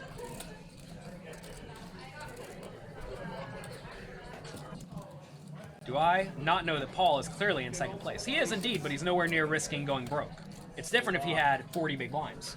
Then maybe he should be a little tight, not folding King 9 tight, Yeah. but then he should be tighter. But here, imagine a scenario where Paul finds himself all in position, against a 2.5 big blind raise from the small blind. It has to go 2.5 pre-flop, then like 5 on the flop, 10 on the turn, 20 on the river. That's gonna be a standard betting progression. Yeah. That's 35 big blinds out of his 80. Yes. Nowhere near all in.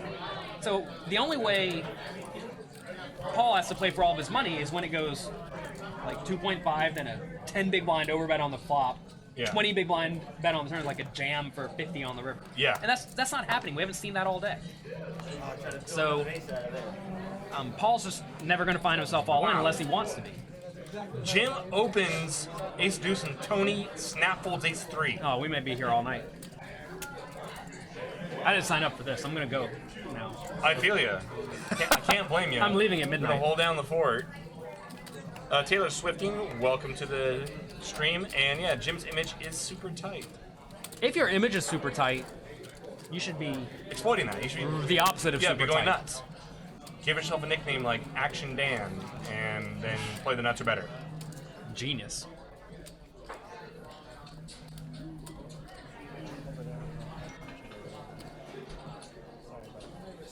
Yeah, Mev Poker.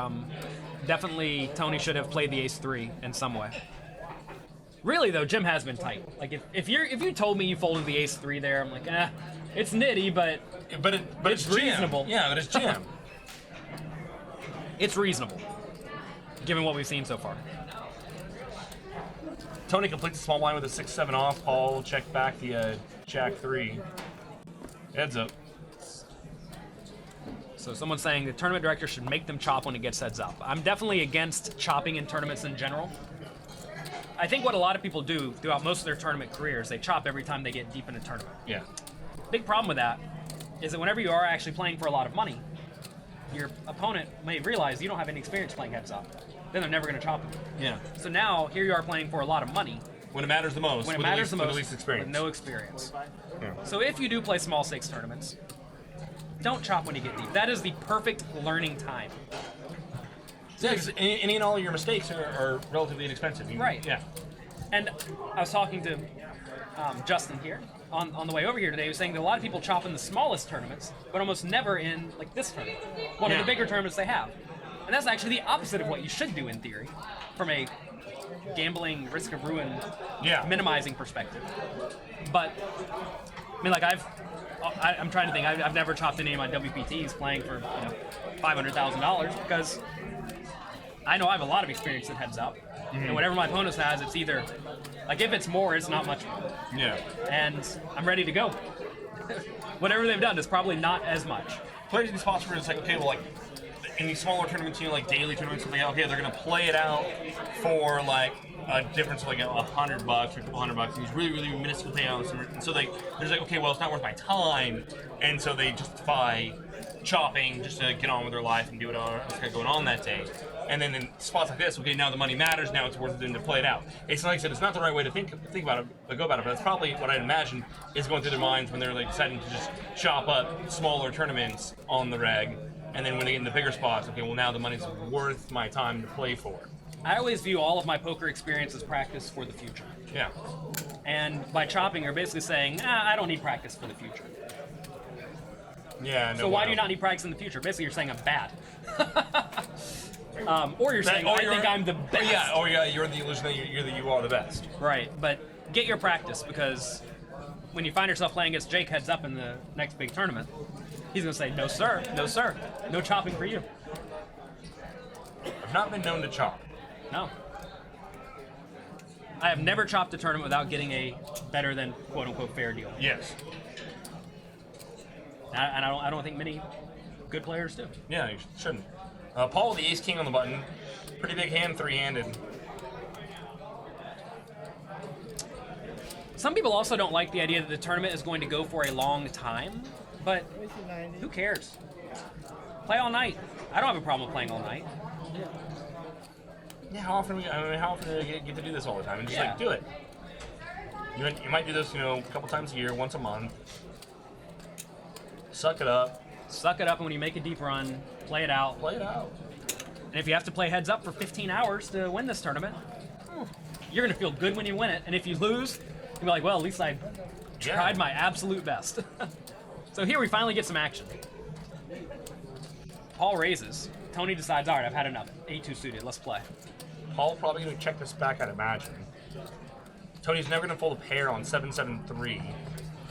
So I don't mind a tiny bet. If we are going to bet, it needs to be small. He does check back. If you bet small, you can start getting value from ace highs and whatnot. You really don't want to get check raised here, though. So he does check back, and now he can easily call the turn in the river, most likely, if Tony decides to bet. Check, check. River king. I don't think Paul was folding before. No, he's definitely not folding. Tony might take a stab at it. Nah, I can't bet here. Your opponent's checking back a lot of ace highs, they're still going to pay you. And Yeah. king, queen, ace, king, king, jack's never folding.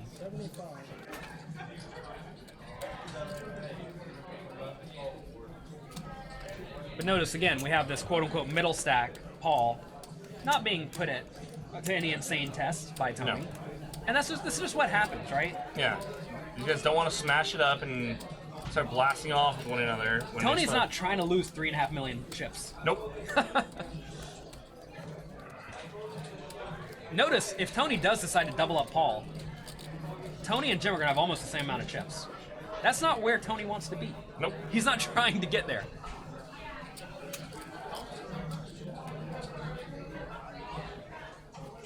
Big Hog in 54. No, I did not fire any bullets in the tournament. I knew I was going to be commentating the final table here. Also, I was busy with balancing that family life. And got my kids this weekend, so gotta have my priority. When you have a family life is important. Absolutely. Don't neglect your family life. The good thing about Stones is poker runs here all the time. 24/7. 24/7. This place is great. I mean, I can't say it enough. This place is great. It's a lot of fun playing here. It really is. I mean, not just saying it. It is a lot of fun playing in this room. Queen 9-6, a couple of spades. Both players had a 9. Again, look at this, right? This is a spot where both players have something, but we're not going to see any insane pot. No. Unless a 9 comes. So there's one out for us to have an insane pot. Yeah, one out for monsters. It's just going to go bet, call, check, check, bet, call, or something like that.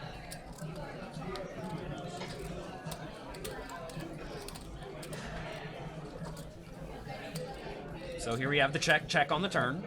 Paul may put out a small bet for value / protection, but whatever, it's going to be a small bet, and if he bets the turn, it's going to go check on the river.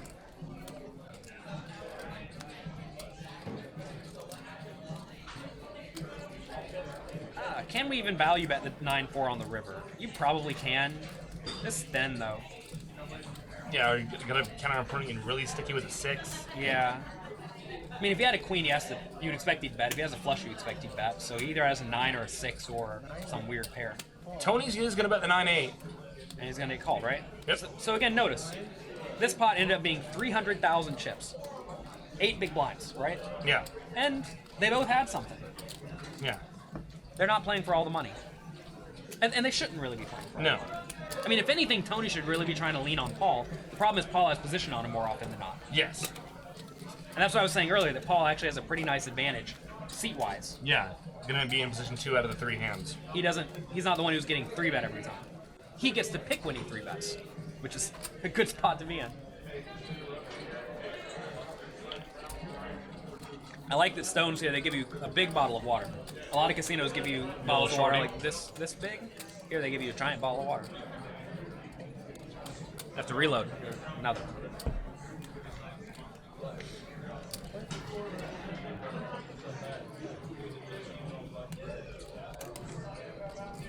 All right, 10-6 offsuit. Let's see if Tony's going to get after it. If I was Tony again, I would just be opening every button.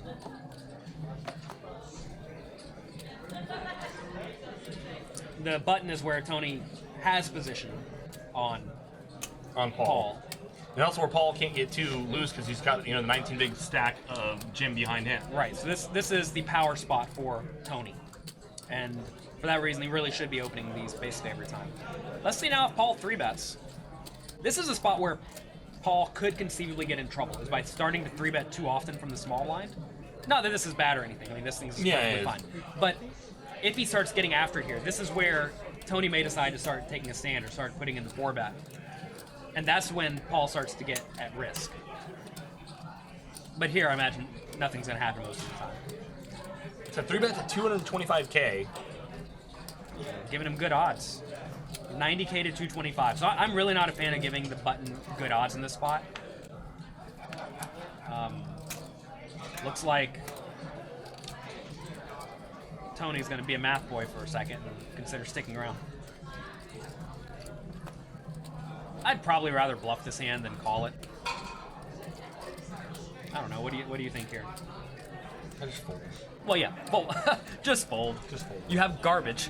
Look at your cards. This is how you win at poker. Look at your cards. If they're really bad, fold. It's like that's a flatter 4-bet, and I was thinking like at these points like 4-betting, or no, I mean I can't profitably flat, so it's like 4-bet or fold.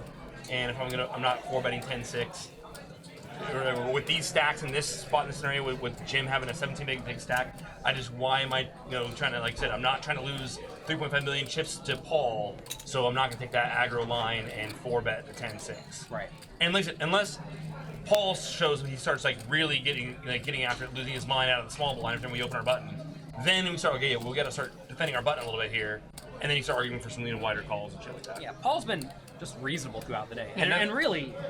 He started as the chip leader, remember? He started with 2.5 million at the start of the day, and now he only has 3.5. So he's done the worst of all of these players at the final table, because he's only up 1 million chips. He only, 0.5x up. Jim. Well, Jim started with 829K. He has a little bit less than he started with. But the fact that he's made it here to third place, I mean, from where he started the day. Yeah, that's great. It's impressive. Poor Tanner's tilting his mind out in the chat. Oh, man.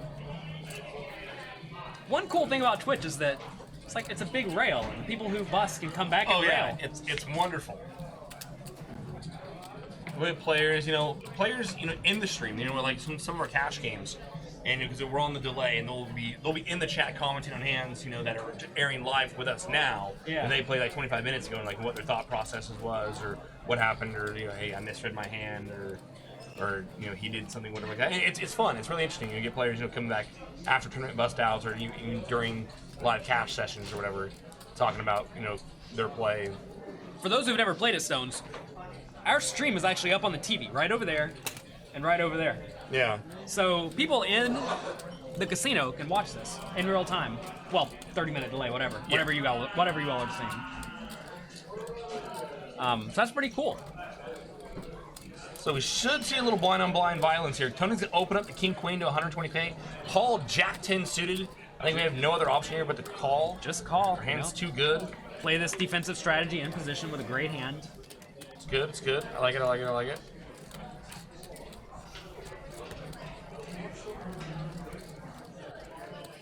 We really need a Jack and a 10 on the flop, or a King and a Queen on the flop. Wow, we got it! Disco. But look here again. We're not going to see a big pot unless someone makes a straight. No one's going to go nuts here. Neither player needs to go nuts here. Paul got a pair and an opening to straight draw. Tony with top pair and a gut shot. Imagine it's going to go bet, call, bet, fold, check, Check. Yeah. and that's going to end up being a 20 big blind pot. Yeah. And the rough thing about this is that if Paul makes a straight, Tony's often going to only lose one bet. It's not like he's going to lose a ton of money. 135K. Something some players do with a pair and a draw is they raise it, thinking, well, I either have the best hand or I have a draw, but that's usually not a good strategy. Very often the marginal made hand strength of your pair overrides the value of your draw. It's almost like the draw is a backup. Yeah. So you want to look at what is most likely to have, where's all of your equity at Showdown coming from? And usually it's the medium pair. So do you want to raise a medium pair on the flop? And usually the answer is just no. Paul may disagree with you in this spot. He is cutting out chips for a raise. I tend to agree with you. And this hand, I don't think I'm ever getting better to fold. And it's hard for me to get, I can get value maybe only from like worse heart draws. And like 9-10, but we're blocking that. So, I'm definitely just flatting here.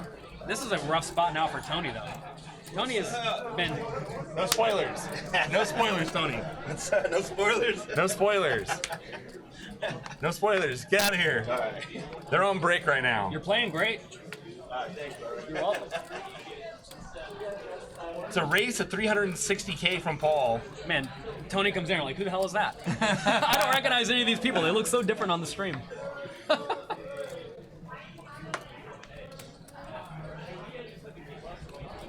Tony makes a call.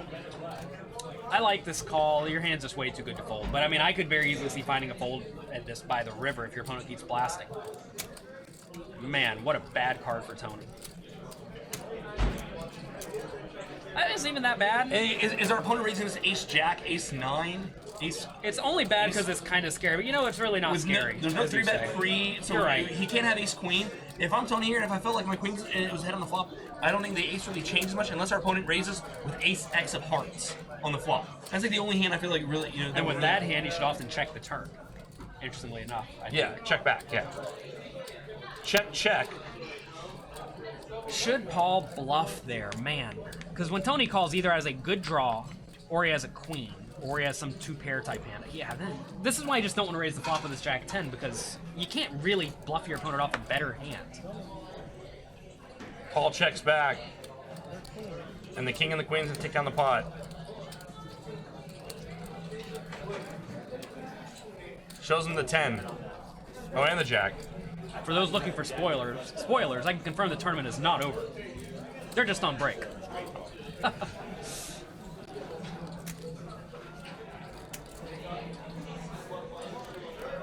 Notice there, again though, no big pot played. They played a reasonable pot, but nothing insane. King 10 is already there. I just don't. I don't know what that means. The king 10 flopped the straight. I don't even think I said King 10. Did I say King 10? No. Mind you, Poker Pro Eric is a troll. Oh! He will do this every Well, show. anyone with the name Poker Pro in their name. Yeah. He's a good guy. He's kind of friend of the Sacramento poker community, or he's part of. But he will come on this stream and Twitch, and he will troll the shit out of us. I'm glad you got to know the local trolls. Yeah, got another local trolls. Love you, Poker Pro Eric.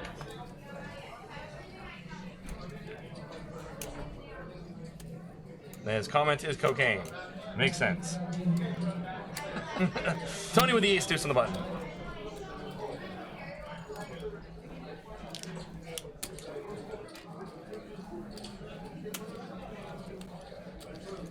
Yeah, spoilers, Tony is not out yet. I can confirm, it says 3 players remain. Sorry guys. Jim's gonna sit around and blind off a bit more. Paul's gonna text someone saying, man, you just see that I had a pair and a draw? How do I not get there? An ace came so I couldn't even bluff it. Yeah. The problem is a lot of time when you raise stuff like pairs and draws, you should very often consider triple barreling with it, because when you get called on the flop, it's by stuff like top pair. Yeah. And how do you make stuff like top pair fold where you put all of your money in? Blunt force trauma. Yeah, and do you really want to be doing that right now at this stage in the tournament? I really don't. Like, not really.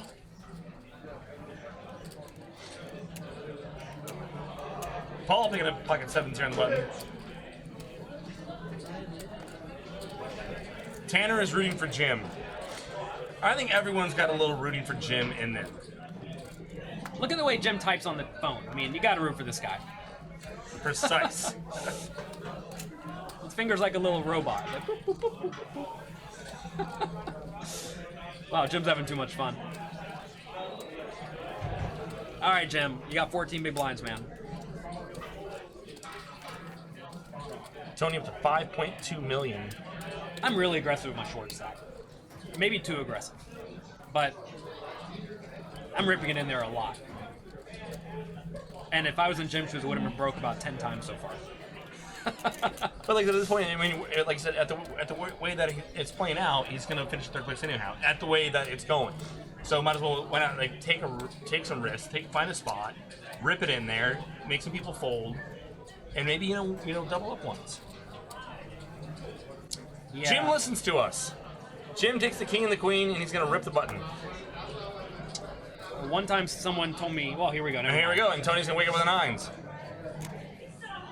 Should be a pretty easy call here from Tony. I guess it looks like we have some time here. So look, one time someone came to me and said, I'm one of the best short stack players in the world. I always get it in good. And sure enough, they did. The problem, though, is that they blinded off half their stack, waiting to get it in good. Yeah. And notice that Jim is sitting here. He's blinded off from 20-something big blinds to 15, waiting to get it in good, and now he's just flipping. So he had to give away half of his stack, or a third of his stack, to now flip. And that's not really what you want to do. You would much rather get it in with 40% equity, Yeah. but steal a lot of small pots and chip up. Because imagine he could get up to 30 big blinds and get it in with 40% equity. That's fine. Whereas now, he's 50% to go broke and 50% to double up. But he had to give away a third of his stack to get here. So, okay, I know the answer to this question, or I feel like I know the answer to the question, but if you're Tony, do you ever think about re-raising here to maybe try to get, like, push Paul out with, like... Well, I'll tell you what I do to remain balanced in the spot and unreadable. So if the shove is for 6 big blinds or less, I re-raise minimum with my whole range. And if it's 6 big blinds or more, I call with my whole range. Okay. That's what I do. So this is more than 6 big blinds, so I'm going to call. And if you think about it, what's Paul going to call for 12 big blinds? It's not like he's going to call 12 big blinds with garbage. No. Or any, I mean, maybe you make stuff like ace-jack fold if you re-raise, but it's like 5% of hands you're making fold that would otherwise call. Tony calls. What do you do in that spot? Like I right just here, call. 6-4 offsuit. He's not calling 6-4 No, offsuit no. ever. No. If he does, you're fine. Yeah, I just call. And I would call there with everything. And by calling there with everything, your opponent doesn't know if you have aces or nines, and they don't know if they can just blindly jam on you or do something absurd. Flop Oh man, comes I all spoiled hearts. this for everyone already. Jim's gonna win, I bet.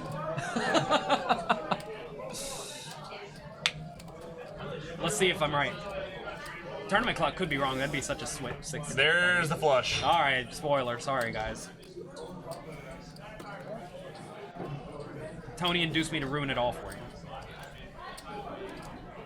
So the last final table I commentated, I got to walk around on our break, and I saw someone giving an interview, which I assume was the winner. Oh, okay. I go back, we commented, like, yeah, I know this thing's gonna be done in 30 minutes, and I know who wins. Turns out, that was actually the loser interview. Oh, that was the exit interview. Yeah. Oh, God. So that guy actually lost. Brutal. So, for all I know, the tournament clock is just wrong. And there's only 2 people left, and Jim loses. But Jim gets the double.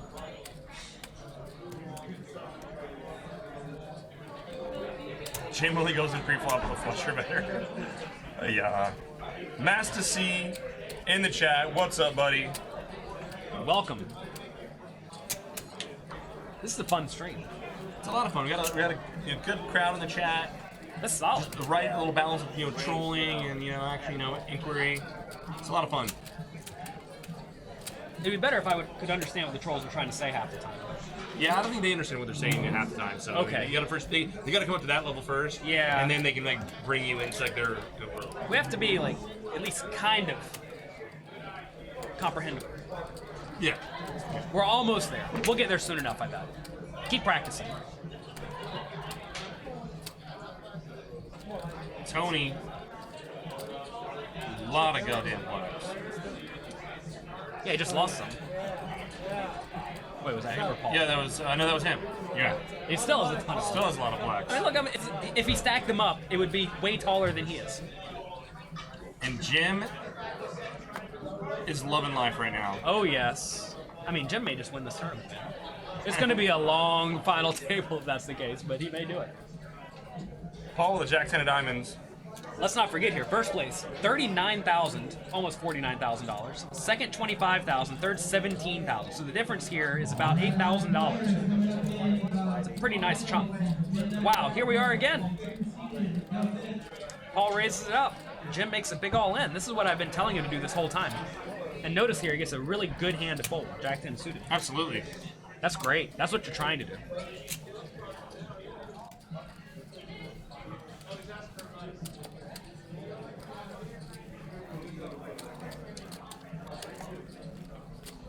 So here we see Jim got the double, up to 15% of the chips, 30 big blinds. Oh man, we're gonna be all night. Master C says, Alicia, have you ever heard of the Mimosa Run Good? Ask Jake about that. That Like might have. mimosas? So there was a tournament. It was actually, I think they're the last one of the other like Stones like fall classics or the spring classic, I believe. Veronica, who you'll be doing commentary with on Monday tomorrow. She convinced when she was to play the tournament, the chip amplifier we can buy them like multiple levels. It happened. And anyway, she convinced us to play the tournament. And I had no intention of playing the tournament. I'd mostly been playing cash games at that point all year. And so we'll show up. We'll drink mimosas all day, just goof off, have fun, and not even take it seriously, right? And I genuinely thought that was the real plan. So I showed up and I started barreling mimosas and Bloody Marys and whatever. We're just goofing off and having fun. And it went in the tournament, right? And so this begins the legend of Mimosa Jake. You're the best. It was really terrible. I had to apologize to a lot of people afterward. It was not good. All right, Paul could get there with a king, but again, no one's going to lose any money lose because money. we're nowhere near having both players having the nuts. I don't really have it in my psyche to not take poker seriously. And when I say seriously, I mean not play what I think is somewhere near reasonably well. Yes. I have a problem with that. I say it's a problem. Maybe it's a good thing. Yeah, it's a good thing. But today, in Omaha 8 or better, that was a good example. Yeah, I played 4 hands out of... Well, gosh, I sat there for 2 hours. Yeah, and you played it exactly like 4 hands. Yeah, you played... I played except 4 hands. I played 4 hands in my first orbit. Yeah, and I don't know what that means. Turns a king and Paul makes Broadway. Like I said, Tony's not going to get in Nothing trouble to see here. Yeah. Small pot. Small pot. We need exactly a jack on the river. And even then, if there's a jack on the river, it's just going to go bet call or bet raise call. Yeah. Paul's like, oh, I have the nuts here. I mean, Tony may just fold. That is a bad turn. Although King Queen may not bet, and King X may not bet.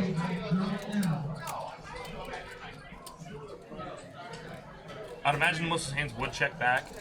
Yeah. I mean, an ace should still just value bet, I bet. I don't see Tony coming along here. It's a crappy spot, but it is a fairly weak hand.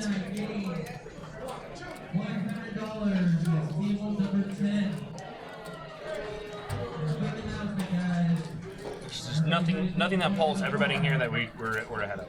It's a good fold by Tony. Well, bluffs. I don't know how many bluffs he has on that board. I don't think he has enough bluffs on that board for us to be calling off 180K profitably. Man, I'm such a calling station. Yeah. Give me anything reasonable. I'm calling. My mic is peaking a lot when I talk. Don't know what that means. Maybe I'm too loud. Whenever I make poker videos all day, my wife comes home, she says, John, you're yelling. Stop yelling. Yeah. Because when you put me in front of a microphone, I just get excited. I just talk, it gets louder and louder and louder. And next thing you know, I'm just yelling all day. I'm yelling into my microphone all day. I apologize for yelling sometimes. I get passionate Nothing wrong about with that. poker. No, for people to still be excited about poker, that's a good thing.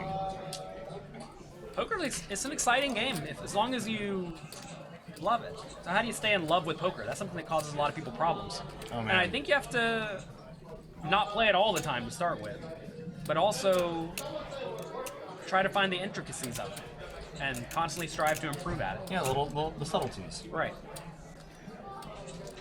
Tony's gonna open up the small blind here with the king 10 off.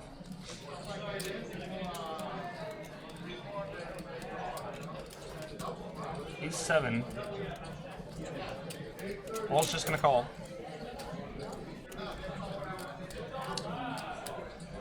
Yeah. Yeah. Jim's just hanging out. And Jim's, Almost no pots involved, Jim. No. Well, here we are again. This king 10 is an interesting hand, because if you bet, it's hard to get called by worse. I think you probably just want to check here. What do you like in this spot? I check. If I am gonna bet, I'm gonna bet really small.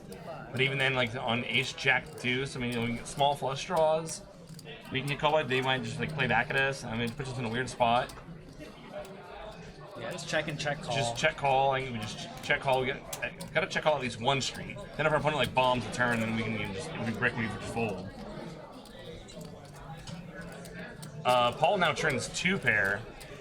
It's another good example of a spot where if you're going to bet the flop with this king 10, I'm not going to say you should necessarily barrel with it, but you should at least consider it, because your opponent should have a lot of just jacks, 2s.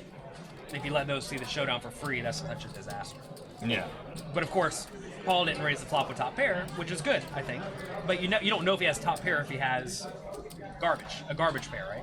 Right. And that's really the power of calling with a lot of stuff in Paul's shoes. I'm kind of surprised Paul he checked checks back. Yeah, that really surprises me. Let's see if it pays off for him. Because if you can get Tony to bluff or check call the river, that's fantastic.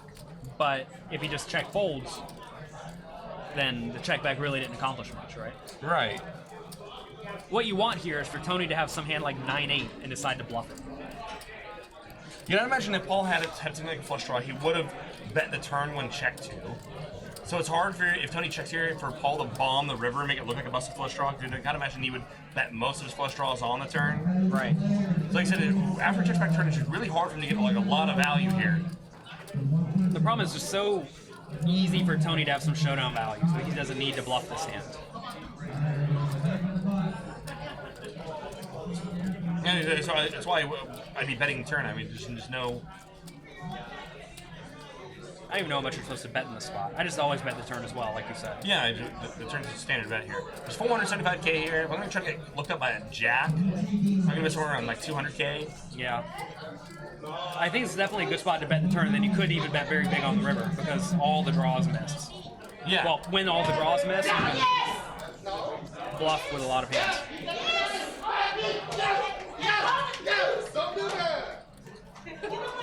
I think the people behind us or in front of us are claiming they have a bad beat jackpot hand. I didn't know there was a bad beat jackpot hand. Oh, there is. It actually hit on Thursday. I was here. Thursday, Friday. What day is it? So he hit the bad beat jackpot. He's not even going to get paid. It's the small jack. It's a small one. And so they have a smaller one for like limit games. It's like a 10k bad beat jackpot, or not even 10k. It's smaller. They're excited. All right, what are we doing in this poker hand? 200k bet. They just hit the bad beat jackpot with the big one. It starts at 25k. Tony's still in the tank about this. I don't know what the hell. But the bad beat jackpot starts at 25k and goes up $100 a day until it gets hit any quads or better beat. The big one or the small one? The big one or the small one? It's a small one. It's a 3-6 limit game. It was quad aces with the 9 working, 3 aces on board, and pocket jacks. Oh, okay. Yeah, so it's like 1,015. Oh, it's like $1,000. Okay. Only $1,000 for the people at the 3-6 The game. 3-6 game. Oh my god, that's gonna feed that game for a month. How many bets is that? I can't even count that high. Only a bunch of bets for some guy there. And I guess does the table chop it up some? Yeah. Well, good for them. Yeah. So I've never won anything like that. house any quads are better beat in the no limit games. The jackpot starts out at 25k and goes up $100 a day. So the jackpot was at 39. Thursday or Friday. I want to say it was Thursday. I was here for it. It wasn't at the table, but I was here for it. Thursday. Some guy with $23 left in a 1-3 game limps $3 with Queen 8. Someone opens jacks out of the hijack with $20. The button calls. I think either one or two of the blind, at least one of the blinds call, and the guy decides to just call $20 with Queen 8. The flop comes 888.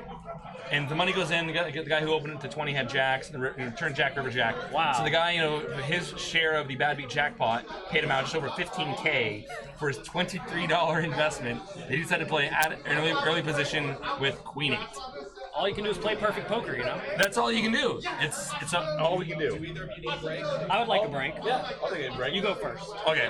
Come back with a few minutes remaining. We're on break now. It's a good spot to be. Hello.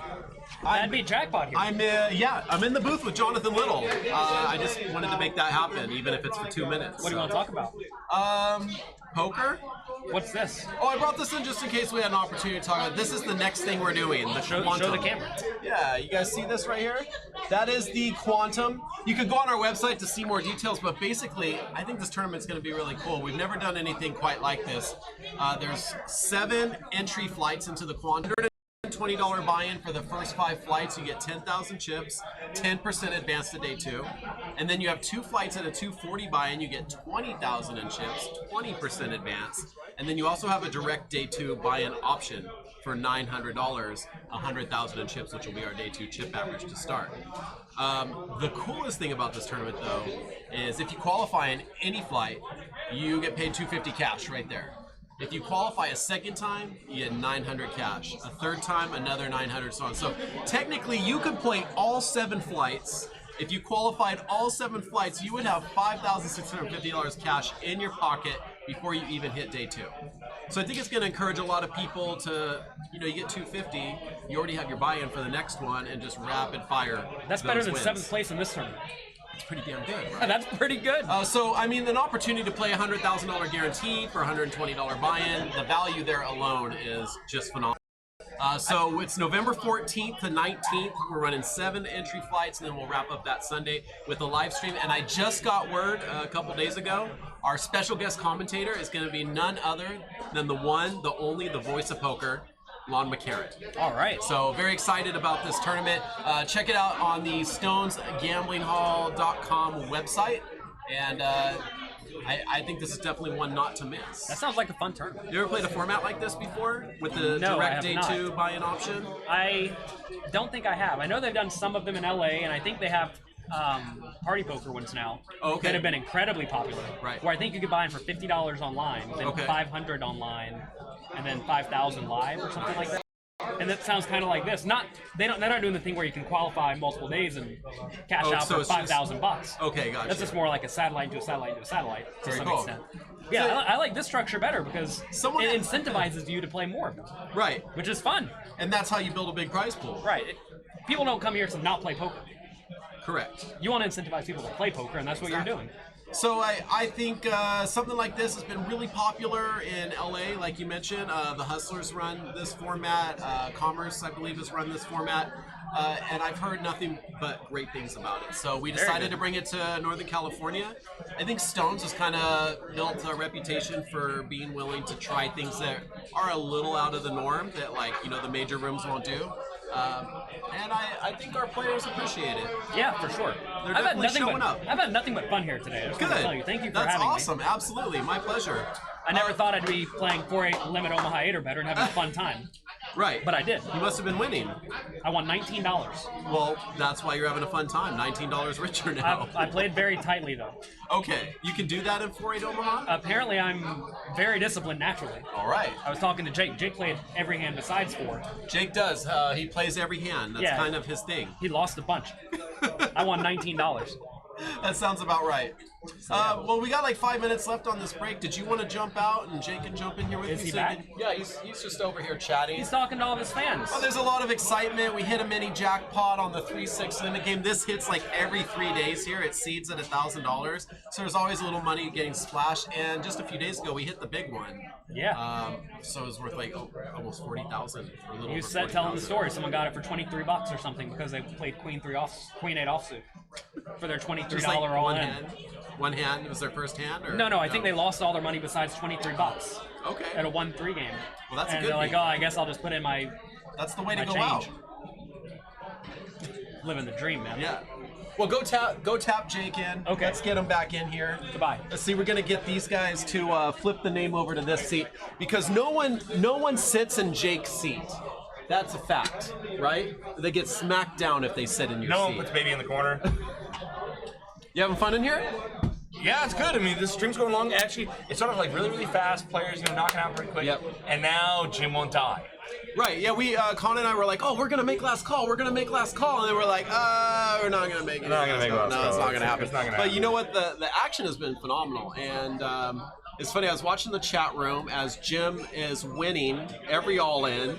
He's been doubled up a couple times by Paul, and someone chimes in. They're like, hey. Leave him alone. This is not the first time he's done this, right? Heimlich maneuver. Good. I went over and I talked to him, and he's like, actually, this is going to be my biggest tournament cash ever. And I go, oh, really? Like, how big was your previous best cash? $700. So Good for Jim. He's beating that. He's beating that by at least $17,000 today. Yeah, almost when he made cash. Which is phenomenal. That's great. It's incredible. So it just goes to show you that poker is a game that really is for everyone. You can be a super crusher, study the game, be a grinder, but unlike a game like chess, my favorite game, by the way, Yes. poker's a second to chess for me. But in chess, you get no luck component. No. And not only is that what makes poker such a fun game, but it's also, it kind of gives us this love-hate relationship with it, right? Absolutely. We can play so perfect. Not me, of course, but we can play so... Go ahead, It's say it. possible to play perfect. We can play so perfect, and you can still lose. Tanner. And it's Tanner your turn. today. Tanner's a great example. Tanner played phenomenally. and Tanner just- now in the chat room. Just ended up on the wrong side of everything every time. Yeah. That's poker. So we got 3 left here.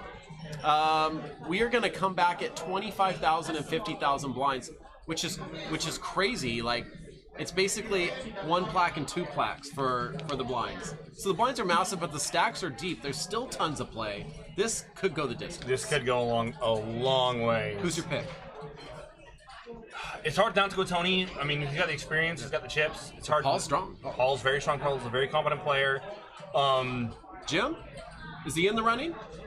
In your mind? Jim's got to adjust. Jim's got to adjust to start playing more hands. And like Jonathan mentioned, He's too tight. Take advantage of how wide three-handed that Tony and Paul are opening, and start playing back.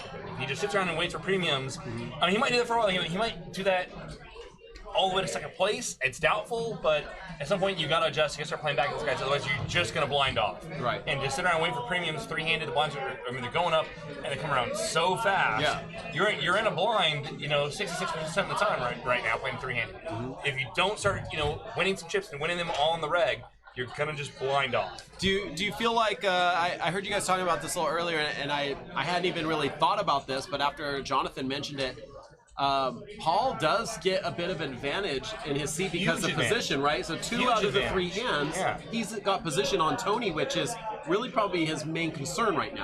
Absolutely. I mean, it's having position on the big stack on the more aggressive player is. I mean, position's everything in poker, and having it and three-handed with position on Tony is everything. And Tony, he's in the worst spot. I mean, Yeah. he's out of position. He's the only other comparable stack 2 out of 3 times. Yeah. It's So tough. be interesting to see if Tony can make that uphill climb and overcome his. He's got the chips to do with it. disadvantage. He's got the experience.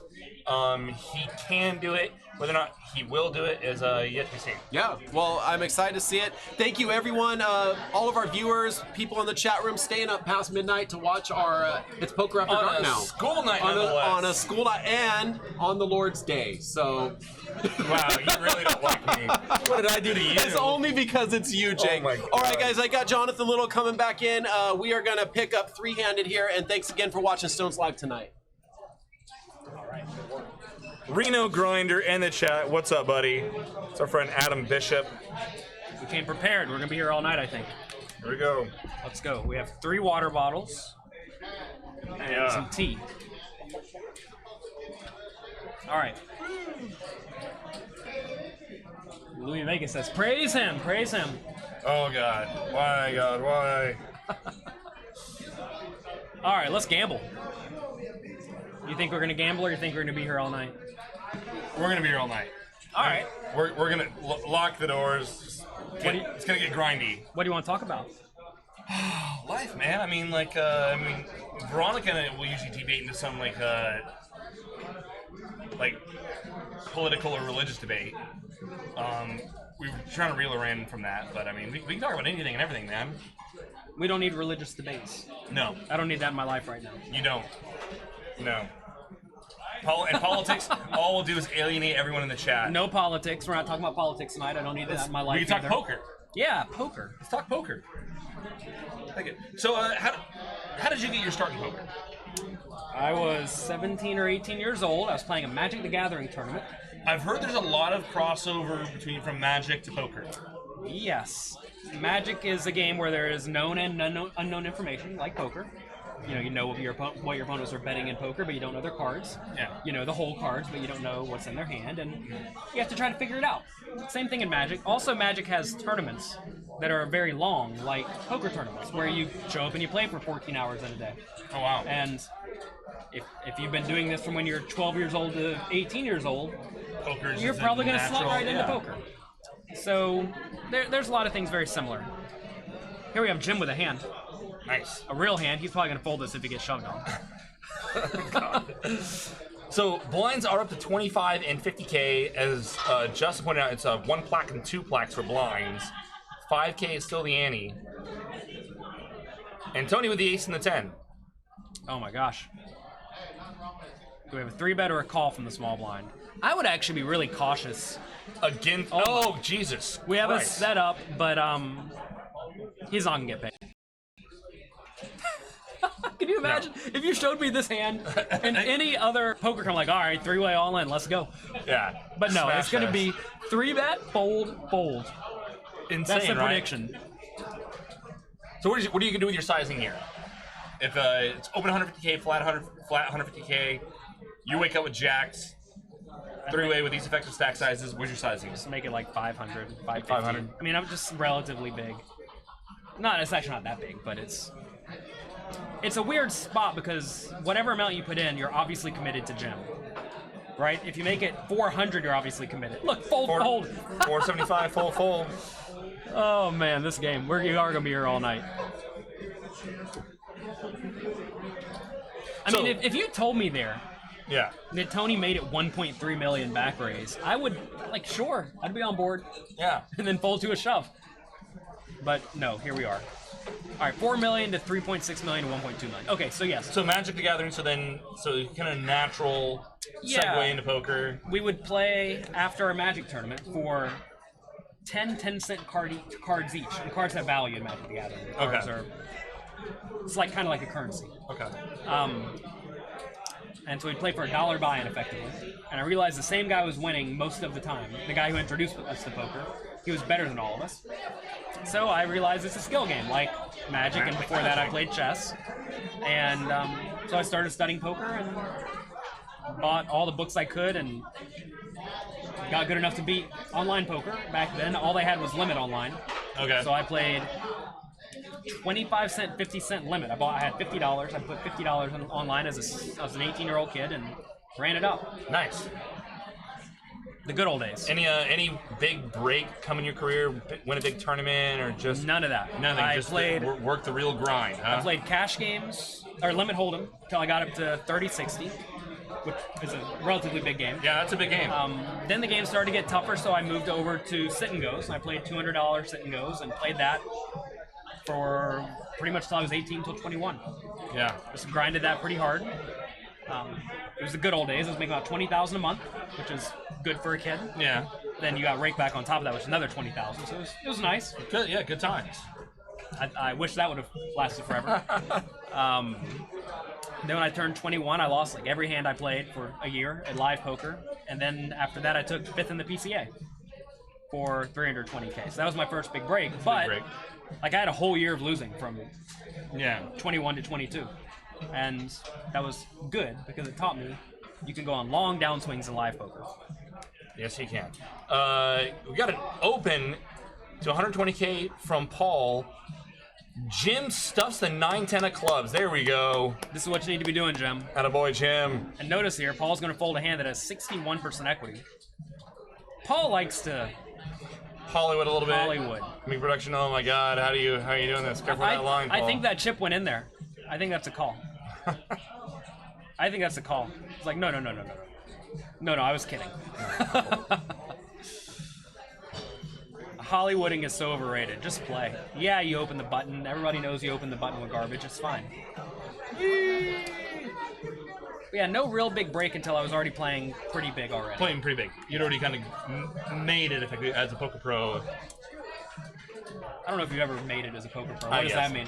Yeah. I still don't feel like I've made it. Well, establish like okay, like when you get to the point where you can like, okay, this is what I can do or will be doing for a living. Yeah, that was the plan. Yeah, you'd already gotten to that point. I was going to college. I dropped out of college. Yeah, you'd already committed. I've committed. To the poker. Yeah, you committed to the pokers. So yeah, that was it. Then from there, I started running hot. So you got to run hot That helps. in live tournaments. Then I stopped running hot, then I ran hot, then I stopped running hot. But you have to realize, whenever you're playing live poker tournaments, you're playing 100 tournaments a year or 200 tournaments a year. That's like one weekend online. Yeah. And I've had plenty of losing weekends. I've had plenty of 2-month worth of losing weekends online. That's like 8 years of live poker. You can just brick and... It's amazing. rough. Yeah, people can think that like, oh, this isn't real. This can really be happening.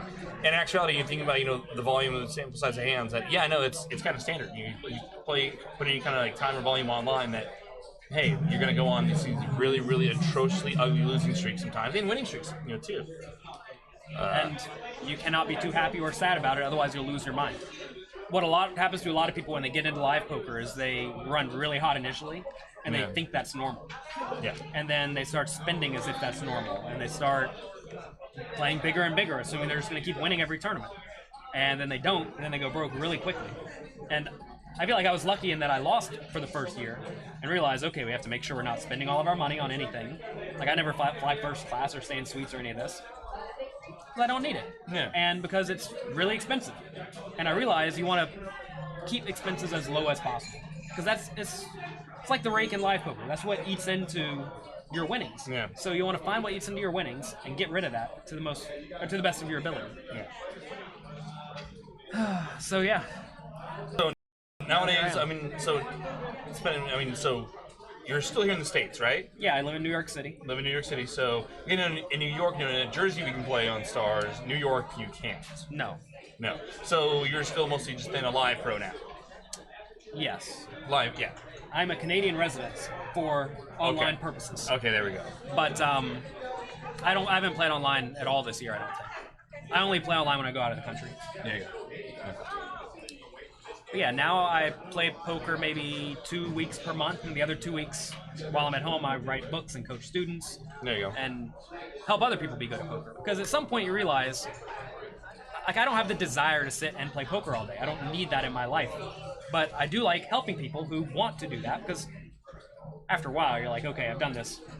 It's fun and all, but I don't want to do it all the time. And there are a lot of people who want to learn to be better at poker, who have a strong desire to get good at it, and I'm happy to help people who really want to. Absolutely. It's good stuff. Tony here flops a pair of 8s. Jim bricks out, put it in the bet, take down the pot.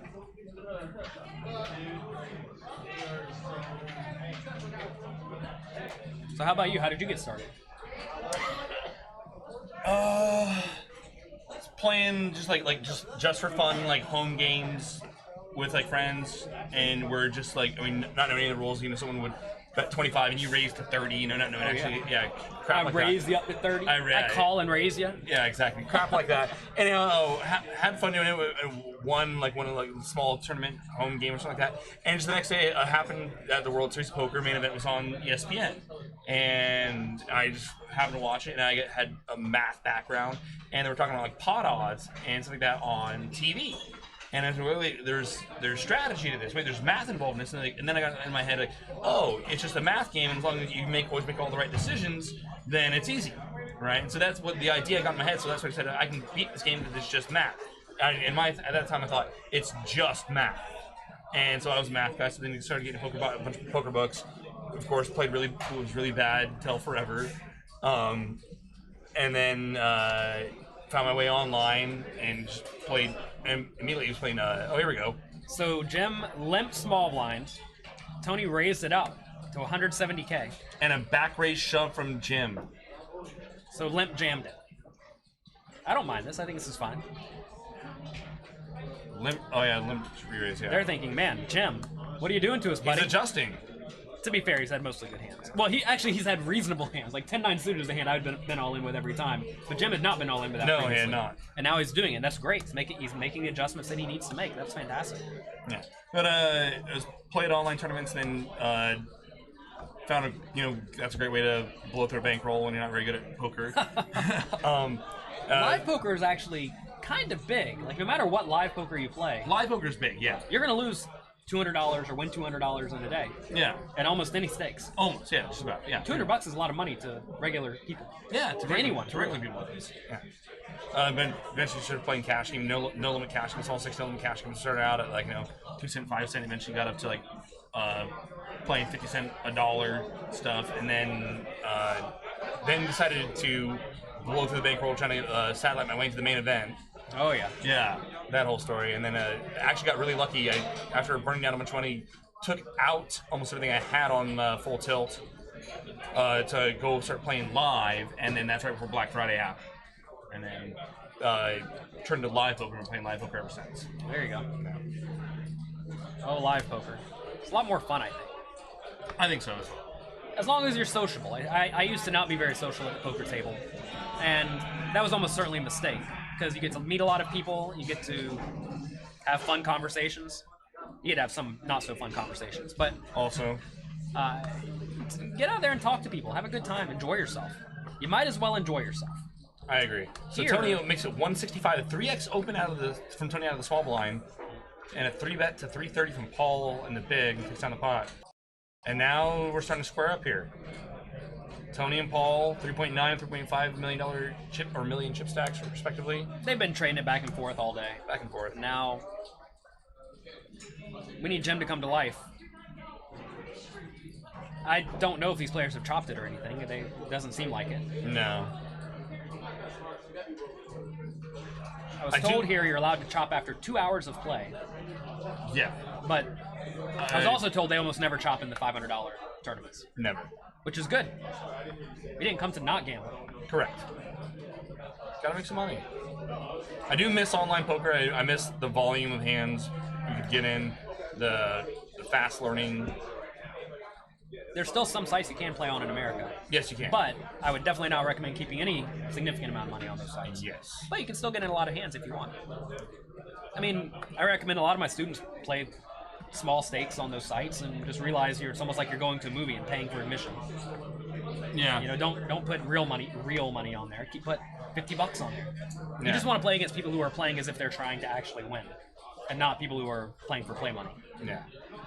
And realize you may or may not cash out. Both players river the jack here. Jim's like, this is why I don't play these garbage hands. And now Jim will tighten up for the next couple Yeah. hours again. That'll Learn teach his him. lesson. Jim, got to get another Sunday, man. That Tanner? was this lucky sauce. Tanner, honestly, I don't play online as much more because online poker players are better, period. So the hourly is just, even though it's much bigger playing live, the quality of opponents you can run into in live poker isn't nearly the quality of opponents you're going to run into playing online. And it's just much easier to beat live We don't need poker. any religious debates here, okay?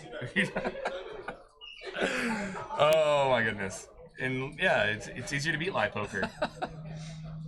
Generally people that are playing online poker, people that are seeking out poker and to play because they're into poker. Sometimes you still do catch just casual drop-in gamblers in live brick and mortar card rooms. There are a lot of sites that don't allow HUDs, by the way. Also, it's not illegal to play online poker. I think in Washington it is.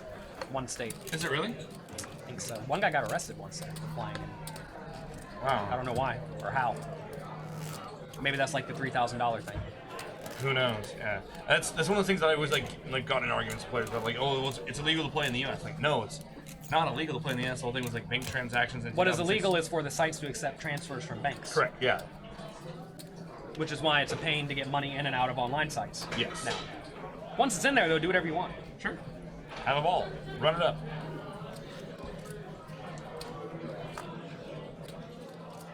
All right, king 6. What are we gonna do, Jim? Fold, of course. I would just be opening a lot of hands if I was Jim until the players adjusted. Couple clunker hands in the blinds. So, all right. So in this spot, when small blind limps, if I'm in Paul's shoes, I'm gonna raise this 5-3. I think it is so bad, but it still can connect a little bit. But Yeah. I'd probably just go ahead and raise it.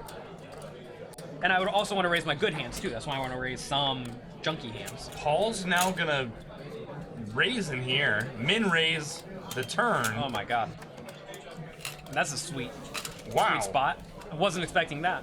Check back min raise turn, and it gets through. I think he made it 50 to 125. 50 to but 50 to whatever, 125? whatever. It's still sweet. Yeah, it is.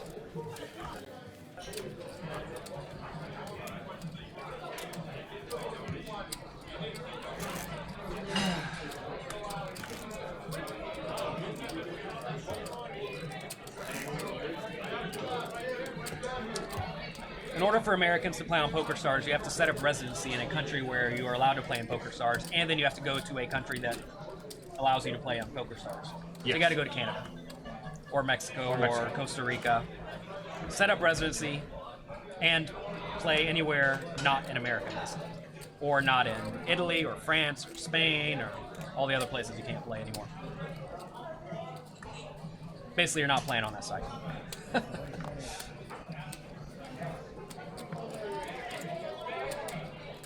But yeah, if you're in America, only put money in these online sites that accept Americans that you are perfectly fine losing. Don't keep $20,000 in there to play 1-2 or anything ridiculous.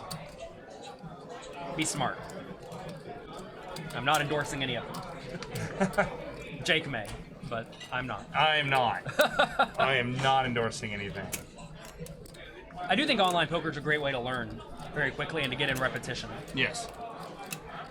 Weird thing though is that online poker is pretty different than live poker because live poker often plays deeper, and the players often have somewhat different strategies. All right, Here we go here. I probably would just be all in if I was Jim for 1.1 million, but he puts in half a stack. Might as well be all in. So I'd say that, but does Jim realize he needs to call if he gets jammed on? God, I would hope so. But I've seen We've seen some folds. we've seen some folds. Just the last 10-25 game that I was commentating. I saw a player limp, re-raise half his stack with jacks. Got 4-bet shoved on, and he folds. Well, he knew his opponents knew he was going to call, so they must have aces, right? Yeah, they had aces. Good fold. The problem with that though is that if you put in half your stack, you're getting 3 to 1 to call. Yes. So you need to win 25% of the time. Yes. If you're against aces, you're going to win 20-ish. So it's a barely bad fold, barely bad call Well, we're gonna win about 25% of the time against aces. with jacks. Jacks? I don't know what charts. Like you're roughly 20%. Is it 20? With a big pair against a little pair is about 20%. Little pair. A little bit worse because we have our straight spot. Straight ball. So I think it's like 18% right now. But whatever. 20%. Sorry, yeah, 20%. You get what I'm saying? You need to win 25%, you're going to win 20, you're making a slightly losing call. But if your opponent ever has ace-king, well, Yeah. now we're just crushing it. Yeah. Is Paul considering this, or is Paul just wasting our time? Paul, if you're listening to this, please stop wasting our time with this. We know you're folding.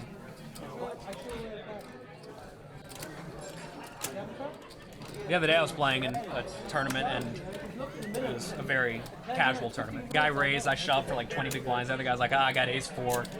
And he had been drinking and having a good time, and everyone's like, come on, we know you're folding, stop messing around. Yeah. He's like, all right, I call.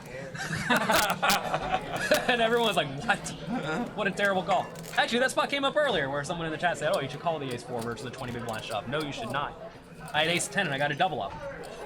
Hey, yeah. It was so fun. If I raise you, I'm in your hands. I don't know if I save money or not. And like right there in that spot for Paul, ace-4, pocket 2s, king 10, all those hands are kind of the same. All right, we have jacks. One leg of the parlay is done. We need one other person to get ace-king. Yes, we do. Then maybe we'll see a raise and a call. Just a raise and call.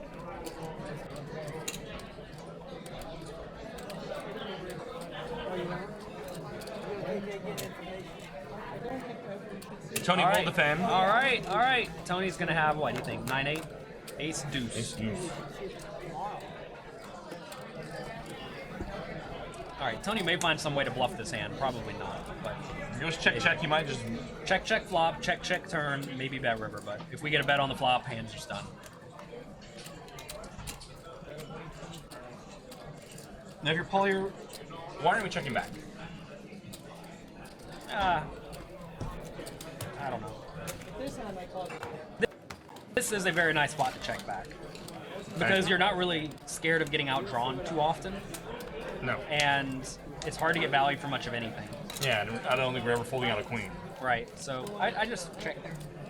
If you're gonna bet, you should bet small, maybe even like really tiny, like 75 into 200 something, to try to keep your opponent in with pocket sixes, 6 8s. or ace two. You know, just like absolute garbage. But the problem with betting small is that if you ever get raised, now you have to fold a hand that's reasonable. Yeah, which is why we just check back there. You want to play small pots with small hands, and pocket jacks on that board is a small hand. Yes. Jim on the button with the 7-5 offer. I like this stream because we don't have to wear headsets. Yeah, no, we just do whatever the hell we want. The problem is, I imagine everyone in Twitch land can hear Stone's Casino. But that might be a good thing. I think it's You know, fine. this act, we are sitting in the middle of the casino, in a penalty box that's wide open. Yes, very much so. Tony's going to lead his pair of fives here. I'd be ready to get out of here if I had to wear a headset all day. Yeah, no, I wouldn't just now. That would be fun, the crossroads. Yeah, I've been on 3 of them. Oh, they are fun. So again, Paul and Tony kind of just hanging out, trading around some chips. Jim hanging around as well, but It seems like it's Fighting gonna, a little bit. It's going to take some sort of a setup hand for any significant chips to change. And no one's really like getting really splashy. No one's getting hyper aggro and just going to try to run it the other players over. It's going to take a cooler for anything to really move here. well, yeah, that's basically it. I'm trying to think if there's any way we can see a pot that's not a cooler. But the thing is that no one's really putting money in after the flop. And we've seen a few little bluffs here and there, but they've been little bluffs. We've seen no triple barrels all day. I mean, I don't think we've seen a single triple barrel. No, not at all. Everyone just was content with laddering up. Tony with the 8-7 suited on the button. He's limping in. All right.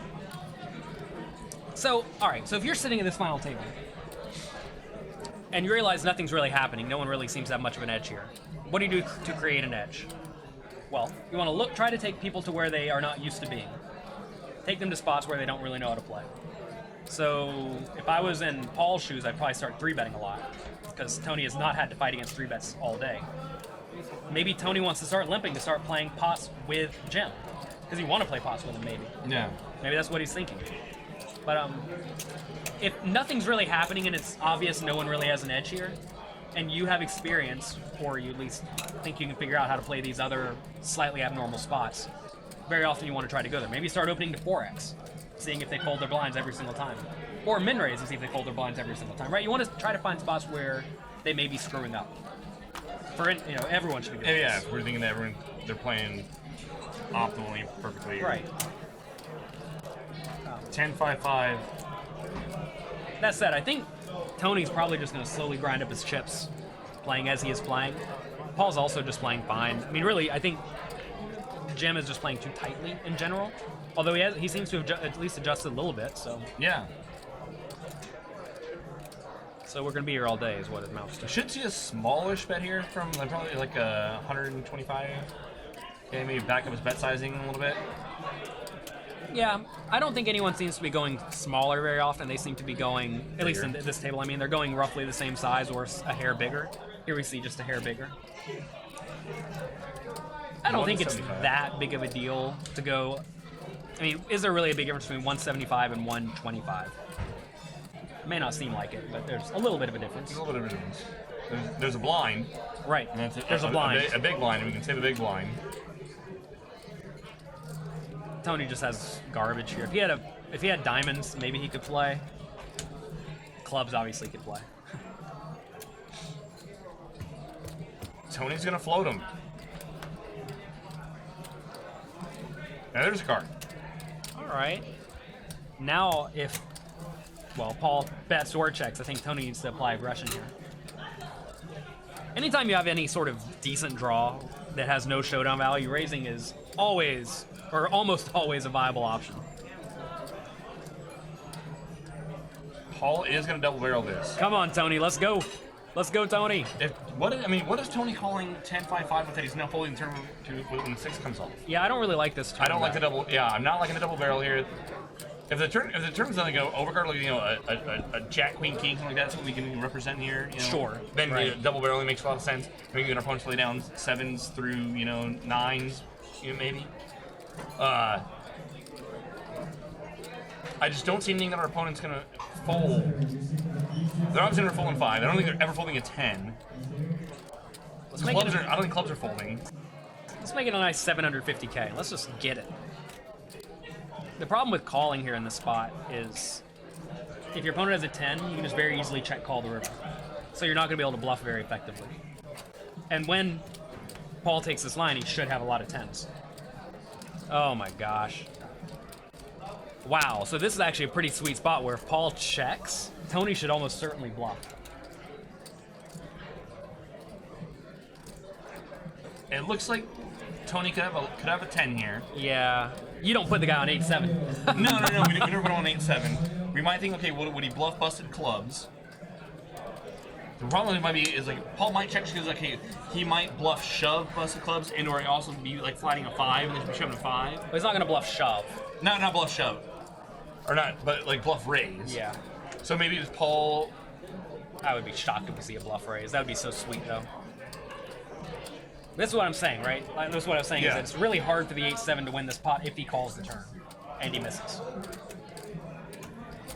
Unless a club comes and then he could have maybe bluffed at a club on the flop or on the river. Tanner says, "What is Tony doing?" He's playing poker here at Stone's Casino. Well, Stone's, is this a casino or gambling hall? Card room. Card room. California card room. Big difference. A casino is Just allowed bells, dice, whistles, and dice and slot machines and basically they're a loud environment. Yeah. When I walked in here, the first thing I told Justin is, "Wow, it's quiet." It's nice. It's nice. Yeah. All right, so now Tony, this is where we find our poker soul and make it. How much do we make it? 1.8. Yeah, just go and get after it. I was gonna say maybe 1.6. Fun hand. I don't know what happened there. It's getting late, I guess. Yeah.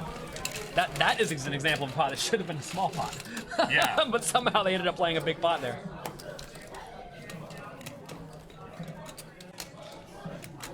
The payouts for this game, someone asked for them. First place is $39,000, basically 40. Second is $25,000. Third is $17,000. So a nice $8,000 payout jump right here.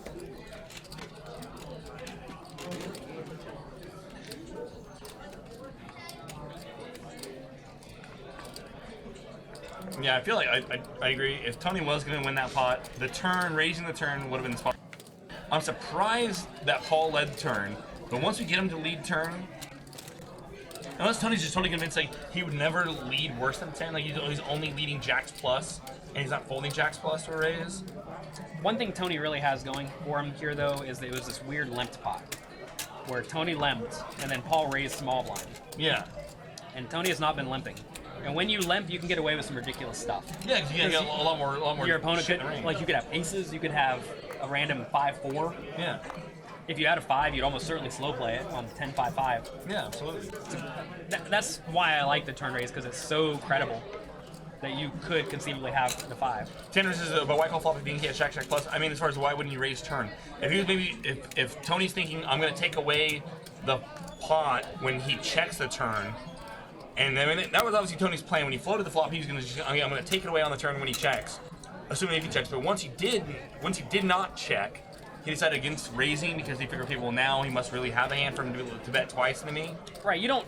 We're not saying that we assume his flop betting range must be exactly jacks or better. Yeah, and we're saying that maybe his flop and turn betting range is quite strong. Yes, exactly. Or maybe Tony's thinking that for him to go to fire twice there, he's got to be strong. He would be checking other hands.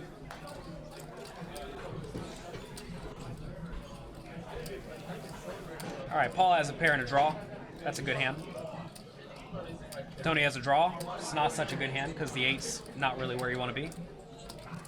And not much money went in this spot so far.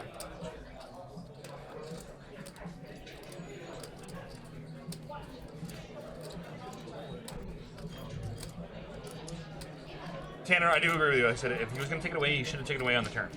Yeah. You got to play aggressive or fold. I agree. I'm just I going mean, to so- argue a spot like why he would just call. Right, and Tony seems to be the type of player who really does trust his reads to some extent. Absolutely. I mean, we saw that very early on the final table where he folded the King Jack to Spartacus. Folded almost the nuts. Yeah. And then we saw the other one where under the gun raised, small blind called, and he squeezed 8-3 suited from the big blind. Yeah. Which was absurd. Yes. And it worked. I think it worked. Yeah, it did work. Yeah, the small blind had ace king. Then it came 10-9 something and he just check folded.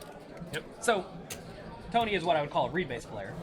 And it seems like they have been reasonable. Yeah. Yeah, very, very much so an intuition player, and like I said, like his intuition's been on so far. look at the stack of I love it. flags now. Well, it's funny because 4 plaques is 2 big blinds. So that's why you can stack them that way. It's almost like we're playing limit hold'em now, Oh God. where people keep their stack, like for 9-18, they keep them in stacks of 9. Yeah.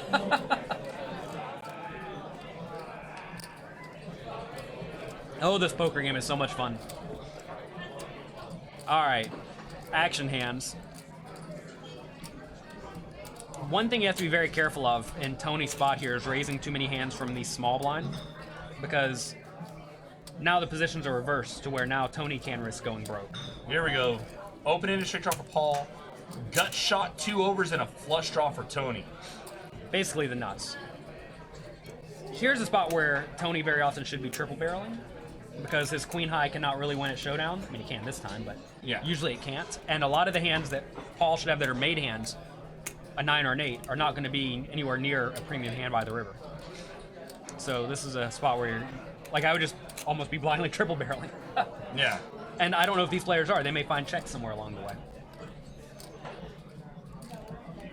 You get about half pot, 150. Yeah, it led for 150. I didn't even go larger there. Especially when playing on triple barreling. As the board is more draw heavy, you should very often be betting bigger with your whole range, Yeah. but usually betting less frequently. You're going to find that as your bet size gets bigger, you should often be betting less often. Just because bigger bets kind of presume more draws and or premium made hands, and smaller bets presume just a strong range advantage. And here we got the raise from Paul to 375. So Paul seems to like to raise his draws in position, and I'm more of a big fan of calling in position. Out of position, I really like raising. Okay, so you're Tony here. We got a hell of a hand. We just led half pot. You get raised to 375. Do you ever play back, or you just at this point you have to just call out of position? I'm just all in. I like these big shoves, man. If I had 9-8, I'd be all in too. Same thing. I believe you.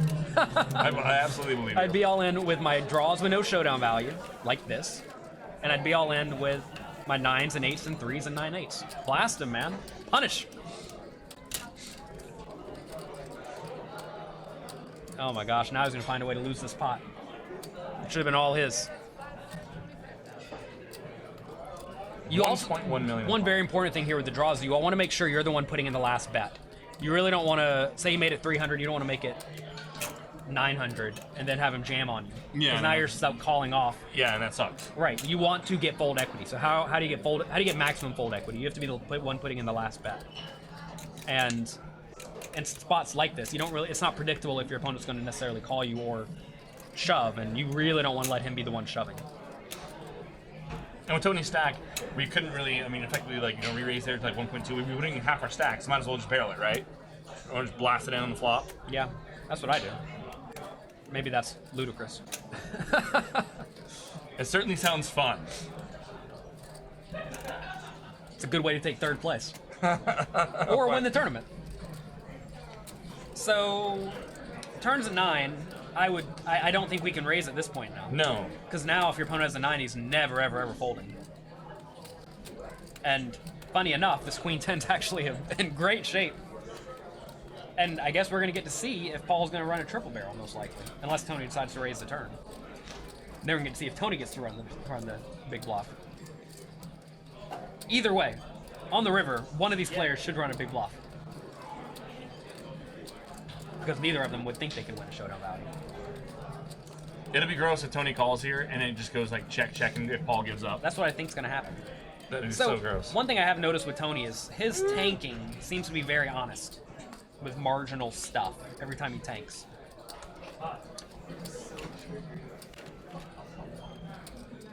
Look at the pot, it's almost as big as the table. 2.1 million in the pot. Only 40 big blinds, it's almost as big as the table. Tony has a little less than a pot size bet back. This is about where Paul just has to go for it. It feels so nasty when the guy just has a 9. But if I somehow had a read that Tony's checks were honest, or tanks were honest, is tanking, you just gotta go with it here, because he has a lot of 8s and a lot of draws. And you lose to some of the draws. And you may even be able to fold an ace on the river if he has ace, X, and diamonds. He checks back. It's like, what? Oh my gosh. So sick. That's the spot where Paul has one of the best bluffing hands. When you have the one of the best bluffing hands, you just gotta go for it. Why do you look so depressed? I just like, how does Paul not blast when he? I would think if Tony had a 9, we got sticky with a 9 on the flop. Just, hey, I'm not folding top pair. On the turn, we would have heard about it. Not necessarily. I don't think you should hear about it. I think you should call for sure. The way he's been playing, I would think that we would have. Maybe, yeah, maybe. I don't think he would tank call like he did. That's for sure. Yeah, and I'm saying I think he would have called much more. The tank seems genuine. Yeah. If the tank seems genuine, I don't think we take all the 9s out of the range. If we think he's genuine, tanking with or if the tank's genuine, he has no 9s. Right? So he has no 9s. He's capped at an ace basically on the river. Yeah, and an ace-high flush draw. Yeah, ace-high flush draw. So Tanner mentions that with no diamond in his hand, you have to bluff with the Jack 10. I think even if you have Jack 10 of diamonds, it's so low in your range that you probably just still have to go for it. It sucks. You'd rather not have a diamond. We'd rather not have diamonds, yeah. Yeah, that would be rough with Jack. I mean, I just would never play it that way with Jack 10 and diamonds. I'll just always call the flop and turn with Jack 10 and diamonds, never raise. Notice there, though, if Paul just called the flop instead of raising, he would have called the turn, and then he would have folded to a river bet. Yeah. And would have lost 15 big blinds. In position with overcards and a draw. Right? Like a pretty good hand. Yeah. And as played, he found a spot where, we've mentioned this earlier, where you have to run these big bluffs, and you don't really want to run big bluffs, but that's the spot where you really need to run that big bluff. And it would have worked amazingly well that time. But it certainly is relevant if you have diamonds or not. And absolutely. As your hand has a little bit more showdown value, let's say you had Queen Jack of diamonds, you should probably consider checking with the Queen High as opposed to the Jack High, because Jack High there loses to Queen High draws. And if you have 9-8 or whatever, not 9-8, the low draw, 7-6 or whatever it is, you really have to run the bluff. Yeah. Because then you just can't win ever. But the Queen High does win sometimes. So say you have Queen Jack of diamonds, it sucks, but you probably should check. I don't know, man. There's a little bit of value in having. But like I said, with no diamonds in our hand, we gotta be blasting. Yeah, for sure.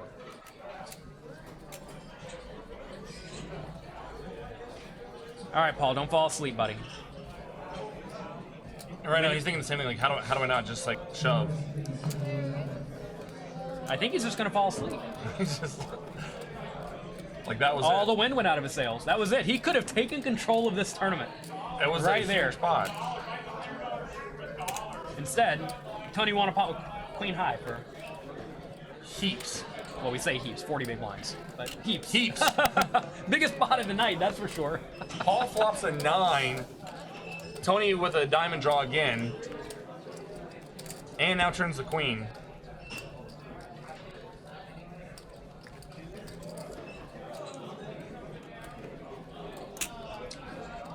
So Paul checked back the flop. I think this is a nice spot to bet flop, but checking's fine too. Now Tony's going to take him for a ride. Or hell, maybe not. Yeah. That is a bad card on the turn, but man, if you're showing me that you're folding a pair to 1-bet, any pair in any scenario to 1-bet, you better buckle up because we're gonna start blasting you all night. Even then, though, notice that Paul still has plenty of chips. 70 big blinds. It's a lot of 70 big blinds, man. Still a lot of poker. Over under 3:30 a.m. maybe at this point. Jake told me at the start of the day, he's like, yeah, this could be over pretty soon, by like 10 o'clock. Like, I never said 10 o'clock. What are you talking about? I think I said 1. I was hoping for 1. Yeah. I was told, be prepared till 5 a.m. Oh my gosh. Which is great, because I woke up at 6 a.m. this morning. Which is, 9 a.m. East Coast time. We're not on the East Coast, we're in California. Race 150K from Jim. He's 6 off. If it was up to me, I think I would live in California. Is it not up to you? No, my wife's in charge. Oh, okay, gotcha. California is a great place. It is really wonderful. It's chill. We are very spoiled. Yeah. And the weather's nice and fun, and I walk outside and the air smells different. It's good. It's good. Like a good different, not a bad difference, a good difference. It's a good difference. Hell, man, I would just live here. This card room is sweet. I don't leave much. I would sit here and eat the salmon dish I had twice today. Yeah. I would just have that every meal. Man, you're living the dream. You run pretty well. Yeah. You run pretty well out here. That's smart. And this is in the middle of a city, as opposed to way out away, like a lot of places are. No, we're still got lots of going on here. This is good. This is good. Man, I'm gonna have to tell my wife we have to move. It's not a bad thing. There's good schools out here too. You got kids. It's a good thing. All right, we have to talk about the elephant in the room here. It's very important. 25K denominations. Should those be plaques? Are we allowed to talk about this here? We can talk about this. We can talk about anything. Yeah. It's like religion almost. We've done something better. There used to be 20K. Or I'm sorry, it used to be 10K chips. No, get out of here with that. There was 10K chips, and I bitched the entire time. Yeah, get those out of here. They fixed that. No one can count what a 10K chip stack is. No, it's terrible. I was just like, all right, so I got 200K. Here, wait, divided carry the what? How many? And I just didn't. I was not a fan. There were some places I played once where there were 10K chips, and that's the only time I've ever screwed up counting my chips. And I did like every other hand. Yeah. Oh yeah. No, I was accidentally opening like 4x and 5x, and like, oh crap, like here I go again. No. So At Bellagio at 5-10, they want you to play with $10 chips. That always confuses the hell out of me. yeah, the $10 denomination, and the cash chips in there. Just get rid of it. Right. But I mean, like $10 is almost like you can wrap your head around it, but 10,000 is hard to wrap your head around. Okay, so anyway, yeah. so no, these are new. The plaques aren't new. So there used to be 10K chips, and then we saw the 25K plaques. I think you can make a just argument that for 25K chips and like 100K plaques. Yeah. They bought a lot of 25K plaques. I'm sure those cost like $1 each or something. Oh, I have no idea. They're not going to throw away $500 like this. We're using these forever. The issue with this quantity of plaques is that it's really hard to put your chips in them. Yes. Right? Like imagine a regular tournament where it goes raise, 3-bet, 4-bet, 5-bet every other hand. Like a regular tournament. Yeah. How are they going to do that? Because people are 5-betting every other hand in regular tournaments. These two big stacks have been nowhere near all in. I know. And look, you can't push in that many chips. I think they're very cool. I like plaques. I think they're amazing. When I saw those, I'm like, they're doing something right here. We got plaques in play. This is cool. The thing is that I think the plaque there should be like 50 in play at the end of the tournament, whatever that means. Where every player has 10 or 15 of them. Sure. But I'd be in favor of a 100K plaque and a 25K chip. But see, it depends on the tournament, right? Imagine a tournament where you start with fewer chips. These could be perfect. Imagine, Yes. because let's say instead of 4.5, or how many is in play? Instead of 8 million chips in play, imagine there was 1 million chips. 1 million. This would be perfectly reasonable. And it is. They run a great 10K guarantee, like $100, $130 tournament every Saturday. Right. And it's about right. Right. It's just fine. But this is an abnormal tournament, so we have abnormally huge amount of chips in play, which I think is sweet. Yeah, it's fun. It's sweet every once in a while. It would become a little bit overkill if it happened on a regular basis, but I like this. I think this is great. And I don't even think it's necessary to have 100K plaques. I mean, sure, if you want, and if they're going to run tournaments where they start with even more chips in the future, because you can't really have much more than this, right? All right, here we're going to play a real hand, maybe. We have a small blind raise from Tony with 7s. Paul calls big blind with a jack-8 suited, perfectly fine. Flop comes. Tony bets. Paul puts in the raise with a draw. I would probably also just call on this draw as well. The thing is, when you're in position, you get to pick up a lot of the pots when your opponent just checks. Whereas when you raise, you run the risk of getting jammed. And when your opponent calls your raise, now he has a hand that he thinks is really good. Yeah. And whereas when he's just betting, he doesn't have to have a hand he thinks is really good. So you make his range much stronger when you raise and get called. Dice Gone Funny says, here we go. Nah, we're going to play a medium pot. Oh, here we go. Now Tony's not folding. Okay, there you go. Dice knew what the turn card was. Paul picks up an open-ended straight draw to go along with his flush draw. Tony turns the set, and this could get messy. And the funny thing is Paul just failed to run a big bluff. So that may make him more inclined to not make the same quote-unquote mistake again. I forgot to pull the trigger last time. I'm going to definitely pull the trigger this time. So should he bet the 7 turn? I mean, probably, right? It sucks, but probably. We'd like to think we improved. We picked up some equity. We'd like to think so anyway. If you bet, and well, the issue is if you bet like 600K and you could get jammed on, and that's such a bad spot. Did he just jam? He shoved. Jesus. Tony's like, holy moly. Is this real? 2 points. Watch. Let's observe them put all these chips in the pot, just for fun. That's how you do it. Yeah, there's $1 million. Or that's 500K. Yeah, we don't know. It's a pot. Yeah, it's a 20 stack is 500K. So there is 1 million, call it 2 million in plaques, and then yeah, about 2.7 behind. Well, it says over here 2.6.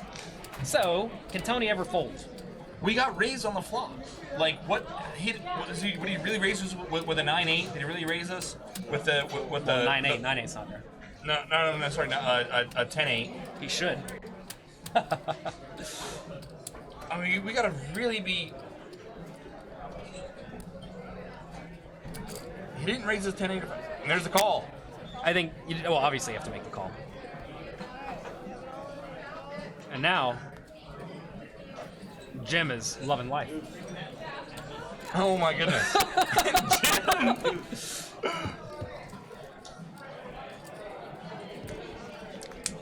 All right, well, let's see what we get.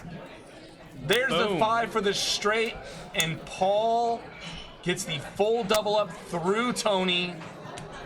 Tony is walking away. Oh my god. He cannot believe that just happened. In order to lose this pot, for all of it, he had to make a set on the turn, and then get outdrawn on the river. Oh my god. Tony's had both these players that are left here on the ropes. He had Jim dead to a river deuce to chop, and he had Paul all in with one card to come. Everyone here watch the dealer shove all these chips. It's just fun to observe. You never see this many plaques getting pushed across the table. No. Oh my goodness. The money goes in. Paul gets there. And I think you're absolutely right. That previous hand where he failed to pull the trigger with the Jack-10, I think definitely played into him. Especially his overjam on the turn. Yeah. Being that, and in his mind, he turns the world for outs. Yeah, whatever. I mean, so let's say if Tony has like jacks or 10s there, can Tony call there? If Tony has jacks or 10s? So yeah, so, I'm sure it's not folding. what is Paul trying to make Tony fold? He's trying to make Tony fold at 9. Just like ace 9. Yeah. Or a 9, better 10. draw. Like king high flush draw. But if that's so, because we have diamonds in our hands, let's like Well, I know this. Yeah, I mean. So But yeah, what is he trying to get him to fold? He's trying to get him to fold all of his non-nut hands. all of his Oh, one pair. non-sets, two pairs, non-straights. Does there are a lot Tony of those. does Tony fold over pairs? I don't know. What the action pre-flop? Did Tony even have over pairs in the range? I mean, was it just limped? Well, he sat there and he thought, no, it was pre-flop raise. Okay. Raise from small blind, big blind calls. Okay. So Tony bets flop, gets So raised. Tony can still have all the overpairs. Yeah. So does Tony ever fold an overpair? I don't know. He didn't snap call the set. So yeah. He did call the set. So one thing some people get confused is just because someone tanks and then calls doesn't mean they were ever folding. Correct. Some people think, oh, I almost got him to fold because he thought for 3 minutes with a set. Like, no, he's just goofing off. Yeah. Tony slow rolled, so he got punished. Look at Tony, you can't believe what happened. Oh, Tony He's in shock. had Jim dead to a deuce to chop, and had Paul. Oh my God! Look at all this goddamn plaques. Paul all in, and Paul had a lot of outs. But I mean, man. And look at this, Tony's now down to 800 something K. Jim jams a queen jack. Tony, let's go with the queen four. Even Jim has more chips than Tony. That's embarrassing. Oh my goodness. Tony left with 16 bigs. Paul now the commanding lead with 7.4 million of the 8.6 in play. This is quantified as a commanding. Yes. We finally got there. Yeah, we got there. We've been waiting all night for this experience. It is unreal. Oh, it's real. This is poker. It sounds. This is how we play here. That's how we roll. Knit it up. Get the setup hand. Flip Blast for it off. all. Yeah. Just flip the biggest coin and roll through. Jim with the tens. The cool thing about it, though, is that All in and Tony snap calls.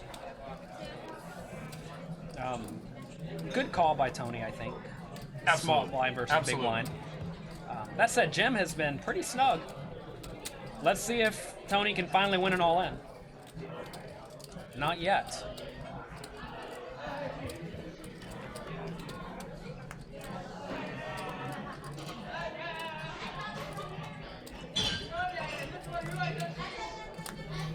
Man, oh man. And that's it. And just like that, Tony Bracey is our third place finisher. You know, whenever there were 5 or 6 people left, I thought Tony was going to win this game for sure. Yeah. Now he's long gone silver. Out the door. Tournament poker, ladies and gentlemen. Oh, and that one's got a sting. I mean, Tony's a sport. I mean, Tony's played. I mean, and the biggest tournaments that there are. Relatively speaking. But when you take one on the chin like that, I mean, you go from having a chip lead, you and just one other guy pretty much battling out, trying to off a short stack, to being out of the tournament in a few hands. I mean, 3 hands. And As Poker Pro Eric says, that's no limit poker. it's wizard. Oh goodness. Oh man. Jim went from almost no money. We thought he was going to take 8th or 9th or something like Yeah, that. it was 8th place money. It was locking up for 8th place money. Dead to the deuce. And now is Dead to heads the up. deuce to chop it up. Yeah, not even deuce to win. Deuce to He had just, top pair against a set. Against Tony's set, by the way. yeah, Somehow Jesus. it comes runner straight for fun. To chop to stay alive. Now he is guaranteed $25,000. Man, oh man. Coming into this, Tony's biggest tournament cash was just over $700. Not Tony, Jim's? Jim. Yeah, Jim's Yeah, biggest he- tournament cash was $700. Good day for him. Good day for Jim.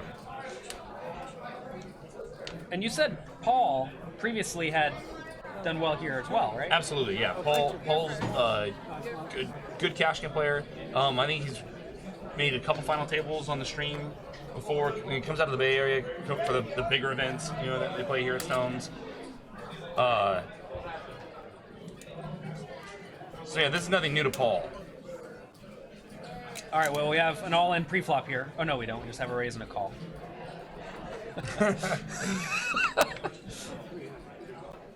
All right. Now Let's go, Jim. Jim just calls No, he's re-raising. and now re-raises. Yeah, just call. Oh, and he limp raised. He limp raised. Oh, wow. Limps the button. And now Min re-raise effectively. Not stone minimum, but A click back, effectively. pretty much. I'm not a really big fan of tiny re-raises, but if you're going to do it, you might as well do it in position. It's an awful flop for ace jack. Awful turn for ace jack. So should Paul bet this turn? I would think the hands that check back the flop are going to be hands like pocket ace and worse, which are really bad. Yeah. A 9, but does he really have any 9s here? Yeah, what Then- hands is he like just calling and then limp re-raising with a 9? Right. Like, And then ace king, ace queen, and king queen. And you block the kings. I think this may just be a good spot to check the turn with the king queen. He did bet 200k though into the 600k pot and got called, which I think is fine. Mm-hmm. Although maybe it's just even just a fold on the turn. It's just such a bad board for ace jack because he loses to every big card hand. yes.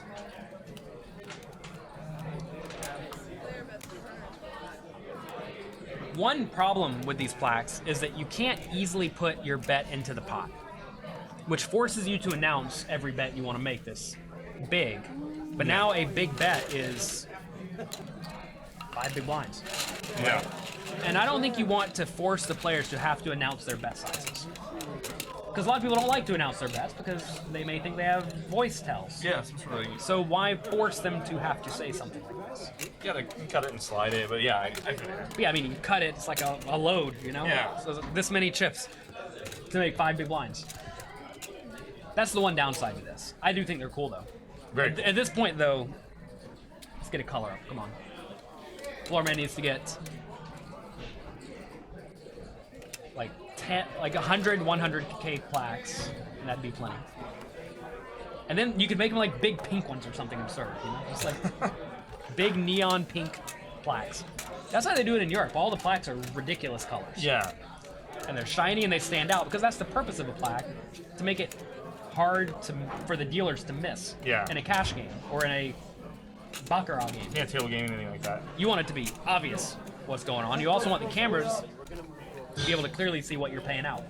That's the purpose of these big chips and big plaques. And so you can't lose them. Paul's slowly building a brick house. Yeah. It is gonna make for a really, really, really cool victory photo, though. Assuming that if Paul is able to finish this off here. PokerPark says they do not have to announce them. Obviously, they don't have to, but you want to look at a practical betting standpoint. Imagine Yeah. someone wanted to bet 1 million chips. That is 40 plaques. That's only 20 big blinds. 20 big blinds is 40 plaques. It's Yeah. not a practical number to put into the pot easily, especially since you can't even grab a stack with one hand realistically. Anyway. Probably Twitch trolls will Twitch troll. They will. They have nothing else going on in life. No. All right, ace jack. Sweet hand. Next hand. Let's go. I feel like they should almost get rid of the ante heads up. What's the purpose? It's like I feel it. it's chump change. The ante matters a lot when it's 9-handed, but it matters effectively none heads up. Yeah, adding on the size of the blind. Right. The ante right now is 5,000, right? Into a pot that's 75, so it adds whatever 10% to the pot, 15% to the pot. It's something, but it's not like a normal ante that adds a whole big blind.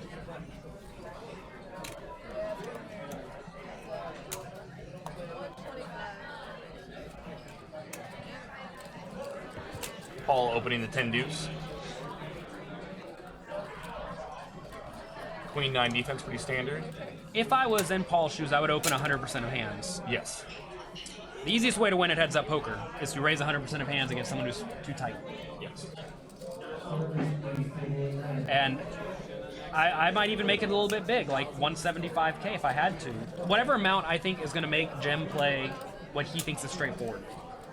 So, like, I want Jim folding out Queen 8 and King 3 and stuff like this. I want him folding those hands. And 10-7. Yeah, if he's folding that, he's folding way too much. And so whenever you're starting a heads-up match, you very often want to probe around a bit to try to find what sizing will my opponent fold to. And you want to find that as quickly as you can. Jim now finds a bluff here on the river. What? Jim, he's heads up. You have to bluff more.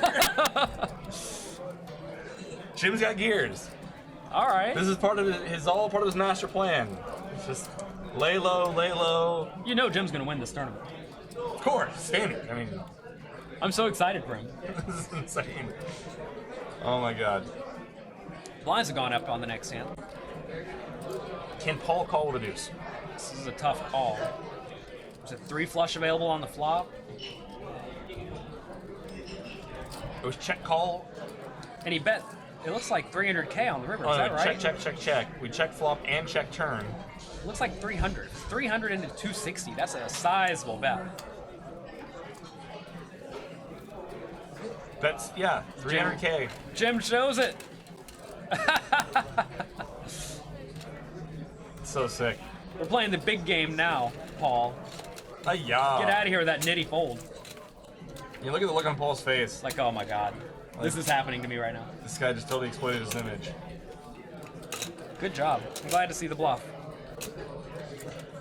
Salty mushroom soup. What's going on? Thank you all for sticking around with us here, finishing out this final table of our Stones Fall Classic. 441 players started this thing. We are down to 2 players left. 39K to first, 25K to second. Jim and Paul. Jim was so unlikely early at the outset of this thing to get to this point. I mean, with the way That's rude. Yes.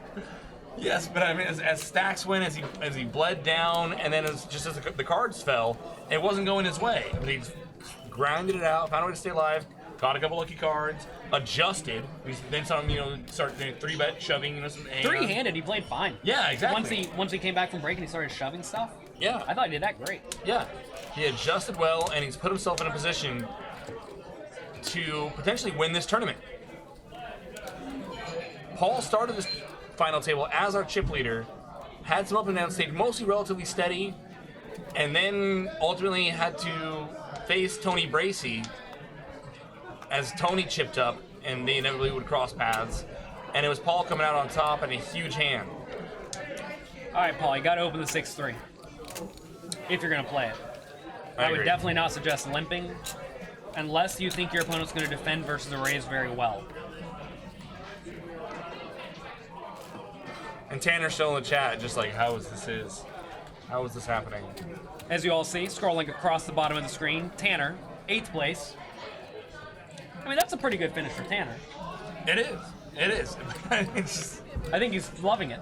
yeah, he's not like hurting this at all. He's in the chat saying he can't believe these folds because, he couldn't fold anything today. He just got it in bad 5 times.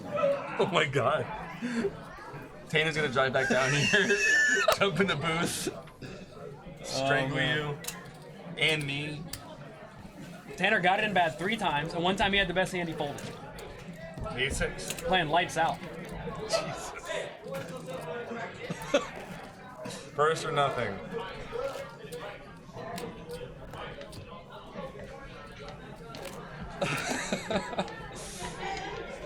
H6 should have called. Tanner, be careful to not blow your whole bankroll in the 5-5 game tomorrow, okay? I'm kidding, Tanner. I'm kidding. Paul on the button. Oh, man. Got to make that clear so no one kills me tonight. Yeah. You're cutting out some work for you. He can take it. He can take it. He's having a good time. He is. Anyone with that hair, he can take it. Absolutely. He's living the dream. Open and a fold. So as bad of a day Tanner had today, basically losing every hand he played, Jim's kind of doing the opposite. Yeah. Basically winning every hand he's played.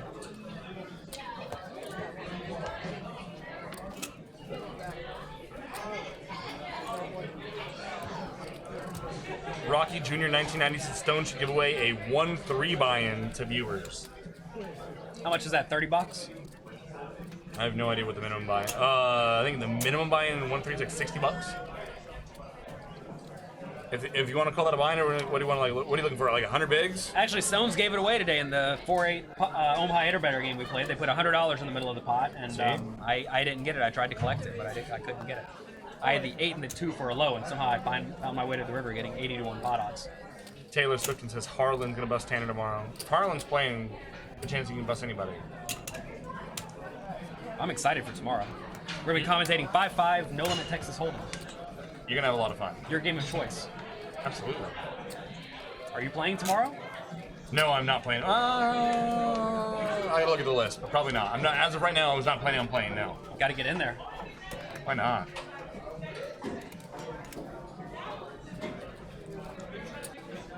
They should change all of the $25 chips to 25,000 plaques for tomorrow's game.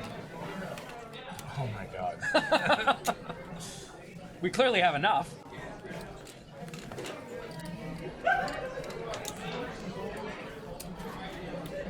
All right, let's look at the chip counts here. So we have 30 big blinds for Jim. 30 big blinds heads up is actually a pretty tough stack to play, because if someone raises at 2.5 and you make it 7.5 and your opponent shoves, now you have to put in 22.5 to win 60. So you need to win 34% of the time or something, and a lot of hands win 34% of the time. So 3-betting becomes less attractive, which means you got to call a lot more. Calling from out of position is also not so attractive, so leads to some nasty spots. Yeah. Just play blunt force trauma. You just jam it. It No. goes 2.5 all in for 30. 2.5. Yeah, 2.5 to 30. I think it's fine.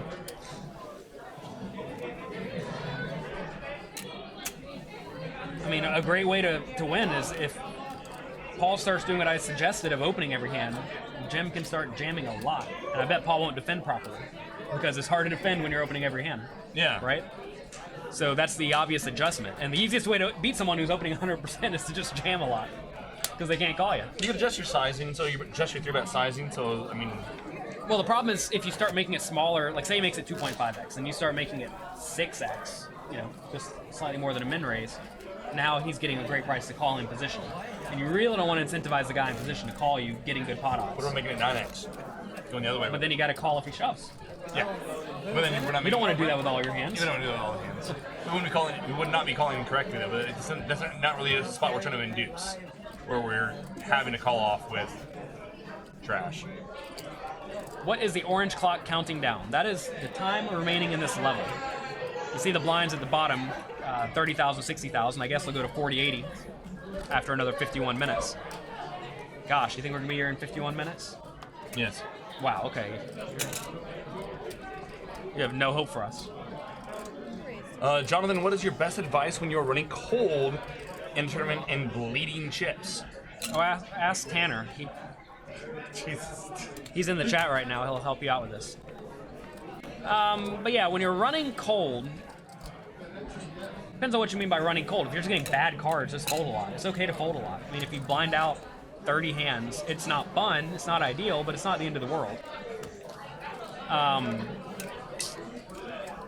If you find that you're like calling a lot of raises and then check folding a lot, that's probably not ideal. You may be splashing around That's too the much. worst. If you think about it, say you're sitting there with a 30 big blind stack and you just get absolute garbage, 9-2 every hand for 30 hands, you're going to go down to like 26, 24 big blinds, Yeah. 22 big blinds. And it's kind of hard to get absolutely nothing for 30 hands. So that's like the worst case scenario. It doesn't happen that often. But sometimes you just lose. You got to realize you're not going to win every tournament you play. Sometimes you're going to show up to a final table as a chip leader, then just lose every hand. Yep. One time I got to the final table, I had half of the chips. And that was a lot. And I doubled up everyone at the table, playing perfectly fine, just getting it all in with ace king and pocket jacks and whatnot, and everyone beat me every time. And I lost, right? I took 7th place or something like that. And some people were saying, "Oh, what a big meltdown!" And I'm like, I just lost every hand, man. I remember my bust out hand. I got into a queens against queen 8 suited, and he just flopped a straight flush. And what are you gonna do? You're gonna lose. That's what you're gonna do. So understand that there's a lot of variance in any individual tournament, or in a year worth of tournaments, and it happens. I like Tanner's advice. Just get it in good and get 2 outered. Yeah, That also, yeah, it's a thing. yeah. You're gonna lose sometimes. Jim's attempting to play with a 10-5. It's not gonna succeed. a mountain of plaques getting shipped over, but it's only 2 big blinds, so don't worry.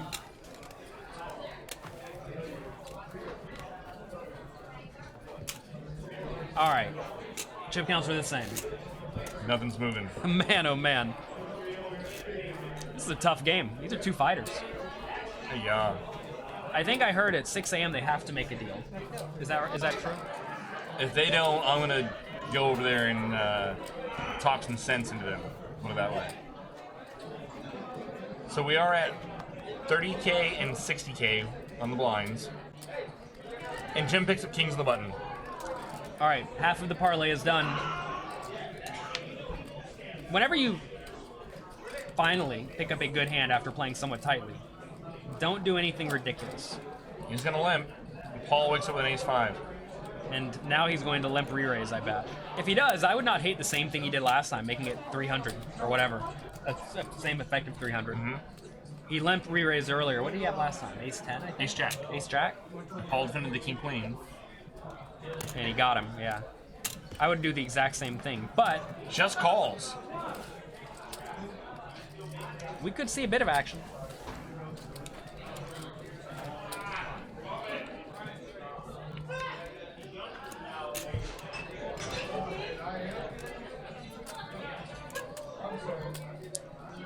So I think Jim should probably just keep calling.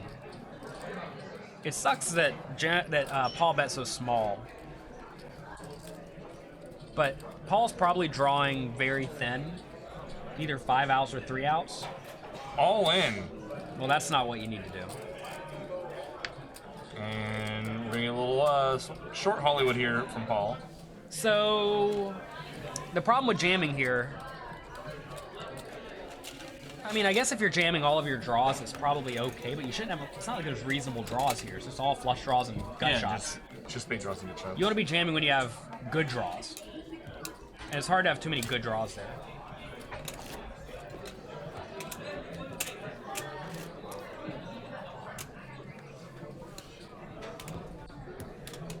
So you don't get very many good hands, heads up. And when you do, you have to make sure you get maximum value. So the way you get maximum value with those kings there, if you are going to play it slow pre-flop, is just call flop, call turn, and probably just call river, because by then if your opponent's bet 3 times, Yeah. your kings are good, but not good enough to raise.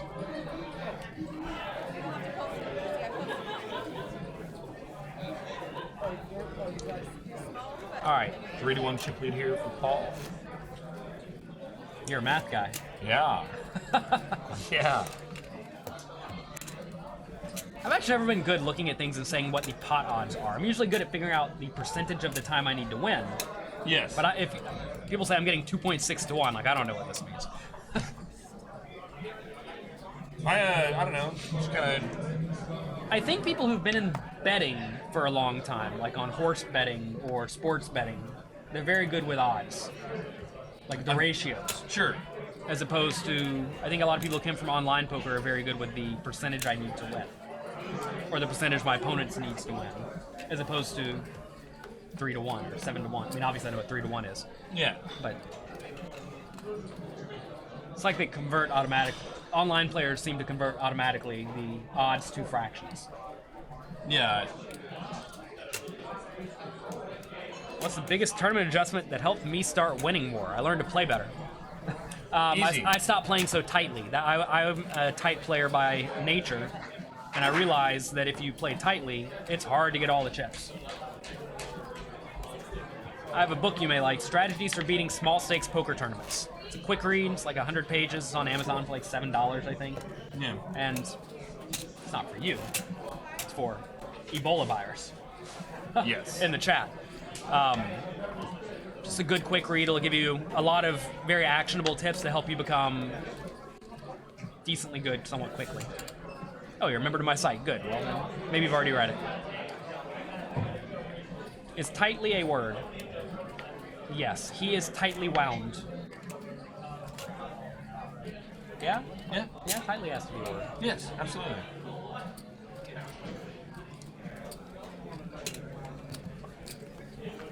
Paul makes it 125 to go off the button with the 8-4 off.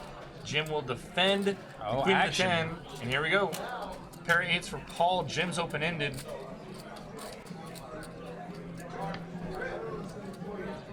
And Jim is gonna lead into Paul.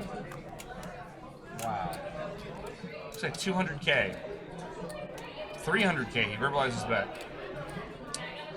Paul has to be careful here. I mean, this may look like a lot of people think any pair heads up is good, but this is actually not a spot where it's that great because notice any spade is scary, any ace, queen, 10, 9, 7, they're all kind of scary. We're really not in love with any turn cards.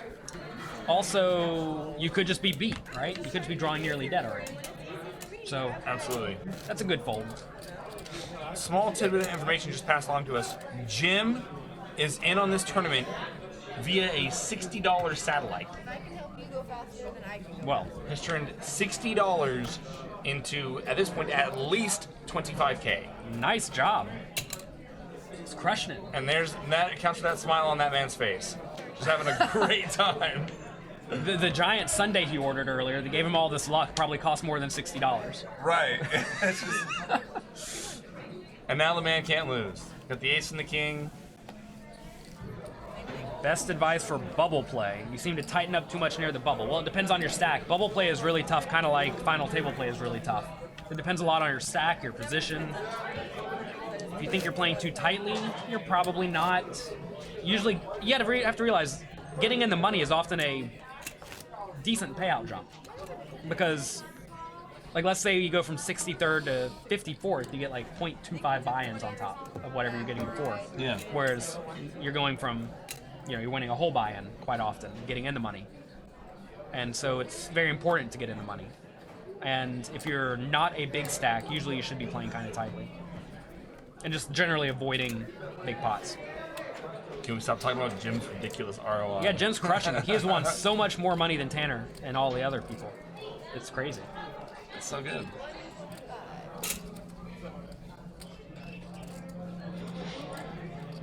Jim's putting in some money. Oh, what happened? He flopped a pair and he's leading it. He's just betting it like he has it. What can Paul do? Start smashing the deck better. He's gonna float him with a 9-5. Oh boy. Here we go. Paul's tired of this. Turn ace. Is that gonna slow down Jim? Yes, it is. This is a good bluffing spot for Paul. I say it's good. It's like when you float with a 9-5, any bluffing spot's good. Our opponent checked. Now that's a good. That's Especially a good when thing. there aren't very many good bluffing cards to start with. Like, what cards are good for bluffing on this board? I mean, a 10 gives him a straight, so that's not a bluffing card. Yeah. What else is there? Like What a weird hand.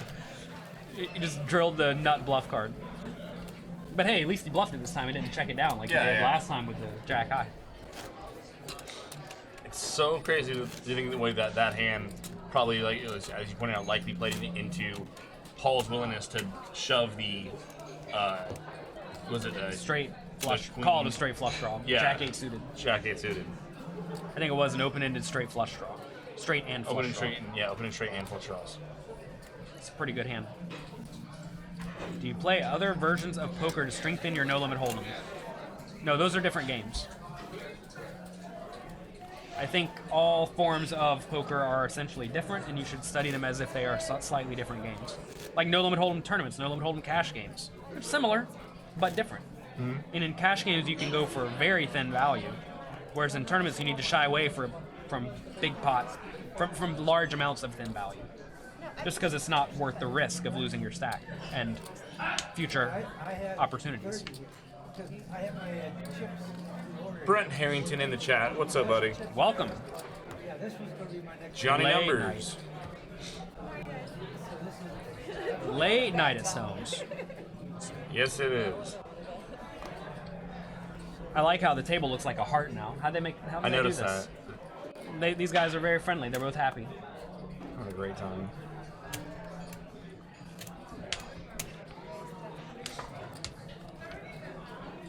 Special heads-up tables at Yeah. Stones, heart-shaped heads-up tables.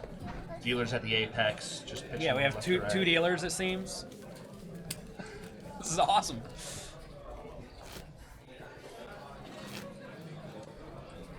So Jim seems to be getting after it a bit, and if I was in Paul's shoes, I would now kind of transition to just letting him bluff me or letting him try to bluff me. Or if we see that he is betting the flop too often, I would start floating him on the flop or raising on the flop a lot.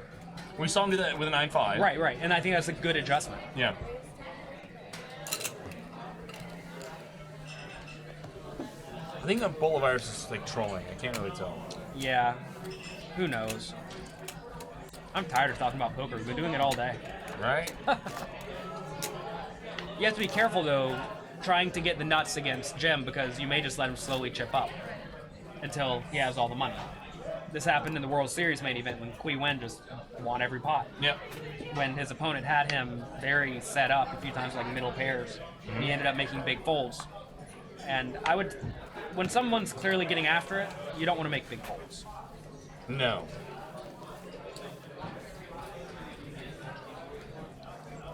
Yeah, delicious ice cream sundaes. Jim had a big one right at the beginning of this table. It was absurdly big. It could not have been healthy for him. But now he has all the chips. He got it all in with top pair against the set for all of his money. And I believe he's still here.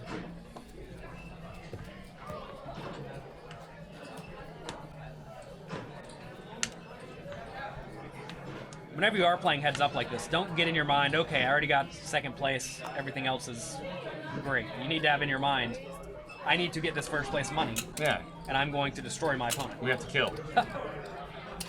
This is why you really need to practice heads up poker, because now these two guys are playing heads up for $15,000 or so. And if you have even a small edge, that's a pretty good chunk of money. Yeah. Long term, realizing that that skill difference against your opponents. Yeah. And all you have to do to get it is find one other person with you and play heads up. Yep. God, I played heads up with a buddy of mine. We would play every day, or at least 4 or 5 times a week for the better part of a year and a half, maybe 2 years. That's all we just did was heads up poker, heads up poker, heads up poker. And it was good. I mean, the few times that I did find myself heads up in tournaments, it definitely paid off. And I just seen some spots, some offers where, hey, these hands are good at showdown so often, and just being comfortable and familiar, with putting in that, that's many chips with these type of hands, and just knowing what generally ends up being good. Definitely get a lot of experience at heads up, because you don't get to play it very often throughout your poker career if you play tournaments. No. But sometimes you do. And when you do, it's usually for a lot of money. So you got to be prepared. What % of your bankroll should your stakes be? Depends on your tolerance for risk. Also depends on your edge. Also depends on the variance you have in your game. Those are the 3 main things that matter. There's a bankroll formula you can find on the internet. I mean, Arya's But, down for me right now. So If you're a decent winning player in cash games, you can have like 40 big blind or 40 buy-ins, 400 big blind buy-ins. Mm-hmm. That's a risky but fine bankroll. I don't know. What do you think? So, if you're playing poker for a living, then obviously we need to be like much cheaper. If you can supplement your income like with a day job, something like that, if you can go broke and then just kind of come back to it, you can play much bigger relative to your poker roll. Right. Like what tolerance of risk do you have? Like if you lose 10 buy-ins, is that cool? Yeah. And to some people it's cool, some people it's not cool. Yeah. 10. I think you feel like you should be ready to go on a 10 buy-in losing streak at any given point. Yeah. Because it's often not just one buy-in. So you might have one session where you lose 2-3 buy-ins in one go at it, and that could happen. Just if that happens twice in a row. I was saying you may have 3 or 4 days of that. 3 or 4 days of that. 12 buy-ins and that's just gonna be standard. Yeah. But tournaments you actually need a lot of buy-ins, even if you have a decent edge, especially as you're playing fields that have more players. Like online, for example, where you're playing 5,000 person fields, you need like 400 buy-ins. Everyone does, even if you're great. Yeah. And 400 is a lot, but you just don't win very often. But I don't know. For live tournaments, I think a lot of people play way under bankrolled and they just pray to run hot. Mm-hmm. But I like to keep about 100 buy-ins minimum For tournaments? realizing we are shot taking at some of the bigger stuff and playing way overrolled for some of the small stuff.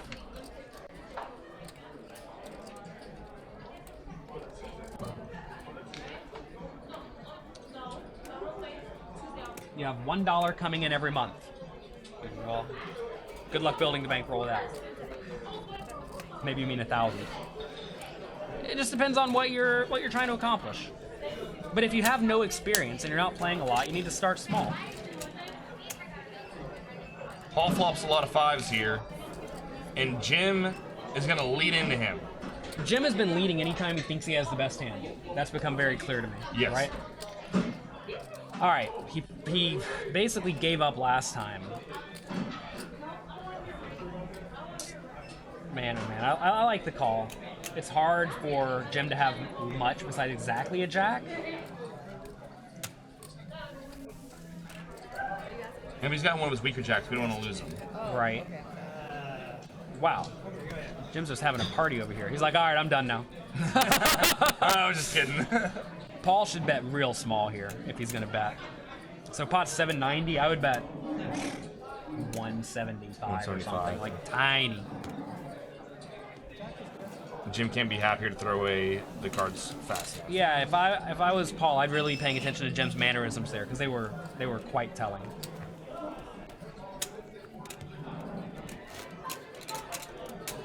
How do we prepare mentally before a big tournament? I don't. No? Just don't be dumb. Don't be dumb the day before. Don't go out partying and drinking, and don't stay up all night. The day of the tournament, try to be in reasonable shape ahead of time. Try to eat right ahead of time. Yeah. Just be smart. Ask, is this thing I am doing going to be beneficial to my poker game? And if it's not, then you probably don't need to be doing it if you care about your poker game. I do have a poker, what's it called? Pokerography documentary on Poker Go. Rocky, so check that out if you have that. That was a lot of fun to film.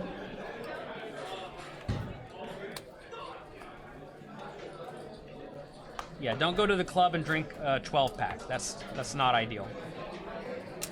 Also, what clubs are serving 12 packs? I was thinking this as well. That's probably not what you need to do. But just make good decisions. Be smart. I mean, it's not... As long as you are always questioning the things that you do in your day-to-day life and also the things you do that are out of the ordinary, and ask, does this lead to the things that I want in my life? And honestly ask yourself that and look at that, and you'll probably end up in decent situations. I think a lot of people, though, they don't really observe themselves. And maybe the day before the tournament, they stay up till 2 a.m. having 4 bottles of wine and smoking cigars all night. And or in my case, 6 a.m. because the 10-20 game was that good and I just couldn't commit myself to leave. Well, some people don't observe this, but maybe you realize I'm voluntarily sacrificing my equity in the tournament tomorrow. Yeah. In exchange for $200 an hour. Exactly. And maybe that's worth it. Maybe it's not. It's up to you to figure that out. But yeah, always ask if what you are doing accomplishes your goals or will lead to your achieving your goals. And if it won't, change it out.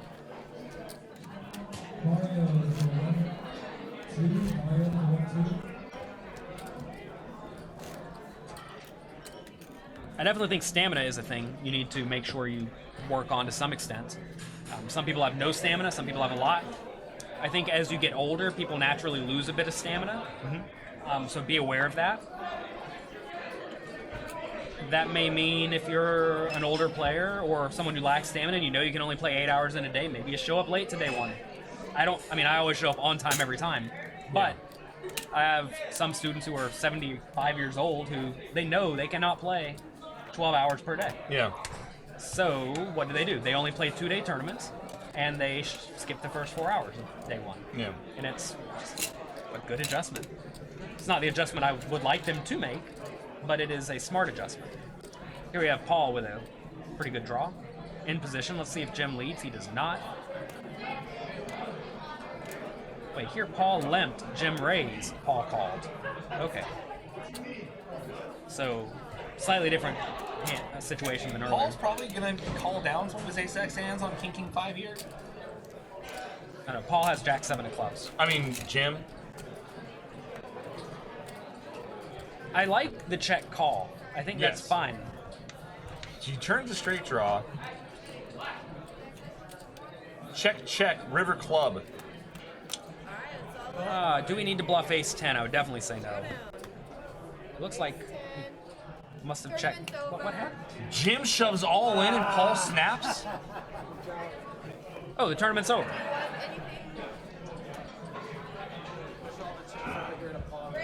I did not see that coming. River club. Jim decides to represent front door clubs. Shoves the ace 10.